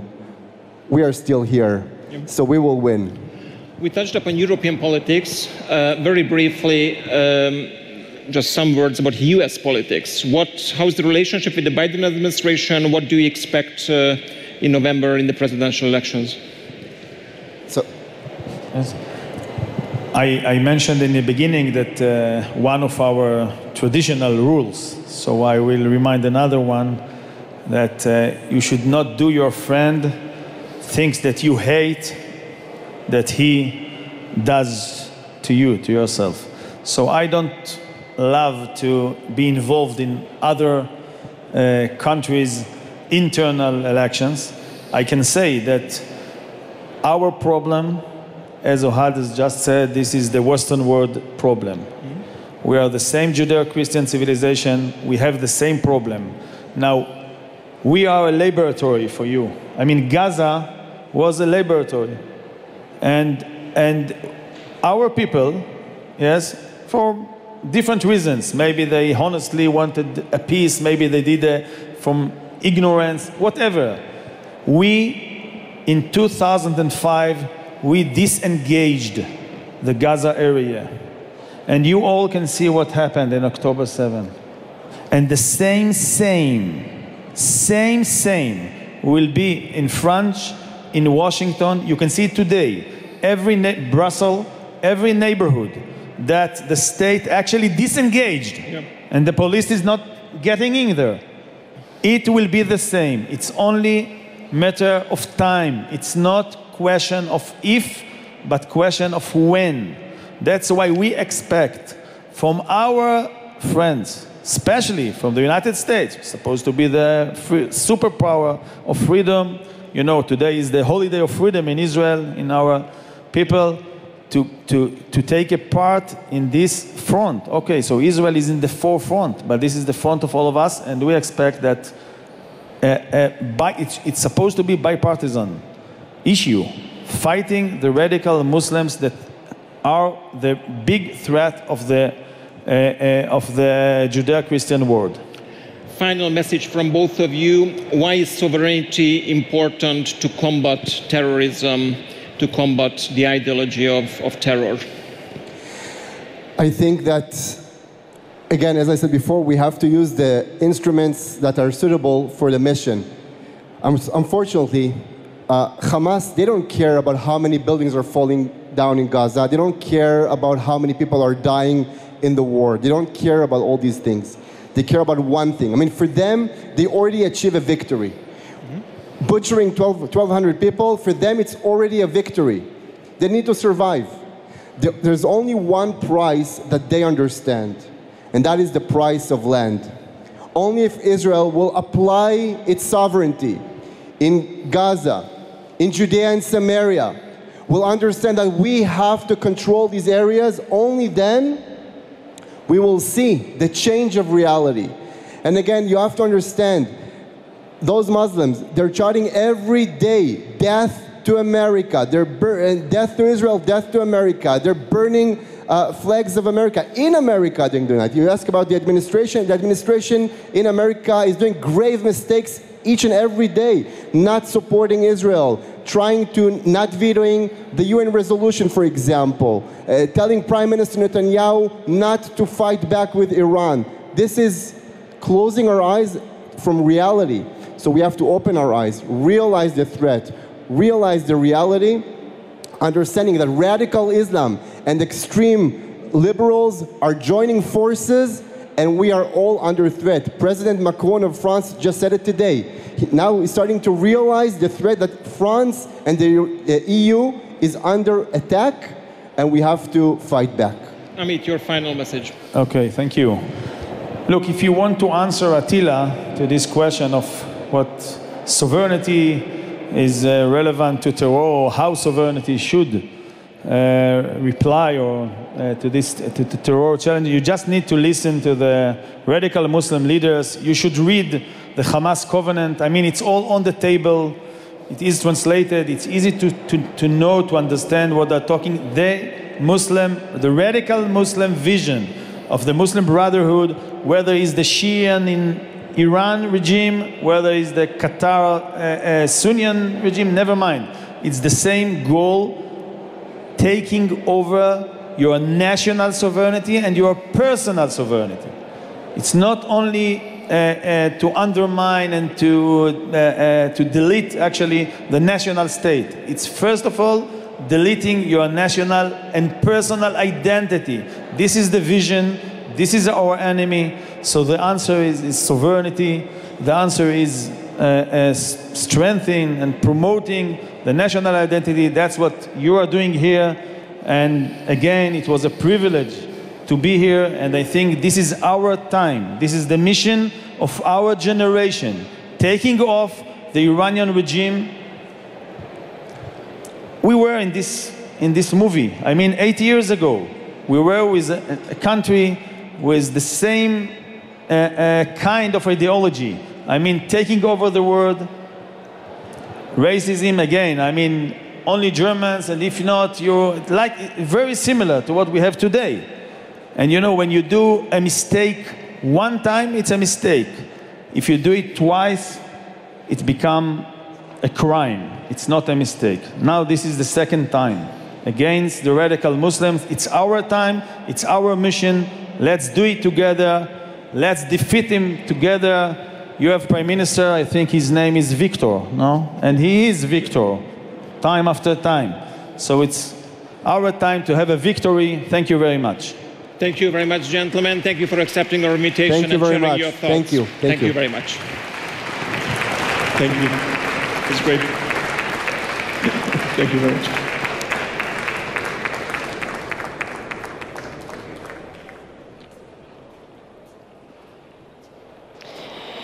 Következő előadónk parlamenti felszólalásaiban. Our next speaker's parliamentary speeches. He regularly says to leftists where to go.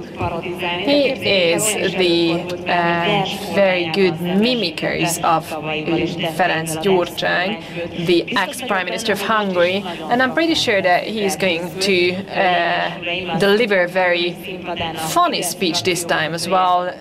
Ladies and gentlemen, Máté Kocsis, the party leader of Fidesz, on stage of CPAC.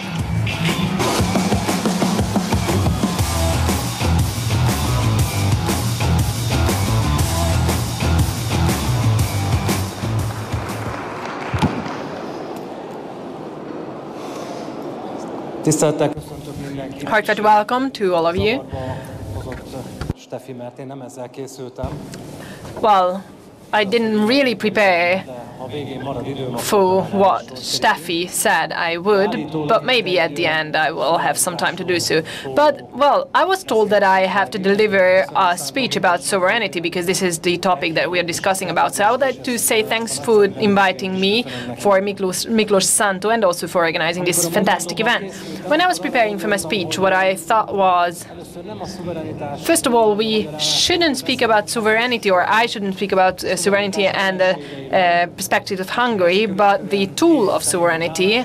And then after that, I would like to touch upon our point of view, our challenges and our actions in Hungarian parliament. Well, who are the opponents of sovereignty? I think that the enemies of sovereignty are, first of all, open society and the believers of open society and the followers. We could say that they are the radical wing of globalists. Open society, this term, these two words, should evoke a fake feeling, fake sense of feeling. It sounds fake while its ideology is a colonization program. This is a concrete economical and action plan which says that it is non-violence, it's pacifist. It gives unlimited legal right for freedom for the individual, and it also creates, or freedom is also available for individuals. But at the end we will see that just the opposite is happening. It draws with it war instead of speech, instead of peace, lost rights instead of more rights, and giving up ourselves instead of independence.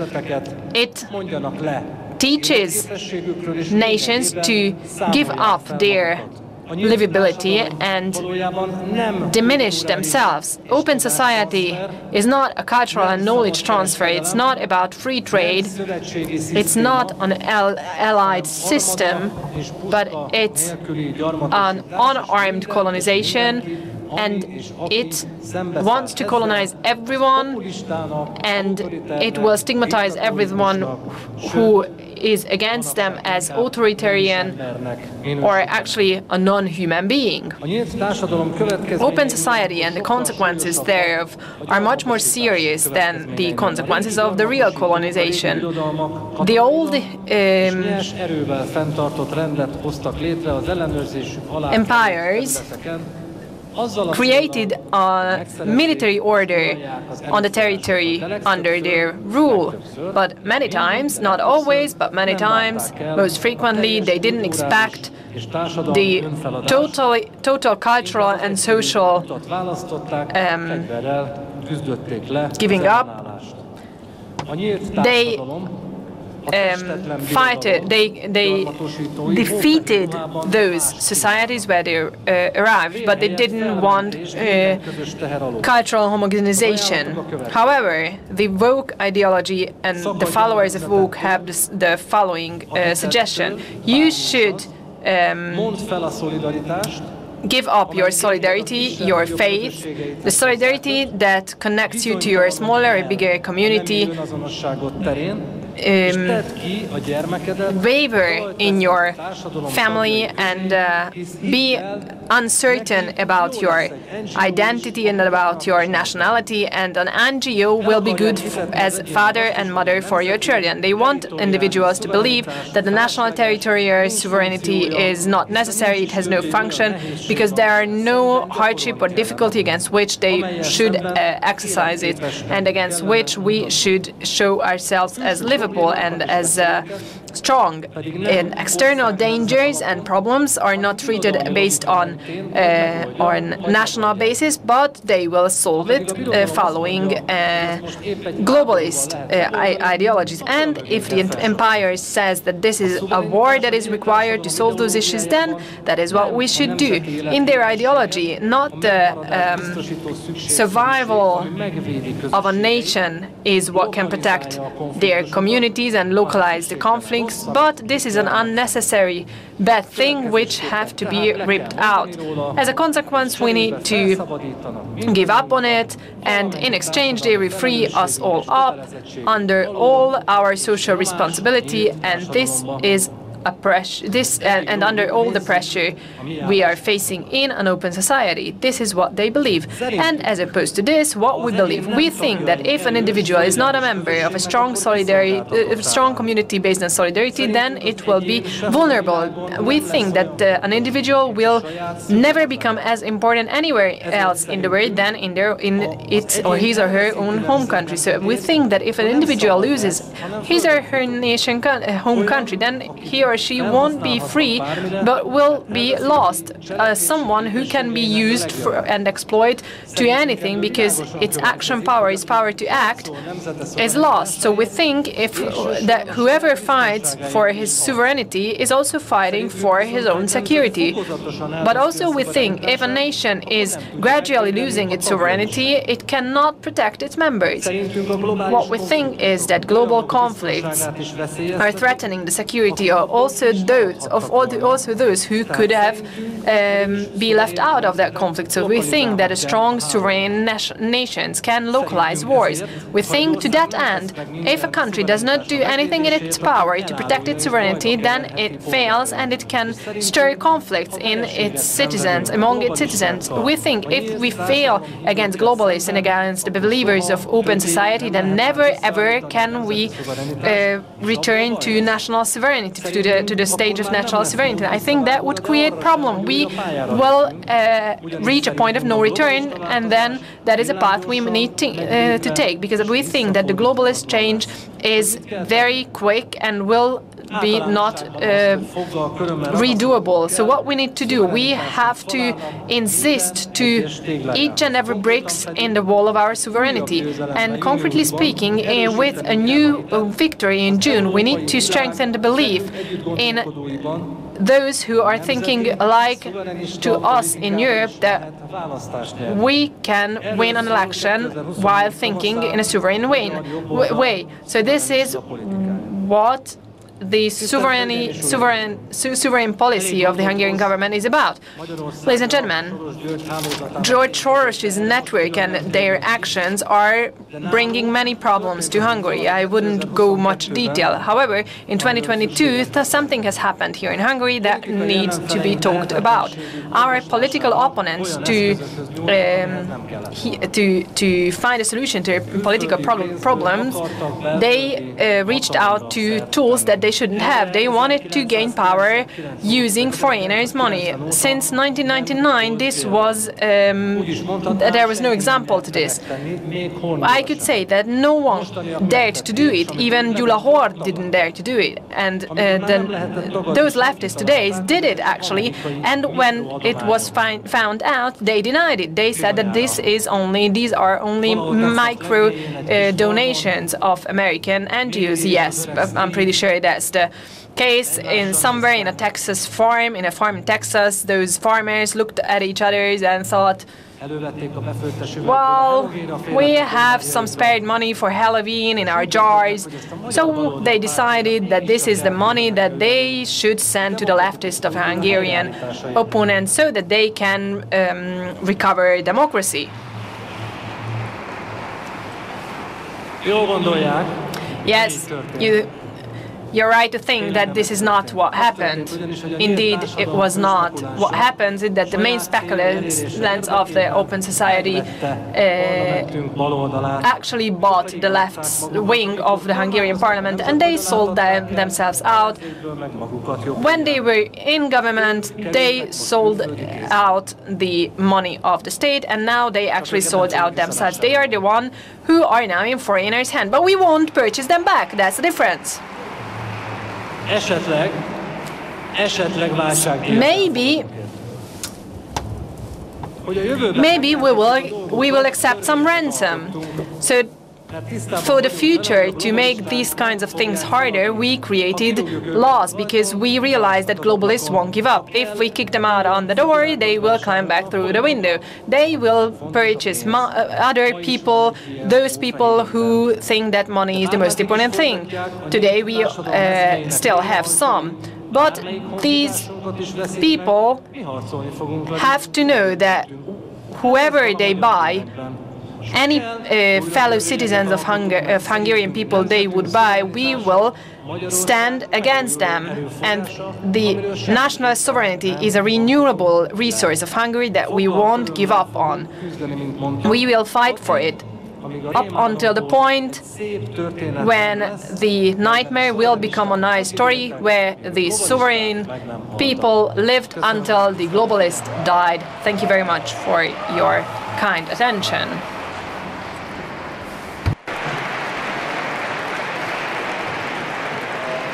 Az amerikai kongresszus fenegyereke. The daredevil of the U.S. Congress, the thorn in the side of liberals.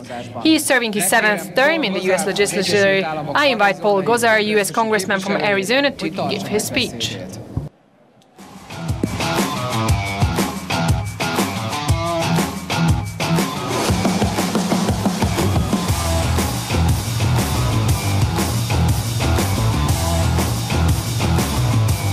Good afternoon, everyone. My name is Congressman Paul Gosar from the great state of Arizona. Now, like Hungary, my state of Arizona shares a wide open border with another country. Sadly, as a result of Mr. Biden's relaxed border policies, 11 million people, illegal aliens, have crossed our southern border in the past 3 years. In fact, my congressional district is ground level zero for this invasion.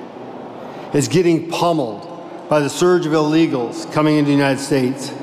These illegal aliens have brought violent crime, deadly drugs, human trafficking, and are depleting the resources and services meant for U.S. citizens. But it's not just happening in Arizona. It's happening to communities all across the United States. Families are being destroyed. Americans in most need are being ignored. Thankfully, the White House and Congress are taking our borders crisis seriously. We have built a wall. We can utilize razor wire to secure our border. Not a single person gets through. And if by chance they do, we have implemented a policy of detaining and deporting individuals who enter our country illegally. We imprison criminals engaged in human trafficking and drug smuggling.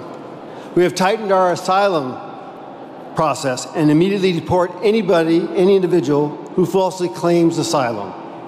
We work closely with law enforcement agencies to enforce the laws on our books. We also work with our neighboring countries to our south to coordinate efforts to combat illegal immigration. As a result, illegal immigration in the United States is in rapid decline and soon to be non-existent. If this sounds all too familiar, stop me now, because it should. Ladies and gentlemen, I wish I could stand here with a straight face and tell you that this is a comprehensive approach to border security and immigration enforcement that has been effective in controlling illegal immigration and protecting America's borders. The truth is, it is not. We have no such plan or policy. As you might guess, what I just described for you is Hungary's plan. Hungary's immigration policies deserve recognition and praise for their effectiveness in protecting the interests of your people. In fact, Hungary's immigration policy should serve as a model to the United States in terms of border security and immigration enforcement.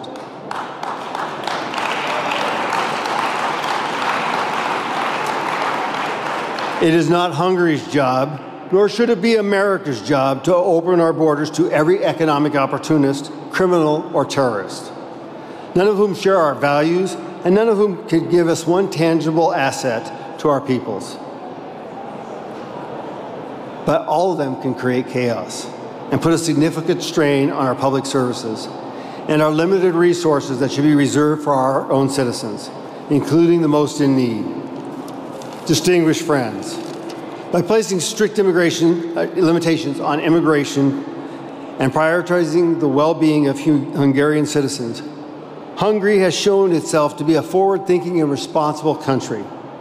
This approach only ensures the safety and security of your people, but also allows you to maintain your unique traditions and the way of life among a diverse population. I hope and pray one day that the United States might take a similar prioritization to the safety and security of its citizens, while also promoting economic growth, social cohesion, and the compassion for those most in need. And when we do, we can thank Hungary for leading the way. Thank you, and God bless.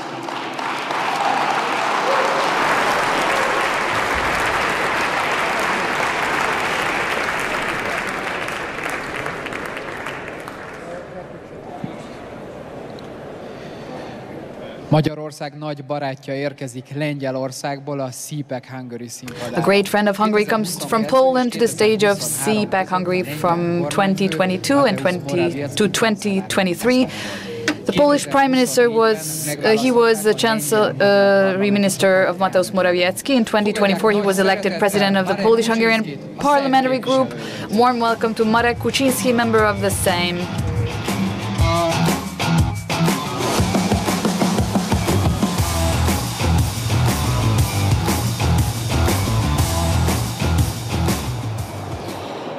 Szanowne Panie, Szanowni Panowie. Ladies and gentlemen, thank you very much for the invitation to this conference. This conference in the protection of fundamental rights. It's a congress where the largest gathering, which is the largest gathering of conservatives in Europe, which brings together people who want to live together with other nations.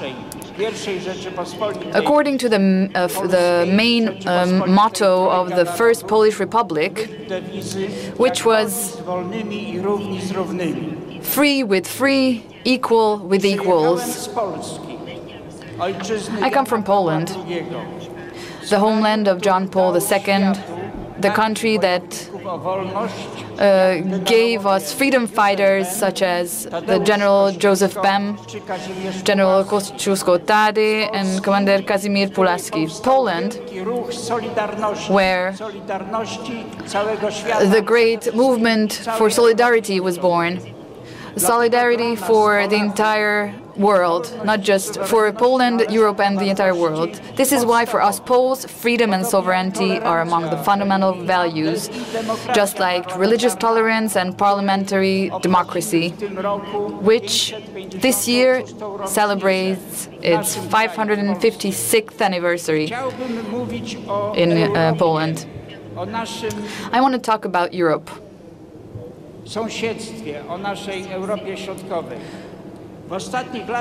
About our neighboring countries, about Central Europe. In recent years, we've experienced a number of challenging phenomena and situations. The pandemic, Russia's aggression against Ukraine, the energy crisis and high inflation. We've successfully tackled these problems. However, we still have the task of finding a positive solution to the crisis of values and the crisis of democracy and the rule of law. As a result of these crises, Central Europe and Europe see their fundamental rights being trampled upon. Central Europe is the continent of free and sovereign nations that are put on the fence today. The hasty attempt to create a centralized Europe is resulting in the daily practice of limiting the powers of states and nations, the limitation of our freedom, the limitation of us, the citizens. This all leads to a need to defend ourselves, and the most effective defense, the most effective weapon in this situation is open dialogue and cooperation, close transatlantic cooperation in NATO, the EU, in a sense that we have to reacquire our union, the European Union, and within Central Europe as well. Cooperation, but not codependence. It's a sovereign cooperation. It's not depending one from another. Such cooperation has been successfully achieved in previous years and has resulted in the effective defense of our interests within the EU. An example is the Visegrad Group, which a few years ago protected us against a flood of illegal migrants. But whenever we were strong together, we represented force and power and strength. It was like this 700 years ago in the time of the Jagiellos and of King Louis, but even in the time of Janusz Sobieski, when 356 years ago, with his leadership, Europe of the time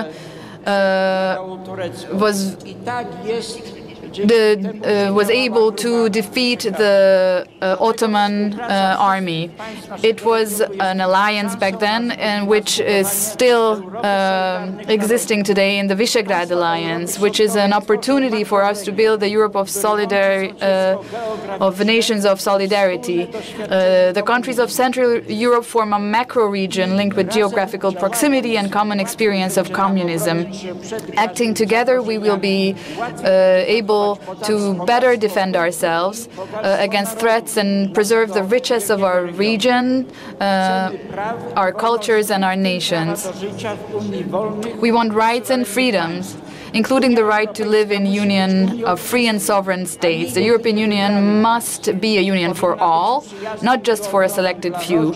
It must be a friendly home for families and citizens who are proud of the nearly 100 Nobel Prize laureates who were born between the rivers Dnieper and the Danube. Those who, when arriving to Vienna, Budapest, Warsaw or Zagreb, feel at home. Let 2024 be the year of our cooperation, free with the free, equal with the equals. I wish for you all, for Hungary and the entire free world, and for those who fight for a better European Union, to be victorious together in solidarity and in freedom.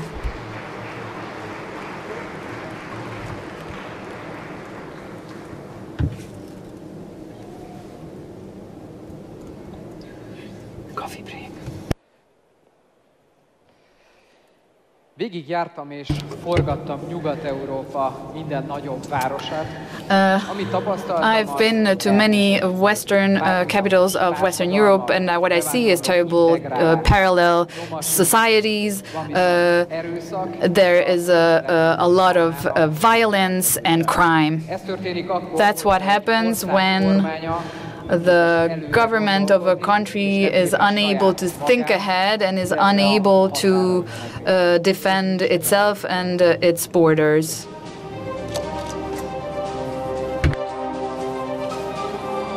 Globalista baloldal szerint a migráció alapjog. Ezért azt nem szabad according to globalist left, migration is a fundamental right, and we don't have to defend our borders, and everybody has the right to live wherever they want, regardless of the immigration policies of countries. This pro-immigration politics is destroying our countries. We know perfectly well from history that the nation that is unable to defend their external borders is no longer a nation. Globalist left is acting against the interest of our people. Immigration is the hotbed of conflicts in every country. In the United States, gun crime, drug use and violence is unstoppable, according to this. In France, it's always just a matter of a spark to embrace the entire country in these neighborhoods. In Germany, the victims of stabbing attacks are often teenagers and children. Crime against and violence against women is getting stronger and stronger because of immigration. In the Netherlands, there are also raising crime levels.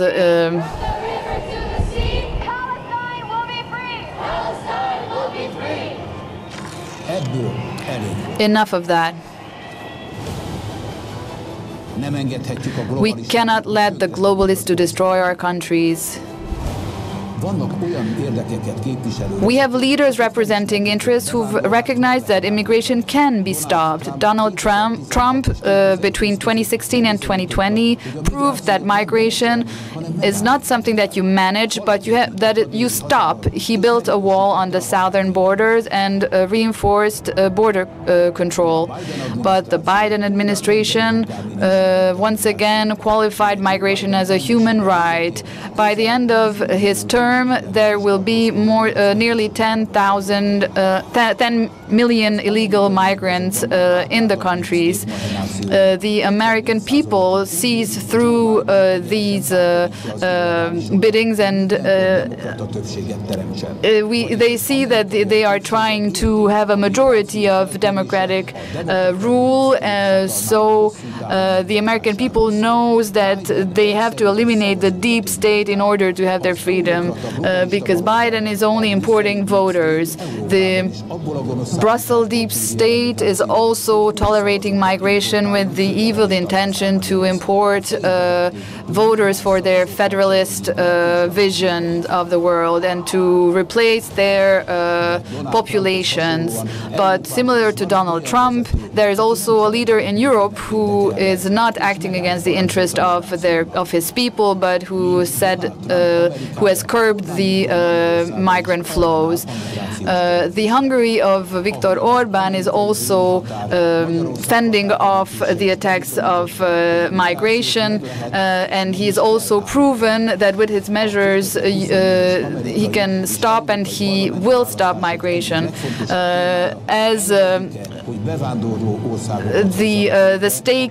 What is at stake in the elections in both continents in 2024 is whether we let migration overwhelm our countries and nation states. The answer is clear, it's no. Our next speaker comes from Paraguay. He spent most of his career as a physician, and then he decided to have a say in the future of his country. He became a politician, and at a very young age he was elected as a representative of his country. And I welcome to the stage Luis Latorre.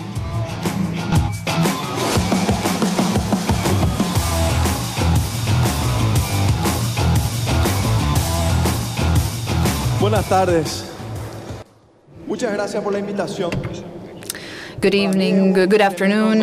Thank you for this invitation. It's a great honor for me to be here with you today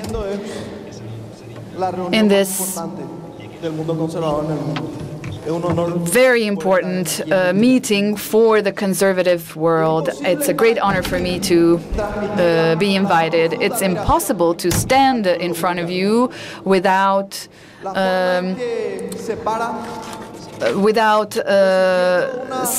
praising the Hungarian people, the way they stand up, the way they go against this flow, these attacks that try to undermine our main values and main traditions. It's important to rely on our common sense in a world where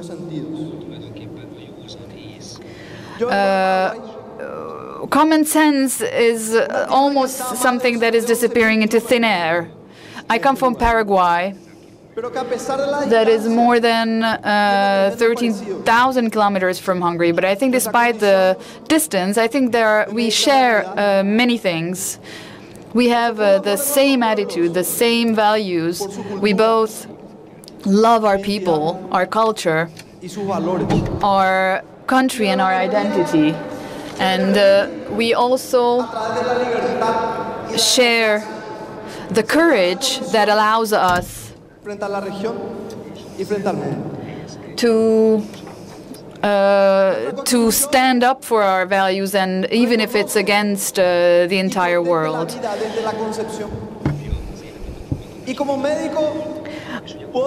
Or as a physician, as a medical expert, the protecting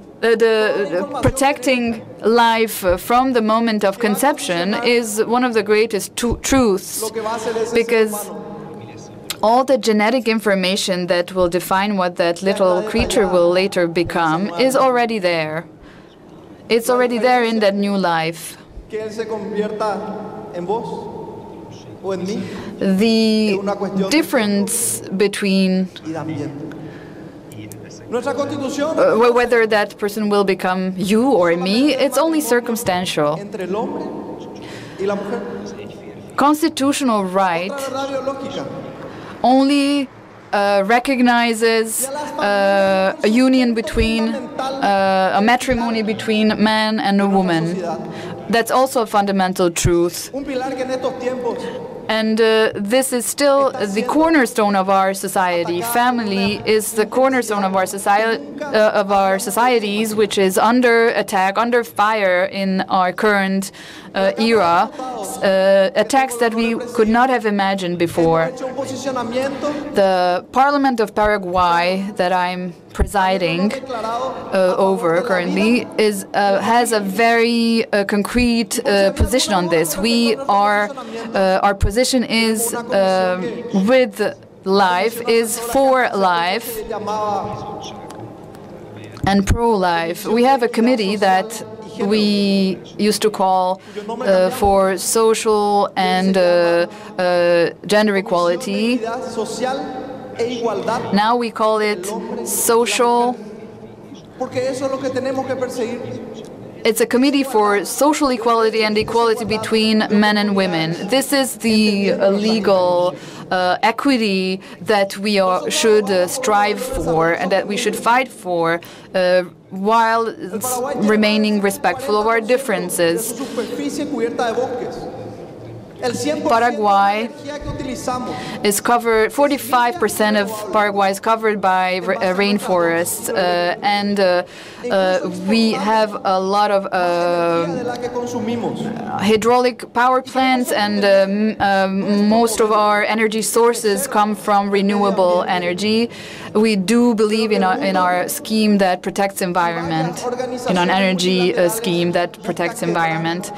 However, the world and the many multinational and multilateral companies try to break us. They try to impose taxes and make us pay for environmental damages that we do not cause. We are a sovereign country, and we believe that our country, could represent or lead the way as a model of sustainable development, of a state of sustainable development. Our sovereignty is also something that cannot be questioned, then that should not be subject of questioning. We've been attacked from the outside. They wanted to tell us who we should be ruled by. They wanted to interfere in our sovereignty. They wanted to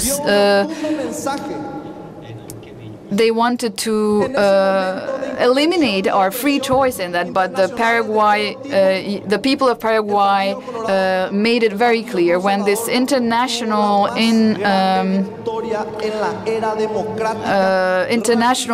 attempt to influence our elections. It was the elections in which the Conservative Party, Colorado,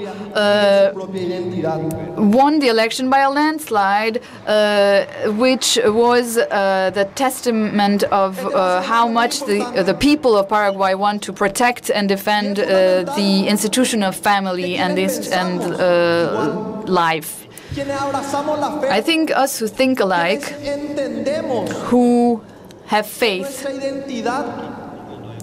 who think that identity, that our morals, that our Judeo-Christian roots are that define who we are. We have to stand together. We have to understand that we are not alone. Paraguay, for a long time, think that we stand alone. And now there's this flag that the Hungarian people have taken up and raised high to stand up against those who want to deprive us from our most human values and characteristics. And we have to raise this flag even higher so that the common sense can be victorious, so that life can be victorious from the moment of conception. This is the most important that anyone can aspire to. The most important thing is to defend our borders. We have to protect our right to define ourselves, to have our own identity. And we are not alone. There are terrible battles behind us. We have very difficult times behind us, but we will win. We will persevere. We will stand up and go on with our fight, and the times will change. And we will be able to achieve what we have to achieve, which is God.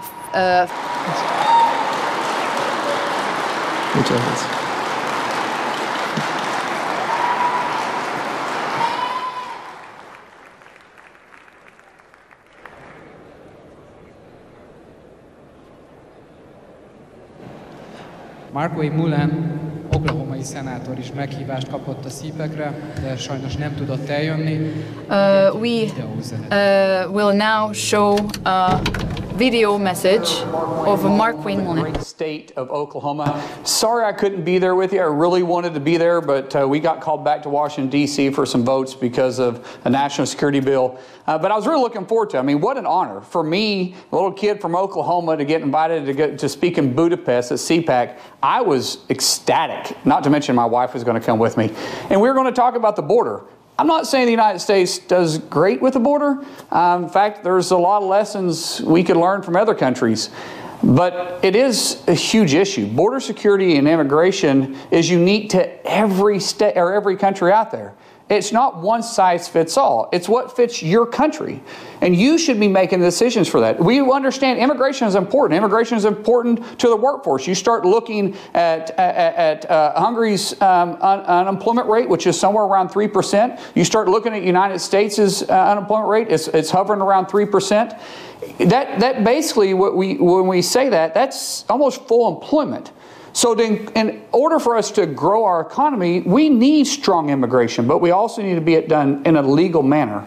But here's another thing. If a person is choosing to come to your country, in our case, come to the United States, then they need to respect our rules and our laws and our tradition. They shouldn't come with their ideas wanting to change our country to look like their home country that they're fleeing from.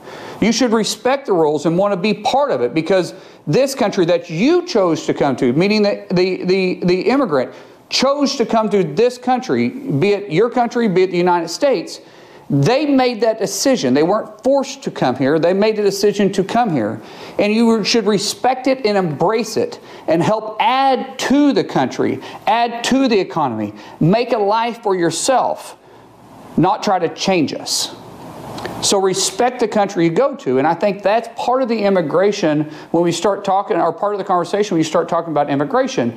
The rules behind it, the laws that govern it, and then also a strong border, because we all should know who's entering our country. We should know it. It's in fact an obligation to us, because we need to take care of the citizens that we already have in the country. So in order for you to come to our country, we need to know who you are and what your intentions are. There's nothing wrong with that. That's called immigration policy. So with that, I was going to talk a lot more about it, really dive in, and hopefully I'll have an opportunity to do it again at another time. Until then, as we say in the United States, may God bless you.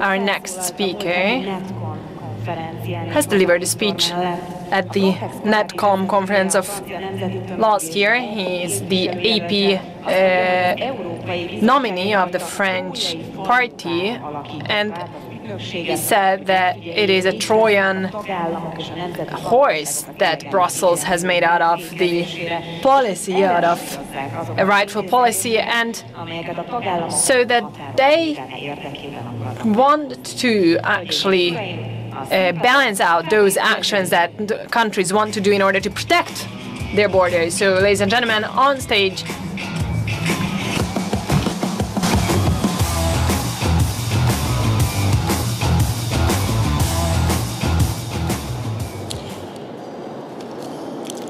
ladies and gentlemen, dear friends, it's a pleasure to be here in CPAC. It's my first time in CPAC, and I'm so delighted to feel such a freedom of speech.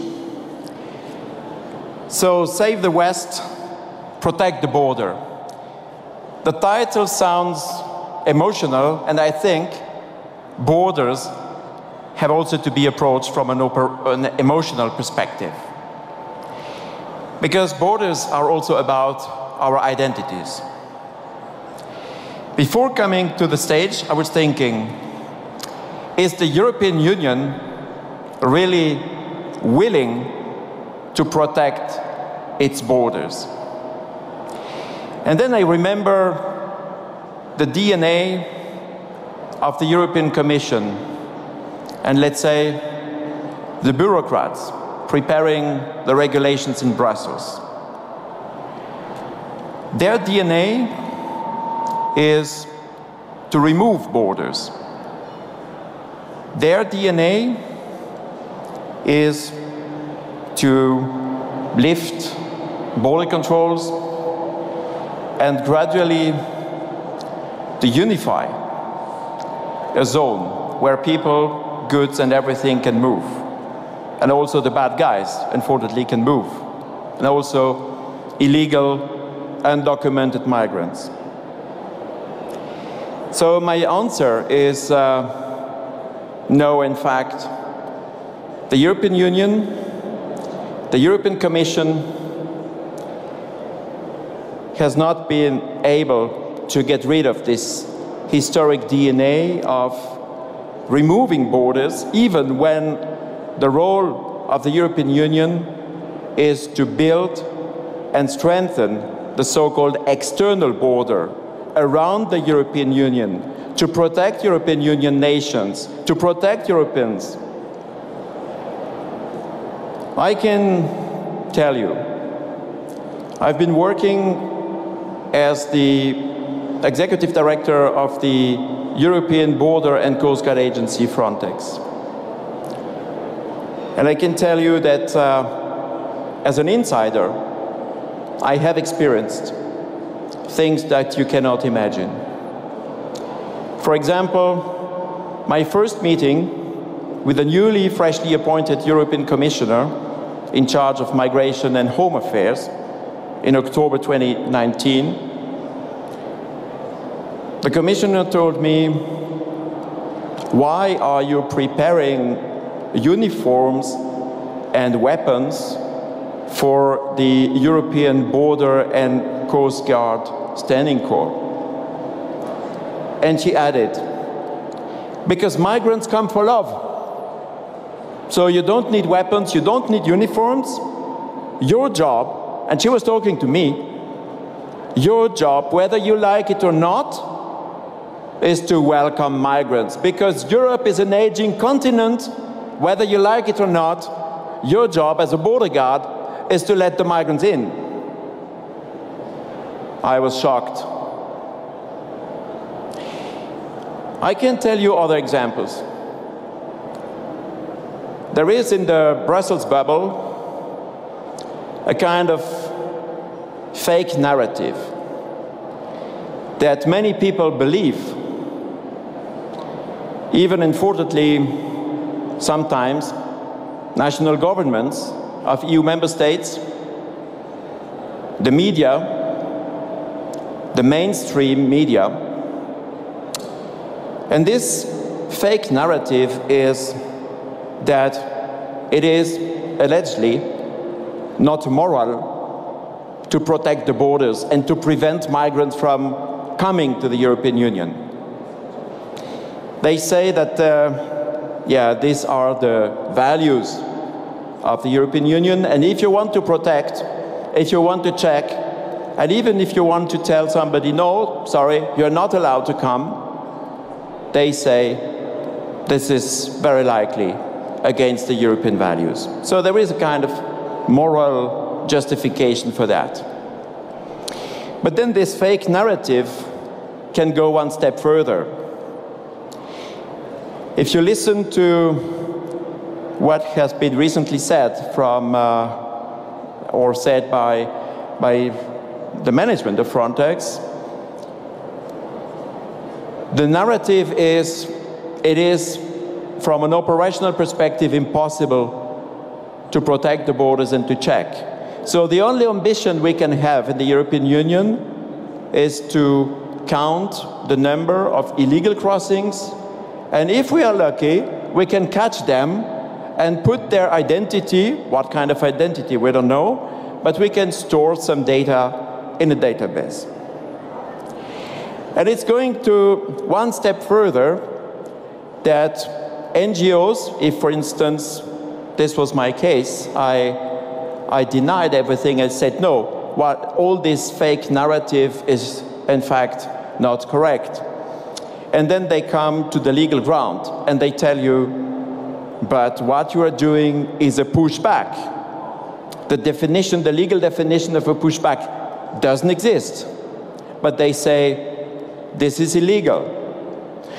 On the one hand, there is, in fact, European regulation saying member states of the European Union shall prevent illegal crossings of the external border of the European Union. On the other hand, those NGOs with many people in the European Commission say, yeah, but if there is a group of 100, 200, 300 people trying to cross illegally the border, you never know if 1 or 5 or 10 of them perhaps are asylum seekers. So this is the kind of legal narrative that you can hear.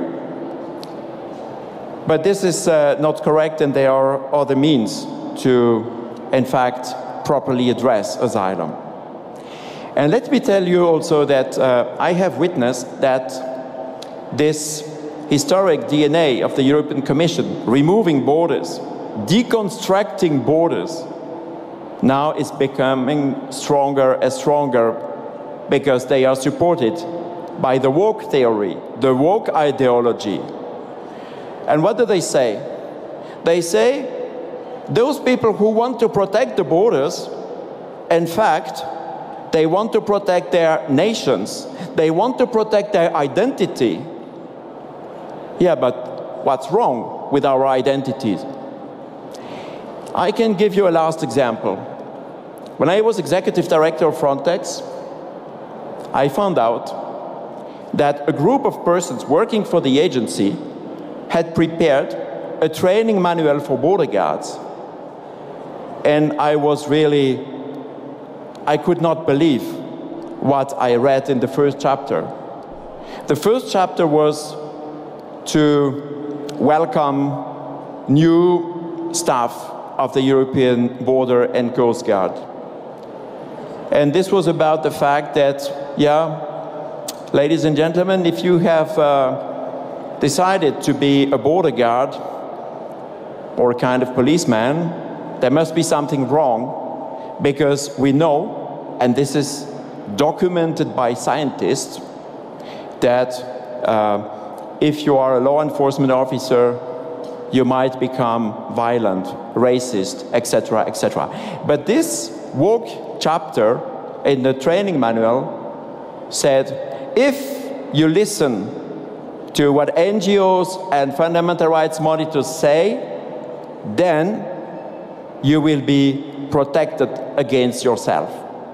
Of course, I decided to simply remove this chapter. But this is to show you that the woke theory, the woke ideology now is combined with this pro-migrants theory, and this is the way the European Union, and in particular the European Commission, with NGOs, is now destroying our external borders. So, what is the way forward? The way forward is that in June, we have elections for the European Parliament. And I think that many parties, like Rassemblement National, French Rally, I'm running for, we will win a lot of seats. So the way forward is to send many, many members of the European Parliament that want to fight against these illegal crossings, that want to fight against this woke ideology, so that, again, we can be proud of our identities, proud of our nations, proud of being Europeans, proud of our Western civilization. Thank you very much.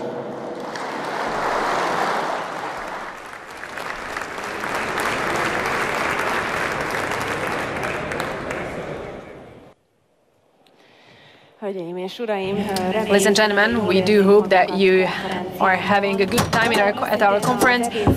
I have to admit that in the lunch break I had the opportunity to walk around the stands in the hall and allow me to support our own institution, because we both are the influencers of Megaphone, and Megaphone itself also has a stand in the background here behind you. But I'm not certain that you all know what Megaphone is. Donny, would you introduce Megaphone a little bit? What do we do? Well, it's sure that behind or beside the big stage, that stand is the stand of Megaphone, because from here, from the stage, we can see our very nice colleagues who are waving actually for us. So if you're not looking or listening to the presentation or in the breaks you have time, do visit the stand of Megaphone. But answering your question, Megaphone, according to my personal opinion, is a true Hungarian innovation, is a Hungaricum, so to say. I tried to summarize the meaning or the point of Megaphone, or the objective. Megaphone has two pillars. We have trainings, we hold training. So imagine that in Hungary there are so many true patriots who think it's important for them to take part in the life of Megaphone. They come to our trainings. These are multi-day trainings where we teach them how to become digital fighters. These are 4 days trainings. You can apply at the stands of Megaphone. They're still very enthusiastic and waving to you. And there is another part of this. As you put it, we are both influencers of Megaphone. Megaphone is also helping in content creation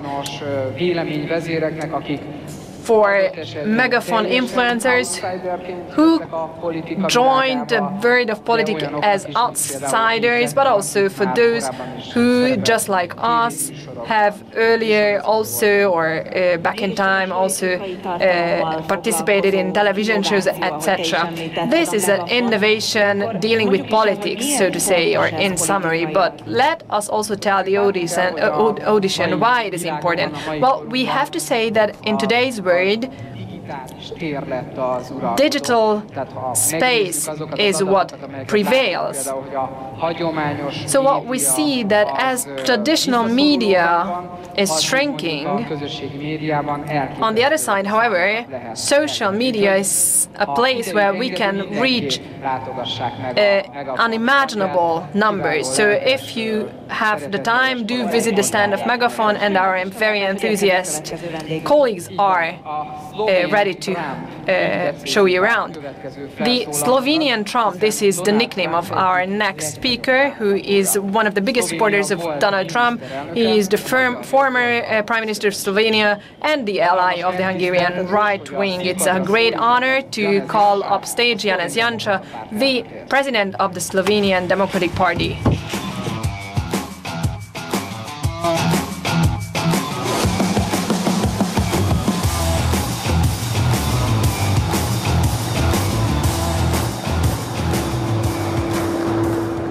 Good afternoon to everybody.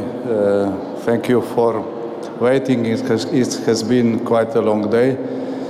Ladies and gentlemen, when we discuss the sovereignty of an individual, we speak about their values, knowledge and property. And when discussing the sovereignty of a nation or state, we refer to its demographics, territory, resources, and of course security.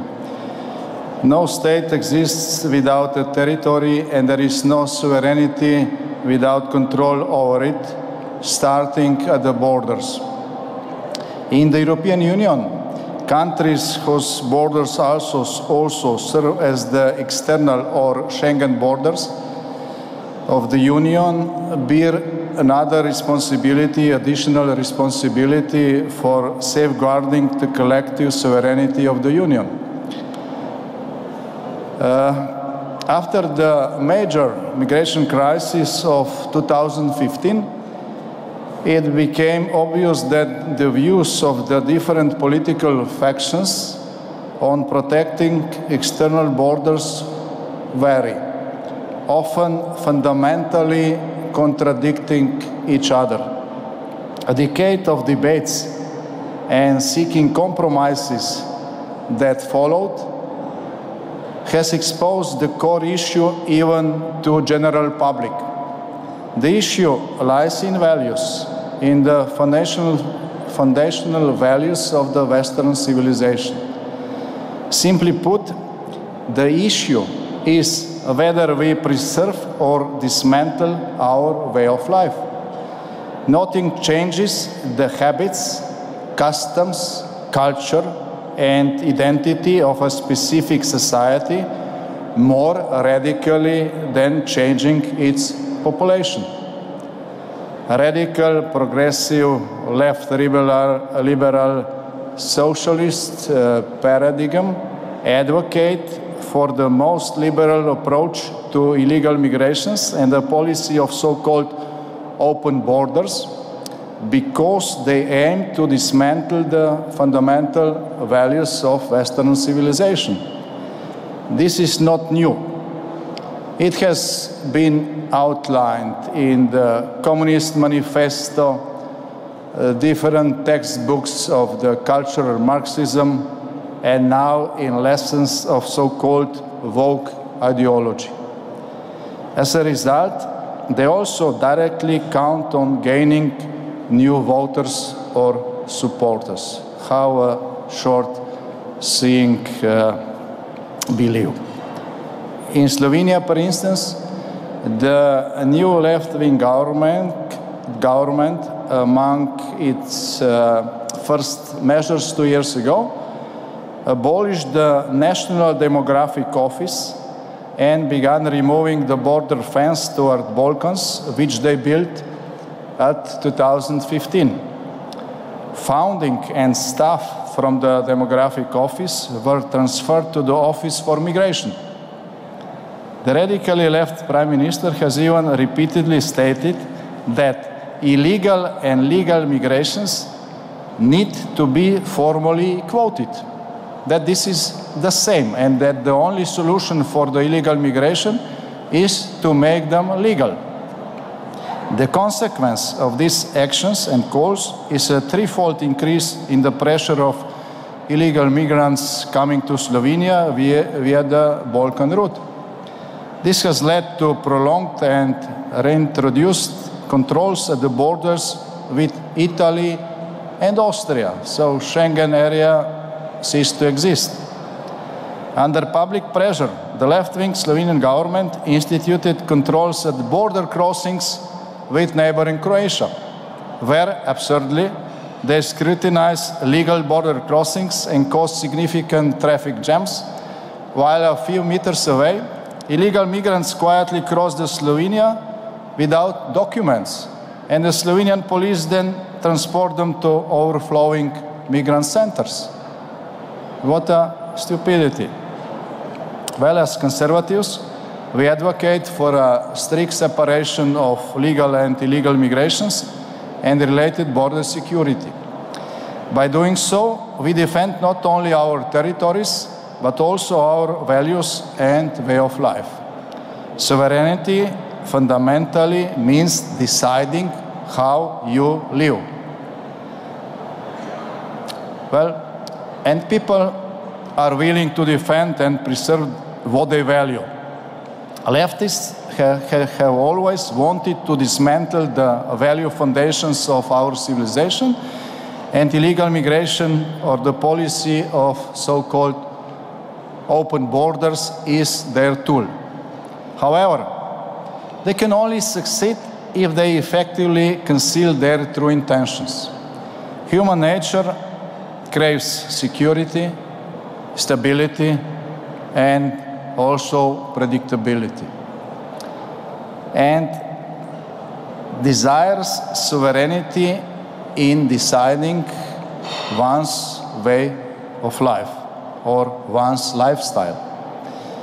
The left conceals its intentions as a snake hides its legs, wrapping them in attractive phrases about equality, solidarity, humanity, and brotherhood, while employing various tricks to divert attention from the essence of their intentions. Viktor Orban became particularly troublesome to progressives because during the major migration crisis, he exposed their true intentions. And this was something they will never forget. The Greek philosopher said that war is the greatest generator of change.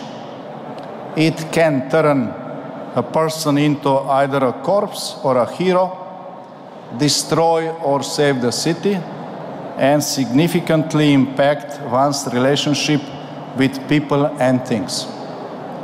Today, a major war rages in our neighborhood in Ukraine. Israel is at war with Hamas terrorism and its backers. Both wars significantly impact the West's relationship with the outside world and within it. A recent vote on billions in aid to Ukraine, Israel, and Taiwan in American Congress practically split the Republican Party in two, while the Democrats remained united. Both mentioned wars further divide opinions and spirits in Europe, not just between the main political camps, but also within them. I mention this because it is difficult to count on success in the global struggle to defend Western value foundations when there are significant differences within the policies regarding essential or merely so made apparent dilemmas. In a city divided within itself will not prevail. In times shadowed by wars and diversions, the dangers grow. A recent attempt to ban a conservative conference in Brussels serves as a sinister warning. Those of us who have lived part of our lives under a single-party totalitarian regime know exactly where this leads. Once someone succeeds in suppressing free speech, they gain absolute power. Other rights, freedoms, and institutions may exist on paper, but without the freedom of expression, there is neither true freedom nor democracy, let alone free and fair elections. Just a dictatorship, whatever name it may take. Of all the influential global social media platforms that today represent the central public space of humanity, the main agora, only one is without direct censorship. We are very close to the edge. Therefore, the fight for freedom of speech is a fundamental battleground where it will be decided whether the defense of the West will be successful or not. This is the crucial battleground.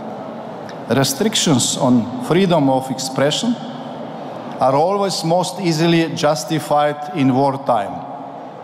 War can always serve as both a cause and an excuse for many necessary or unnecessary restrictions. Thus, the left often misuse this concept, for instance, by declaring war on global warming, or more transparently, by launching the fight against hate speech, where anything that exposes the leftist paradigm is deemed hateful.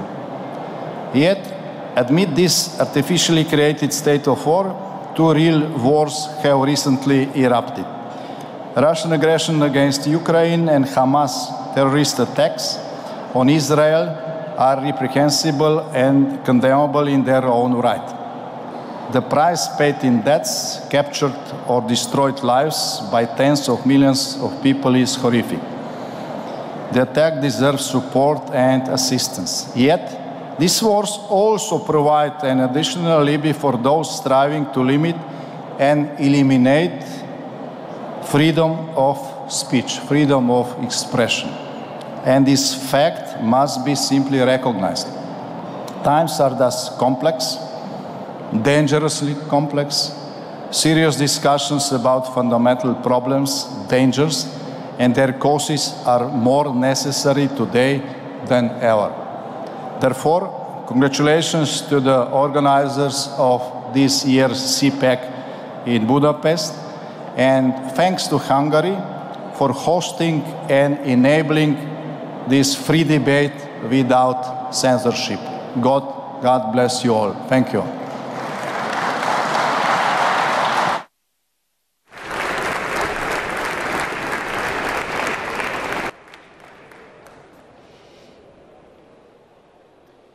Következő felszólalónk az Európai Parlamentben szokta felhívni a Our next speaker is someone who draws the attention of left members of European Parliament about the dangers and threats of illegal migration, which obviously is they are supporting, and of course they are called in different names. Now my very favorite term was when Daniel Freund, the German MEP, was quoted. Who normally comes up with allegations about Hungary that are not true. But we're talking now about a real patriot who would always defy. Ernő Schaller Baros is to take the stage, the MEP of Fidesz.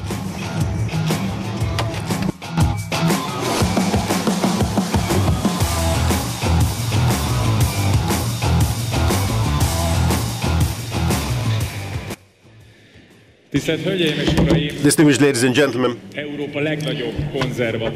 the largest conservative jamboree or meeting of Europe is where we are right now. And I'd like to thank my friend Miklós Szántó and the entire organizing team of the Center for Fundamental Rights that they again managed to bring here one of the largest conservative conferences to this place. We are going to talk about the future of Europe, because one of the major threats, the major challenges facing Europe is illegal migration. Now, defending external borders is the only key to stopping illegal migration, and the leaders of the European Union do not sign up for this solution, because they openly claim that it is the mass receiving and integration of illegal migration that they think would be the future of illegal migration of Europe, and they think that due to political reasons, hiding behind the mask of human rights and giving up the Judeo-Christian values, this is how they act. Brussels, for 10 years, has found the wrong solution to tackle migration and illegal migration, because the Migration Pact recently adopted in the EU would just light the fire up. The stance of the Hungarian government is unchanged and it is consistent. As opposed to migrant quotas, we would like to expel people who are here illegally, and we would like to have fences, and we would like to have effective border protection. The Hungarian government did build fences, despite the fact that back then European decision makers thought this was impossible. The European Union is not prepared to what is coming, because in 2024 there could be up to 1 million new illegal migrants reaching the borders of the European Union. Therefore, we need to protect our external borders.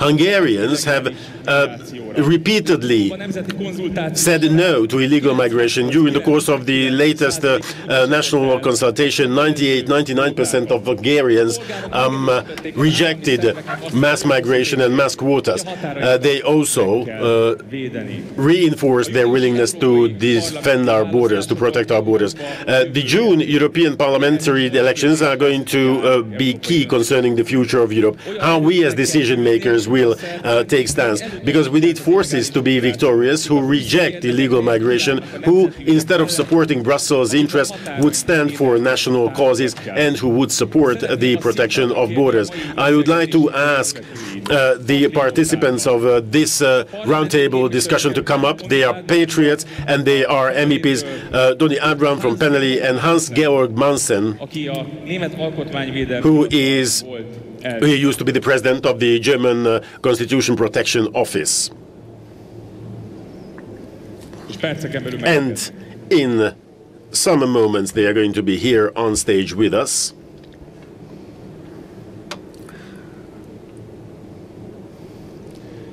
Ladies and gentlemen, A big hand to Hans-Georg Maaßen and MEP Agam. Please take your seats.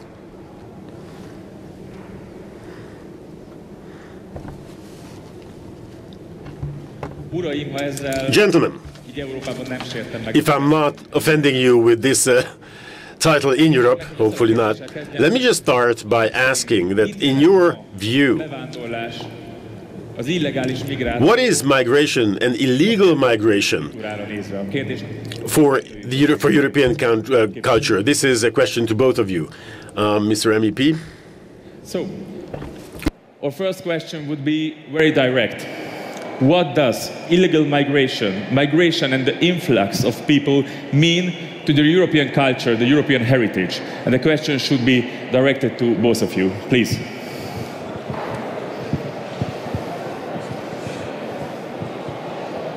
I don't know if that works, but thank you for the invitation first, and thank you for this great conference. It's an honor to be here. I think it's very important to mention two short stories. One is regarding of our Eastern European countries during communism. And I have many friends from that time that tried to escape the persecution, the killings, and the whole atrocities that were happening during that time, in the communist time. And the order of the soldier from the border was to shoot them directly. So there were many people that died to gain their freedom. But time changed.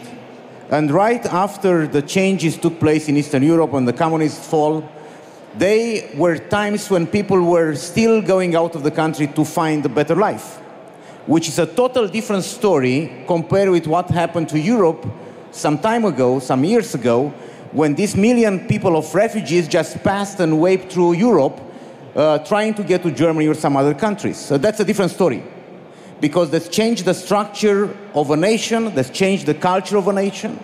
And what I'm trying to say right now is, it's a story that it happened to me in 2003 when I went to England with a group of professors and researchers. They were studying what's happening in England, and they told me that in the last 10 years, each year was 1,000 churches that were closed and 1,500 mosques that were opened, which completely changed the structure of a country, which completely changed their ideology. Well, I'm in a law business, I'm a member of the parliament, so, when you do a law, just for a simple law, you have an ethical issue, you have an ethical red line in every single law, okay? So the network of all the laws in my country or in the European Union, it's set up on a network of ethical principles. Ethical principles differs from one religion to another religion. And the question is, right now, on what base of ethical principles we build our laws, our way of doing things in life, our policies that we are doing in our national or European parliaments? And that's a very simple question, because, if you put overlapping, if you overlap the ethical systems from the world, they don't perfectly overlap. It's huge differences. So the question is, on what values, on what ethical principles we build right now our lives in Europe or everywhere in the world? And that's a very interesting question that needs a solution right now. Maaßen.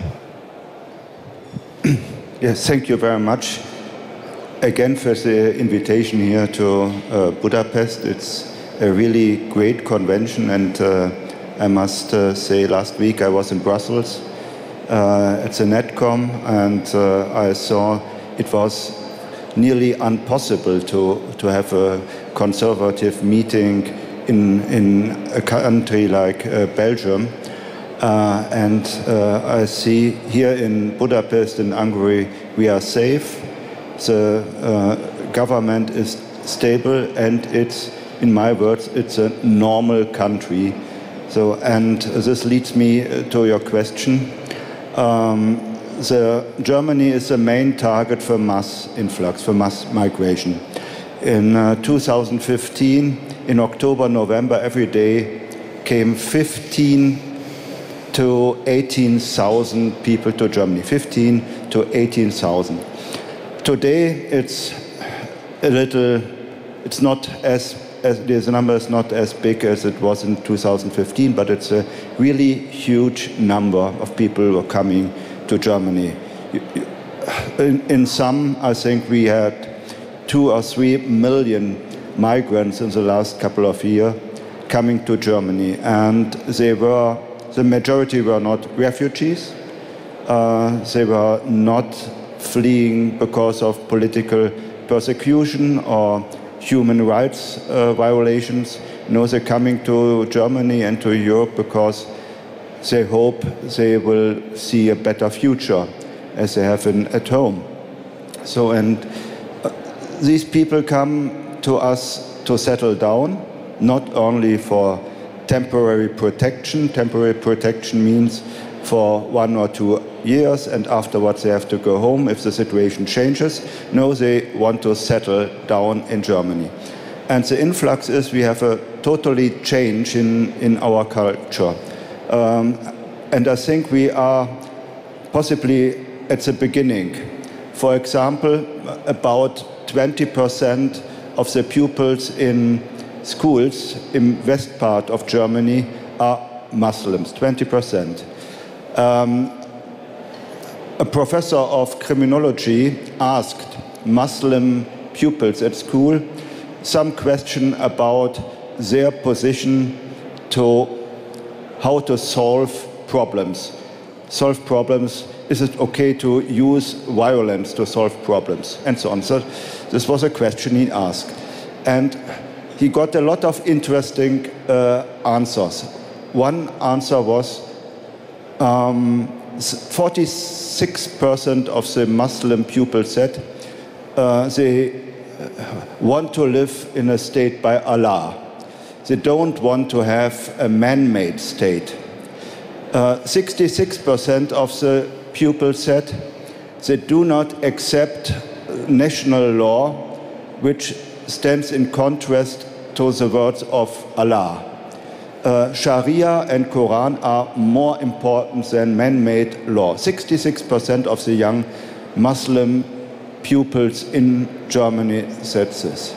So you can imagine what this means if the pupils are not 15, but in 10 years they are 25. In 20 years they are 35. There's a big change in the mentality of the people, of the whole people. And you can also see this has also a result and impact on criminality in Germany. 2 weeks ago, the president of the Federal Office Against Crime gave an overview about a criminal statistic of the last year. More than 45% of the murderer in last year were migrants, 45%, and in case of rape, the same percentage. So it has, migration has a big impact on culture, a big impact on criminality, and I think also a big impact on democracy, because all the people have, or the majority will become Germans and they will can vote. And in Germany we have a new party, not only my party, the Werteunion is a new party, but also is an Islamistic party is established, and this Islamistic party will follow the Quran and Sharia. So you can see we will face a totally different Germany in the next 10 or 20 years. Gentlemen, from a perspective as a German politician and a non-German politician, what do you think was the role of Germany in the migration crisis of 2015, the so-called Willkommenskultur? Where did that let us? And may we start with you, Mr. Messen. The decision to open the border in 2015 was a total disaster. It was not a mistake of Mrs. Merkel. I think she did it intentionally. From my point of view, the mass migration is not a coincidence, it's intentionally to change our culture. And it is a left-wingers project of people who hate Europe, who hate Germany. We call them in Germany the anti-Germans, who hate Germany, our culture, our language. It is a political sect, and I think on the European level we have also such political sect. And you can say 2015 with the so-called Welcome Culture, Willkommenskultur, this political sect was totally dominant in our media and our political establishment. And you see the impacts of the decision of 2015 today. We have a saying, and the saying is, good fence, great neighbor. So if you tear off your fence, then he will invade you, he will come in your house, he will do whatever he wants. So I think it's very important to know that that time, in my opinion, was a political engineering in order to negotiate a better game. It was one picture that was over the internet everywhere, with a small child died on a shore over water. And later on, we discovered that that child wasn't of one of the immigrants, but one of the guys that were leading the immigrants. Okay. So I think it's very important to know that through all our information that we have from different institutions, we found out that it was a leading process of moving people from one area to another area in order to negotiate international. So this type of social engineering, political strategies, I think we have to put an end to them. And that's why we have to stand fast, be more firm, be more ready to pay a price if we need to pay it, but don't let our nation be nailed down and to have this type of situation again in Europe. Thank you. We saw in the last years that the European Commission had no right answer to this crisis. And the Hungarian government did spend over 2 billion euros on border protection, especially on the southern border. But no EU money influx is coming from Brussels, because they regard that kind of border protection as a bad decision, a non-human decision. May I ask you, what could be the answer of the nation states to border protection? What would you to answer to that in Germany and Romania? I think Brussels is not the solution, it's a problem. They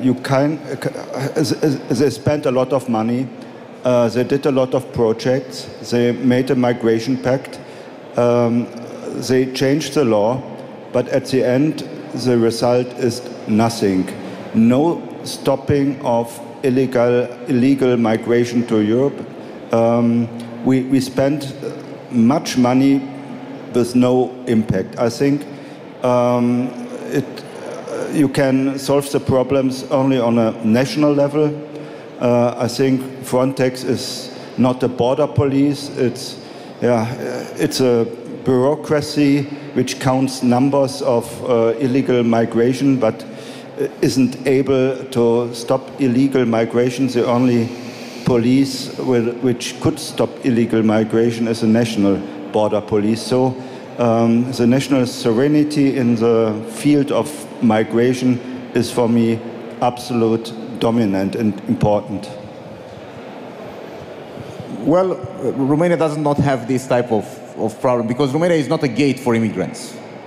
We have very safe borders, and that's we don't have this, we don't face this too much, although we are at the edge of Europe and we protect the rest of the Europe, you know, with many things. But what I think is important is that those fluxes of immigrants, which we know where they are, how they come, where they come from, they should have a stronger enforcement of the law. The laws are in Europe almost everywhere, but the enforcement of the law is missing. And that's the biggest issue and the biggest problem we have. I remember meeting with one of the former congressmen of US many years ago, when it was this migrants, you know, 1 million people coming to Germany. And he said, I just came back, it was Congressman Frank Wolf, and he said, I just came back from Nigeria. In Nigeria, there's a fight between all the terrorist groups there, Boko Haram and many others. And our secret services, they are telling us that they cannot stop the war. I mean, it's a huge war there and they cannot stop it. And if they were gonna pass the Mediterranean Sea, just think about 80 million people.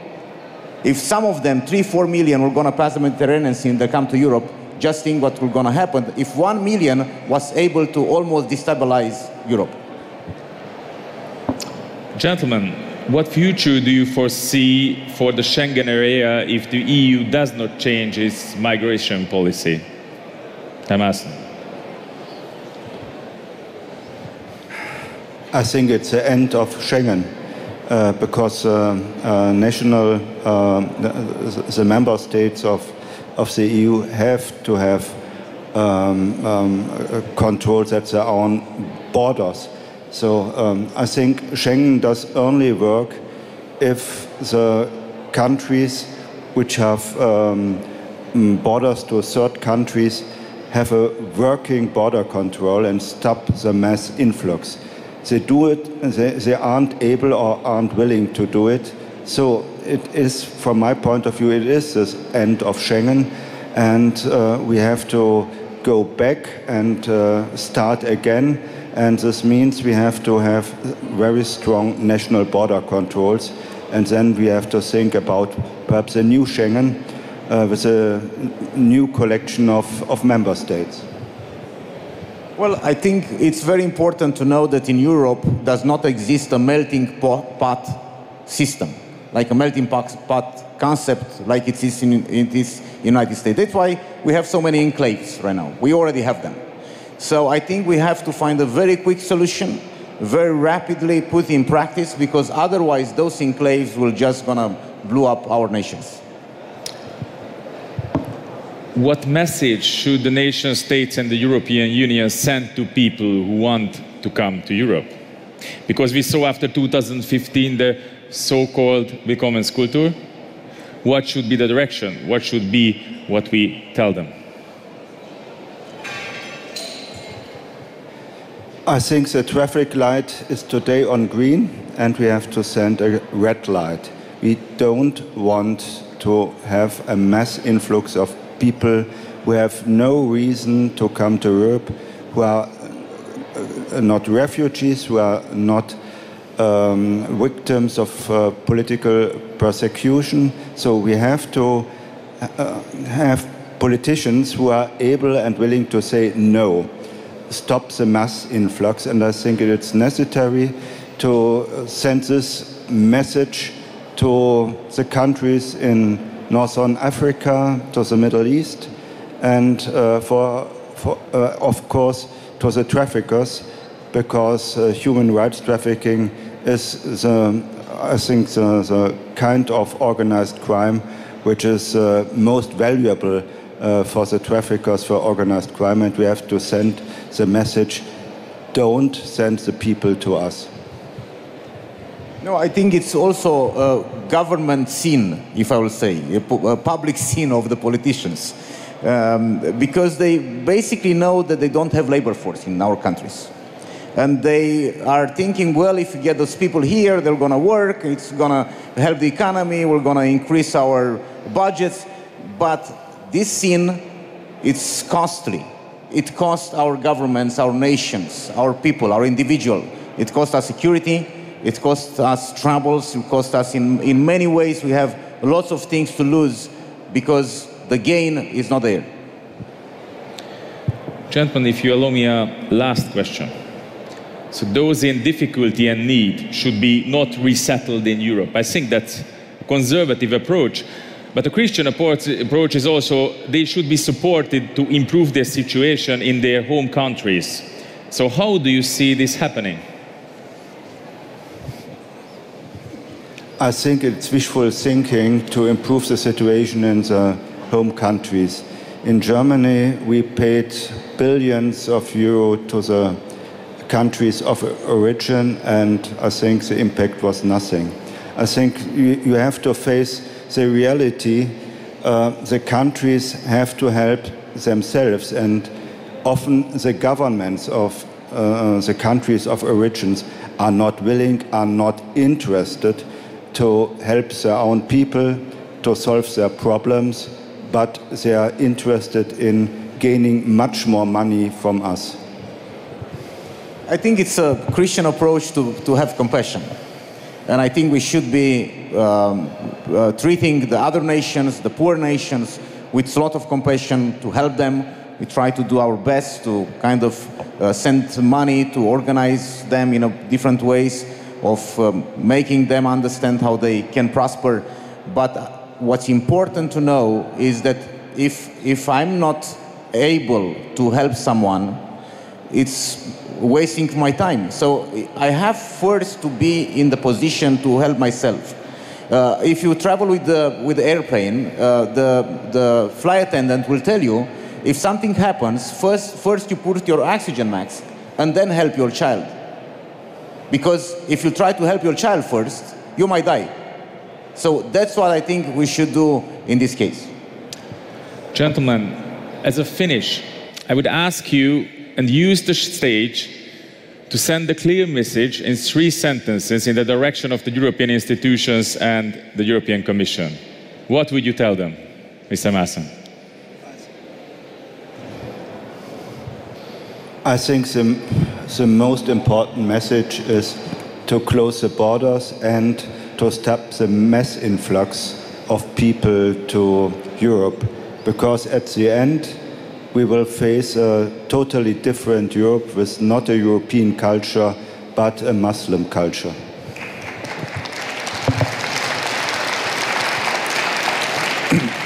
I think we first of all have to turn to the Judeo-Christian roots of Europe and put on the first the values that founded this great area of European countries.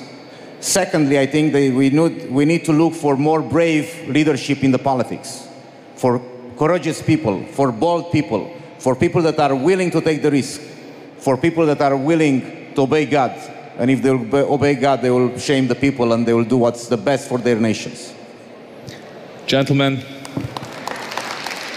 thank you so much. This audience, CPAC Hungary, Budapest, thanks you for your presence, your time and your thoughts.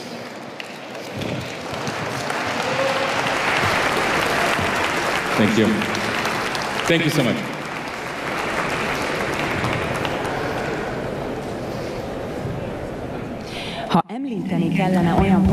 If we had to name any politicians in Hungary today who like challenges, our next speaker would certainly be one of them. He's not only known for his work as a party director in Fidesz, but also for his amazing achievements as president of the Ferencváros Sport Association.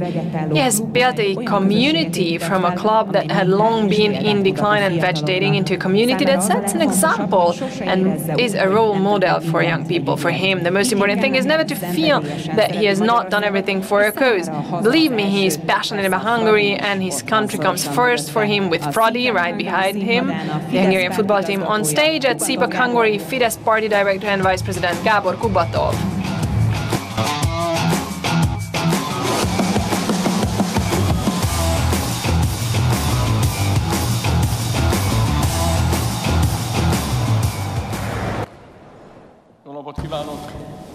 Good afternoon. My name is Gábor Kubatov. I'm a father of 3. I have 2 beautiful grandchildren and I'm a proud of grandfather.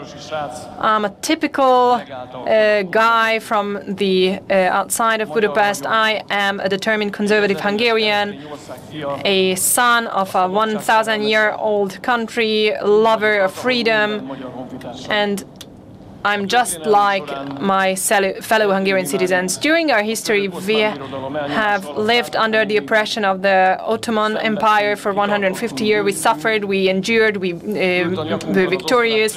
We had the Austrian emperor on our neck, but after 200 years, we regained our total independence. Soviets for more than 40 years have taken away from us the right for free decision. They forced upon us the communist dictatorship. However, their legal followers are still there in the parliament, but they had to suffer the third and now will suffer the fourth failure with a two-third majority in parliament, but we do hope that this suffering and this failure for them will be for life. It was not always the case, because after the regime change, not long after the regime change, the free speech, the right for free speech was taken away from us again. Of course, media hegemony was the prerequisite of the left side politicians, and that made them will or give them the opportunity to give more elections in a row. The same thing happened here as all around the world, but they escaped this captivity. It's not a coincidence that Eric Weisz, the Hungarian, they became a escape artist. He is our blood. God blessed us with these characteristics. We noticed at the very beginning, on the first suspicious signs which on the path to captivity, and we resist that path. We can resist for years, for decades, but if we must, also for a century. The elite in Brussels for a decade now, following the order of George Soros, is navigating the European Union into a new captivity, imprisonment. Practically, he sends an invite for migrants, and he does, instead of bringing help for them, they bring them here. Of course, they call them solidarity and freedom. 440,000 million citizens of the European Union is accepting millions of migrants every year. This is a totally different culture from ours. They have nothing, they have no intention to assimilate whatsoever. We have parallel communities and societies. Europe is facing criminal actions, atrocities against women, and terrorist attacks. Just a couple of facts. In 2015, terror attacks, the series of terror attacks were made in a framework of a pre-planned action in the Picture Square Paris, in different parts of that city. These were committed by terrorists who were dressed up as innocent people, and they made explosions in different parts of the city. After that, two jihadist armed people attacked the satiric weekly newspaper in Paris. They executed a journalist, and the year after, in 2016, in the Asbach, the city of Germany, a 27-year-old refugee from Syria committed a deadly crime, an explosion, because he was not granted an asylum. And in Berlin, a stolen van drove into one of the Christmas market of the German capital city. 12 persons were, died, and dozens of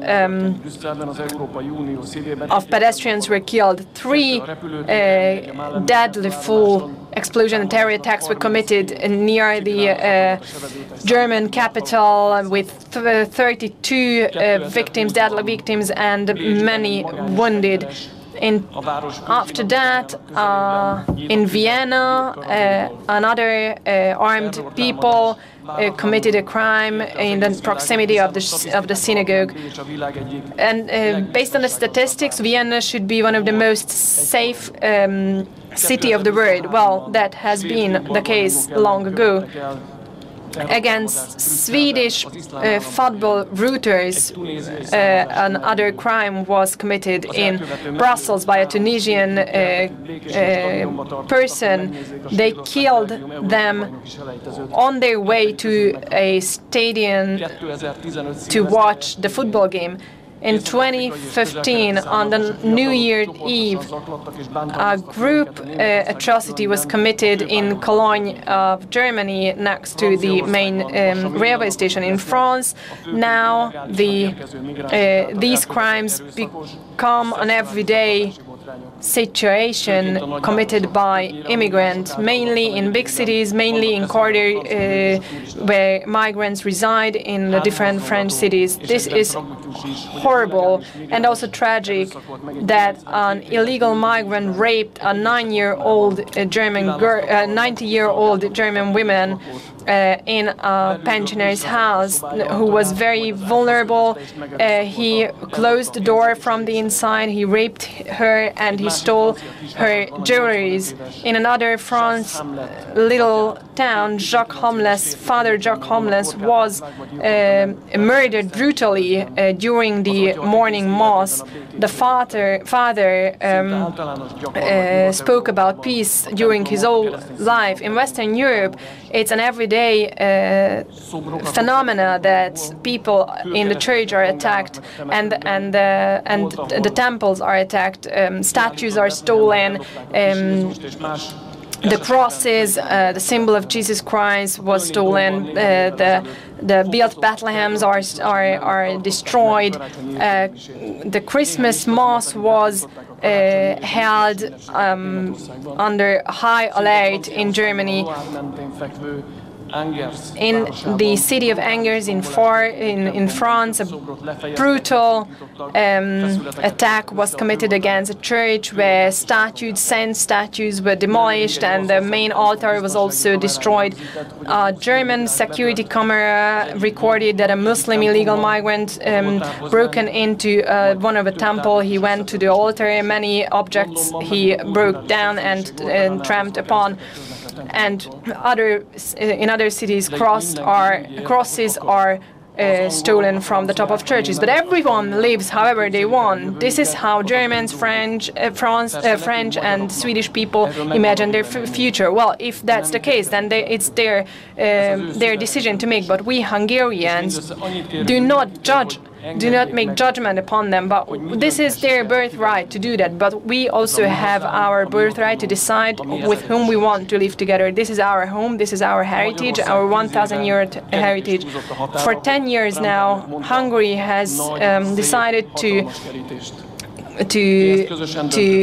build a fence and build a wall around the Hungarian border. This was decided by Hungarians on a referendum. We were the only country in Europe who asked, or if I want to be more precise, dared to ask the opinion of its citizens about that border control or border walls. This is how we could stop the flow of migrants at our borders.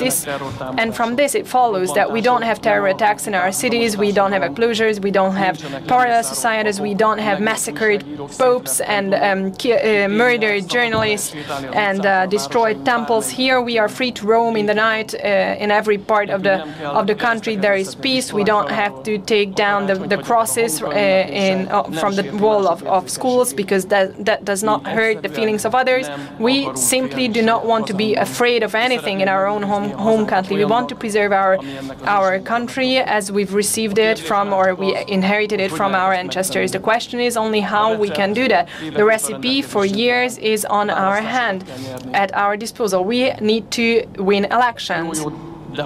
But how? That's the question. First point, we need a strong leader. Second, we need to break the hegemony of the liberal media and need to set a balance between right-wing and left-owned media outlets. Third, we believe in work or job that has been well done. We can't be beaten in this regard. We need to have the most activists, we need to have the most street fighters, we need to have the biggest database, we have to be the most diligent, we need to take the most step on the streets, we need to knock on the most doors, and we need to talk to most of the people. This is our power, this is our shield, this is our democratic weapon. However, we want to have comrades. We are awaiting the victory of sovereignist and conservative powers in the EU parliamentary elections, and we also are expecting the victory of President Donald Trump in Washington. This is our ally, this is our objective. Thank you very much for listening.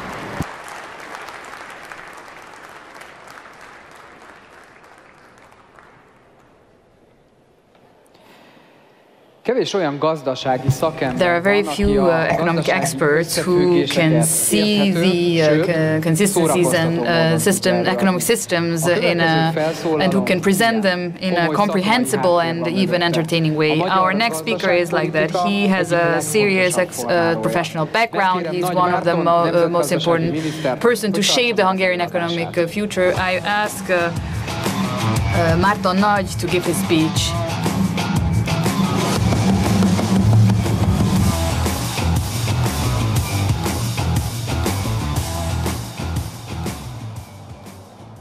Thank you very much. Thank you for the invitation. Well, I can't really tell you many happy things in the next 10 minutes because I have to talk about European competition and competitivity.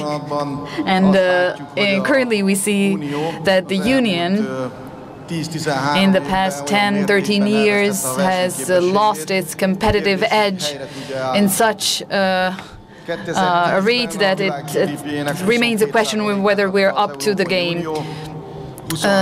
In 2023, it was only 17%, and in the next years it will be only a 15% of growth that is. So in 2023 there were only two countries that are of which the GDP will be competitive, and by 2070 there will only be one. From the FTSE's 100 company list, there are only 36 that come from the EU. There are 14 companies that and that is expected to decrease to 10. There are unicorns. 129 of them. In China there are 280, and in the States there are 740. Financial centers, there were three in the European Union in 2010. Today there is none. Energy prices post-crisis are still skyrocketing, still nearly 5 times the price of the U.S. prices, and for gas prices, and 3 times that of electricity prices. For research and development, we spend 2.2% of GDP, while China spends 3.5%. The patent, only 10% of the patents are from outside of the euro, which is car export. In car export, Germany has lost its first place in competition. As for electric car production, we are pushed to the background. From chip production, we're nowhere. Currently, the European Union, in many regards, is facing a crisis, and we don't know where we will have money to reestablish our competitive edge. The response to that is that I have no idea where we will have money.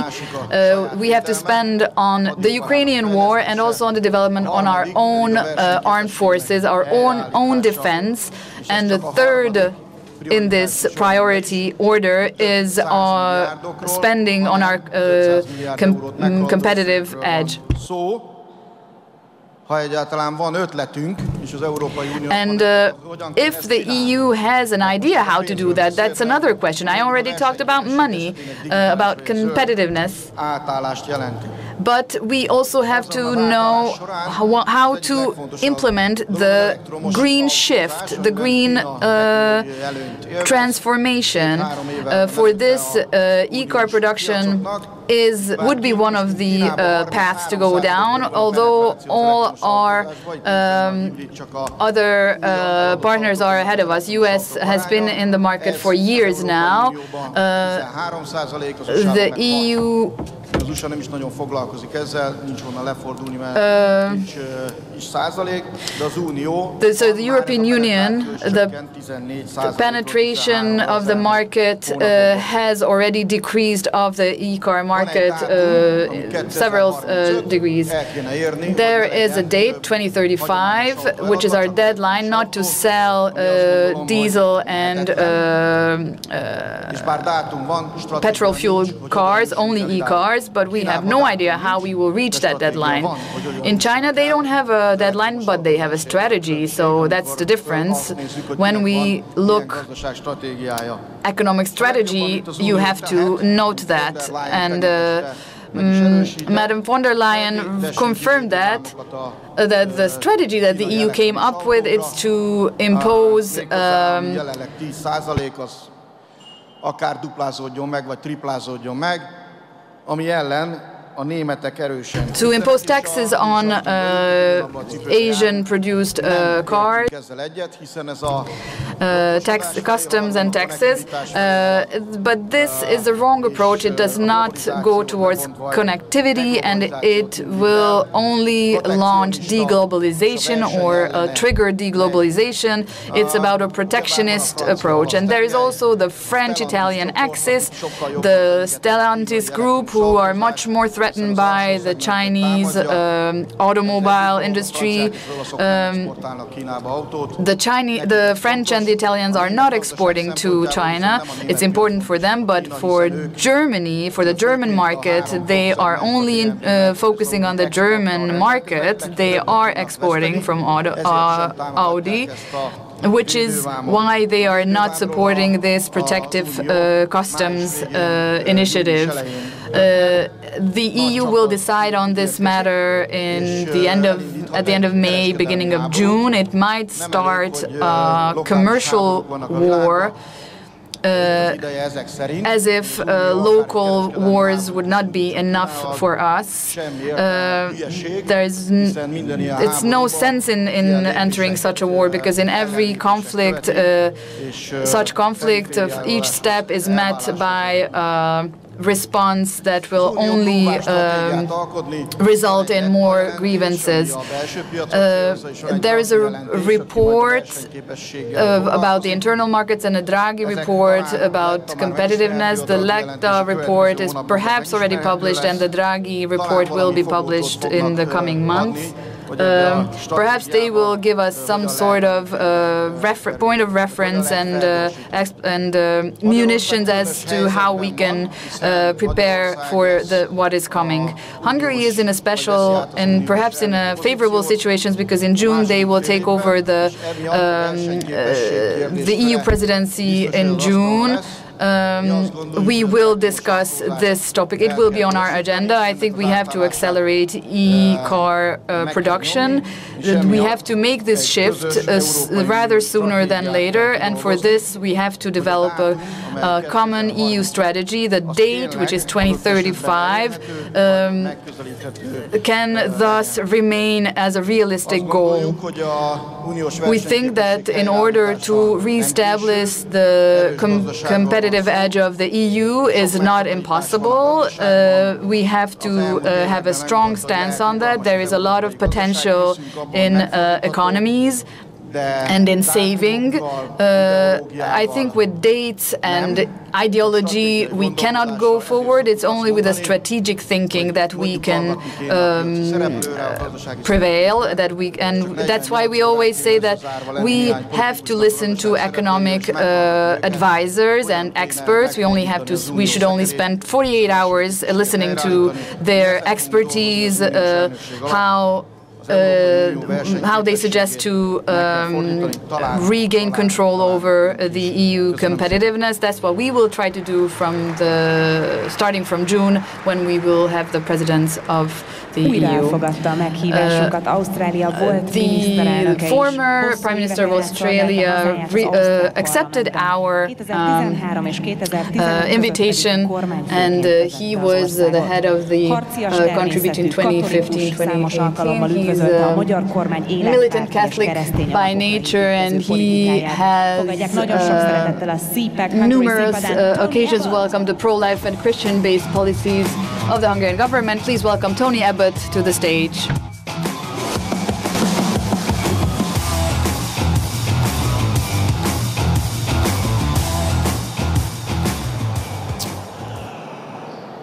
Well, after the wonderful reference that Prime Minister Viktor Orban gave me this morning, it's a delight to be here before you this afternoon. The new conservatism, which this conference represents, is intensely patriotic, economically pragmatic, and deeply respectful of tradition. As leader, I often said of my party in Australia, historically a blend of conservatism and liberalism, we want lower taxes, smaller government, and greater freedom as liberals. We support the family, small business, and institutions that have stood the test of time as conservatives. But above all, as patriots, we think that Australia is the best country in the world and want to keep it that way. This conservative fusion of freedom, family, and nation, this understanding that politics is downstream of culture and culture is downstream of religion, it's still contentious in the Anglosphere, but not here in Hungary. Hence the colony of English-speaking public intellectuals that sprung up in Budapest, keen to devise a modern formula that can unite the right and end the civil war inside established centre-right parties between their conservative and the progressive wings. This internal struggle is not as often claimed between conservatives and liberals. It's actually between conviction and opportunism, because it's not really liberalism that's now at war with conservatism, it's progressivism. A progressivism manifested inside centre-right political parties via the notion that electoral success means moving to the left in order to pick up centre-left votes, because right-wing voters have nowhere else to go. But the trouble with moving to the left in order to gain new voters is that it normally infuriates old ones who naturally feel betrayed by a party that no longer knows what it stands for and who can opt out of politics altogether or support minor party disruptors that can make a bad situation even worse. At least in the English tradition, conservatism includes an honoured place for liberalism. Tennyson's description, a land of settled government, a land of just and old renown, where freedom broadens slowly down from precedent to precedent, nicely encapsulates the mostly happy marriage of conservatism with liberalism, at least in English-speaking countries. But English liberalism, it's important to note, was an intensely pragmatic freedom, far removed from licence or even libertarianism, that could never be prejudicial to good order or to the country's success. Now, in free countries that have become steadily richer, there's been a slow yet seismic shift.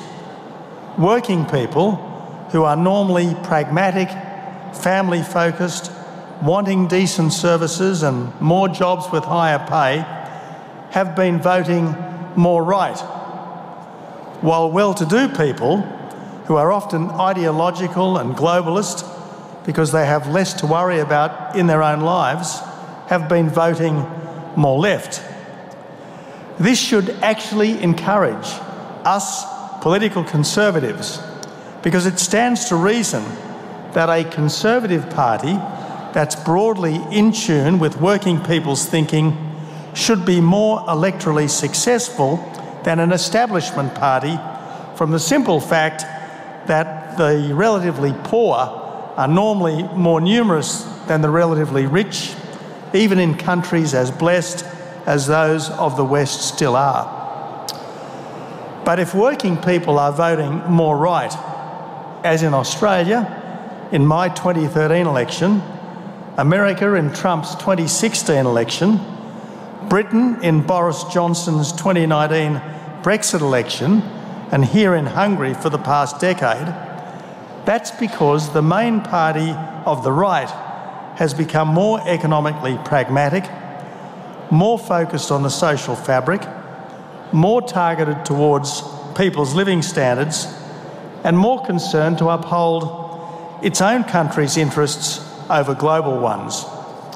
And if richer people are voting more left, as in the Tory wipeout in London in 2019 and Biden's sweep of all the big US cities in 2020, the main party of the left has changed too, to focus less on cost of living and more on first world problems like climate and identity, making it vulnerable once more to losing the blue-collar Tories and the Reagan Democrats.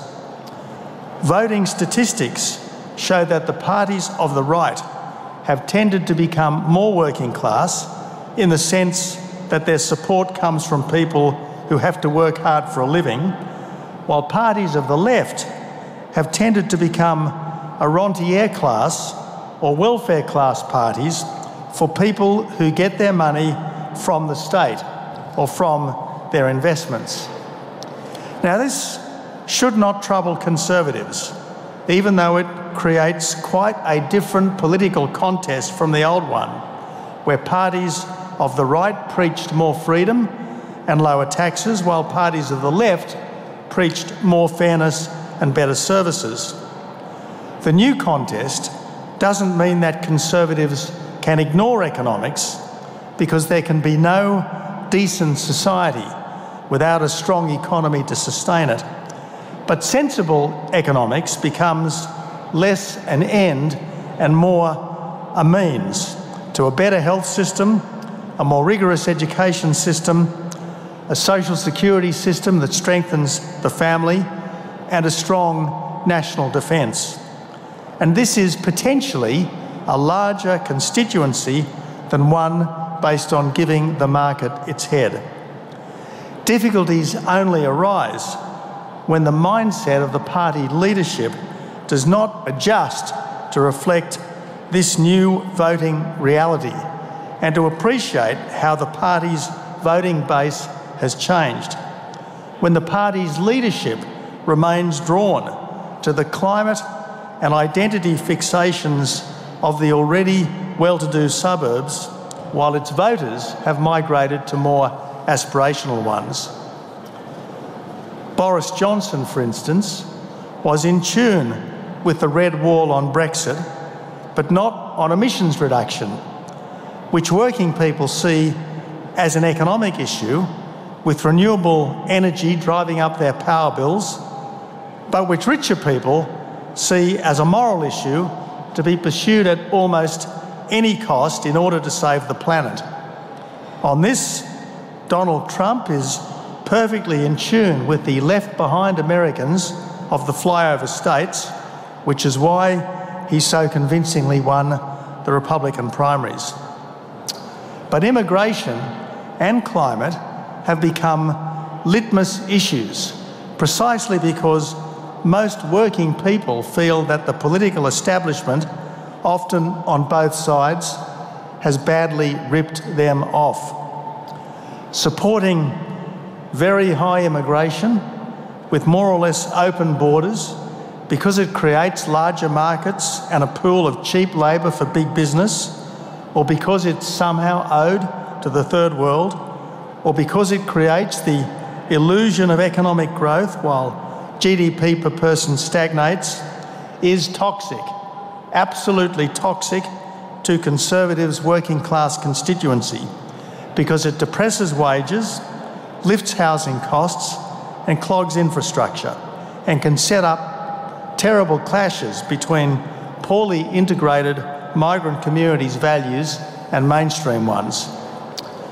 Now, so far, the only country in the world that's successfully stopped a wave of illegal migration by boats is Australia.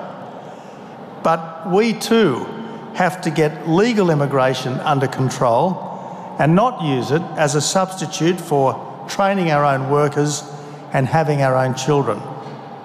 And equally toxic is obsessing over emissions and making false claims that renewable energy is cheap, while the field evidence is skyrocketing power prices, industries moving offshore, landscapes blighted by expanses of solar panels and forests of wind turbines, with unelected climate czars increasingly making rules over the food we can eat and the cars we can drive.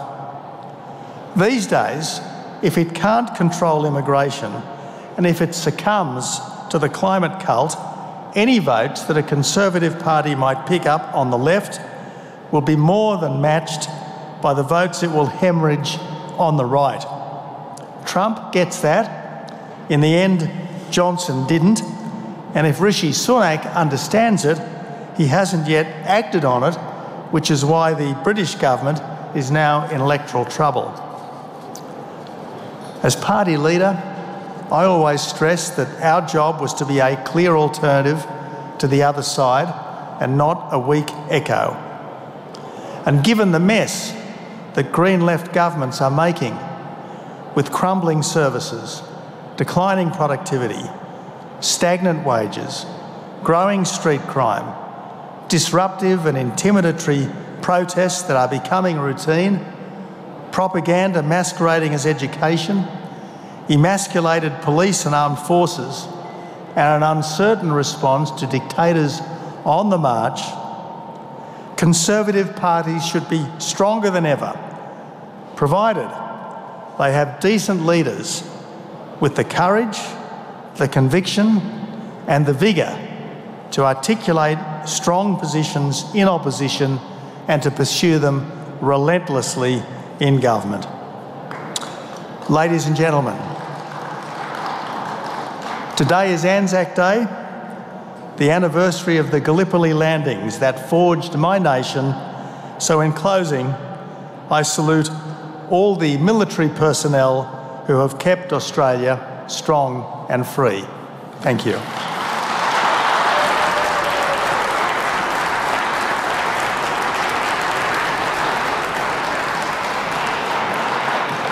Magyar jogász, egyetemi docens, Európai Uniós ügyekért felelős miniszter.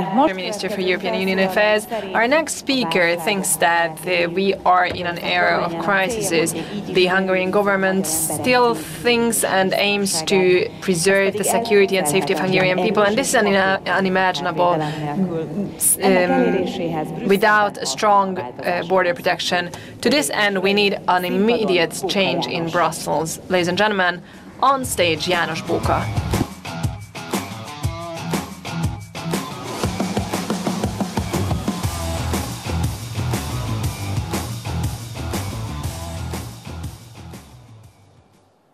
Kedves barátaim, dear friends,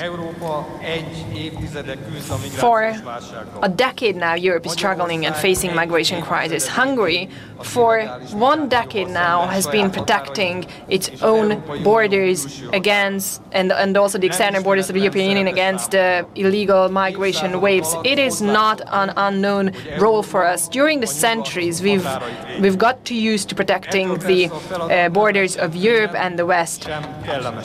However, the task did not become any easier or any more pleasant. However, today we have European Union with us, and to carry out this very difficult task, we've received a lot of things from Brussels. Well, of course, money we did not receive from Brussels. In the last decade, more than 1.5 billion euros we spent for the protection of the external borders, a bare 1% of which was financed by Brussels. However, because they think that our migration system is unlawful, we are shut off from the migration resources of the EU. Well, technical assistance, well, we did not receive from Brussels either. EU has its own border guard, the Frontex, which, however, withdraw very quickly from Hungary when it turned out that our borders are indeed real borders with real fences, and our patrols, our border patrols are real patrols and real guards, and not some hotel animators waiting for more guests to arrive. What about political support and solidarity? Well, we did not receive that from Brussels either. On each and every forum possible, we heard and listened to how we are trumping upon our European values,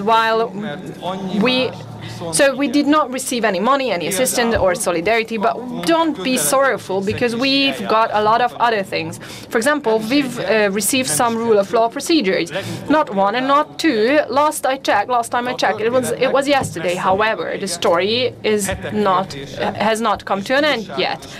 It's only a question of weeks, and we will be fined by the European Court of Justice. And let's admit, a fine can help us a lot so that we can effectively protect the external borders of the European Union. We've received a new migration pactum, including migrants quota and the opportunity and possibility for obligatory relocation or a fine again instead of it. Do not deny, Brussels here was very generous to us. Hungary, more than 28% of the border proceedings should be carried out by Hungary. If that would not be enough, we could be prescribed to take over migrants in a situation of crisis from other state members. Who would have believed that as a country of not even 10 million people, we are so highly appreciated by Brussels? We are not even worthy to that. We've also received a lot of very smart and useful advice and recommendation from Brussels. For example, that illegal migration cannot be stopped, so that we should dismantle our border fence, and we should be happy about mass migration because migration is the best solution for the demographic decline of Europe. We know how well this works in Western Europe, so this would work probably in Hungary as well. Which Hungarian settlement would be very happy if they had their own real, true no-go zone? Which one of us would not be happy if we could finally have true demonstration supporting terrorist organization in our close proximity? I think I can speak on behalf of all of us that we are very grateful. Thank you for the help of Brussels. They did everything in their power, and beyond that, especially in the last 5 years. Maybe they should take a little bit of a rest. When bad ideas are paired with diligence, that's a very dangerous combination. We need real change in Brussels. We need to protect the borders of Europe, both on land and on the shores of the seashores. And protecting the borders means that we decide who can enter Europe, not international human trafficker networks and not international NGO networks. We have the right also to decide with whom we want to live together in our own home country. But we can only practice that right of ours if we can protect our borders. Let only those to enter Europe who are eligible to do so. So we can see that those who are entering Europe and the European Union illegally, in a European average, we are able to only send back 1/4 of them. So it's no wonder that international organized crime networks are making a fortune. Asylum claims have to be judged outside of the borders of Europe. We have concrete initiatives to that, and many state countries are researching the further opportunities. Those who are illegally crossing the borders from a secure country should be sent back. This would be a logical and not too complicated step. However, this became a victim of the lawmaking of international and European legal experts. But we need a political solution which is undoubtedly which requires bravery. A coward nation has no home country. And if I look at migration processes, this saying has to be understood literally. Brussels needs immediate change, but this change is possible. But as time passes, mass migration will create irreversible transformation in the European societies, and then in the European politics, and then in our European way of life, and then in the way of thinking. And thus, this change that we want to see in Brussels by time will meet the resistance of immigrant societies, and then it will be too risky politically, and then it will become practically impossible. However, today we still have the alternative. This is a true right-wing European alternative. This is what we represent. This is what our political community represents. This change need to be taken in Brussels, but this change won't happen by itself. This change is something that we can bring about. We have to take over Brussels on the 9th of June. We can do that. Go for it, Hungary. Go for it, Europe. Go for it, CPAC Hungary. Thank you very much for listening.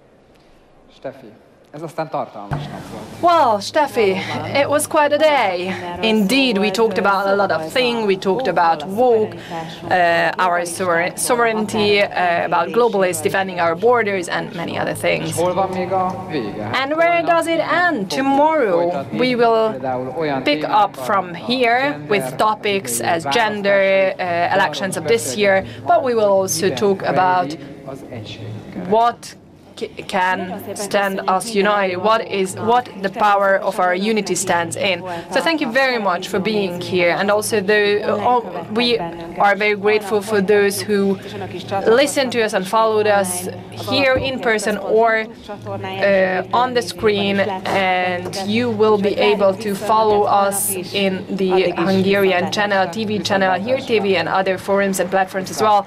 So see you tomorrow, and have a good evening. Goodbye.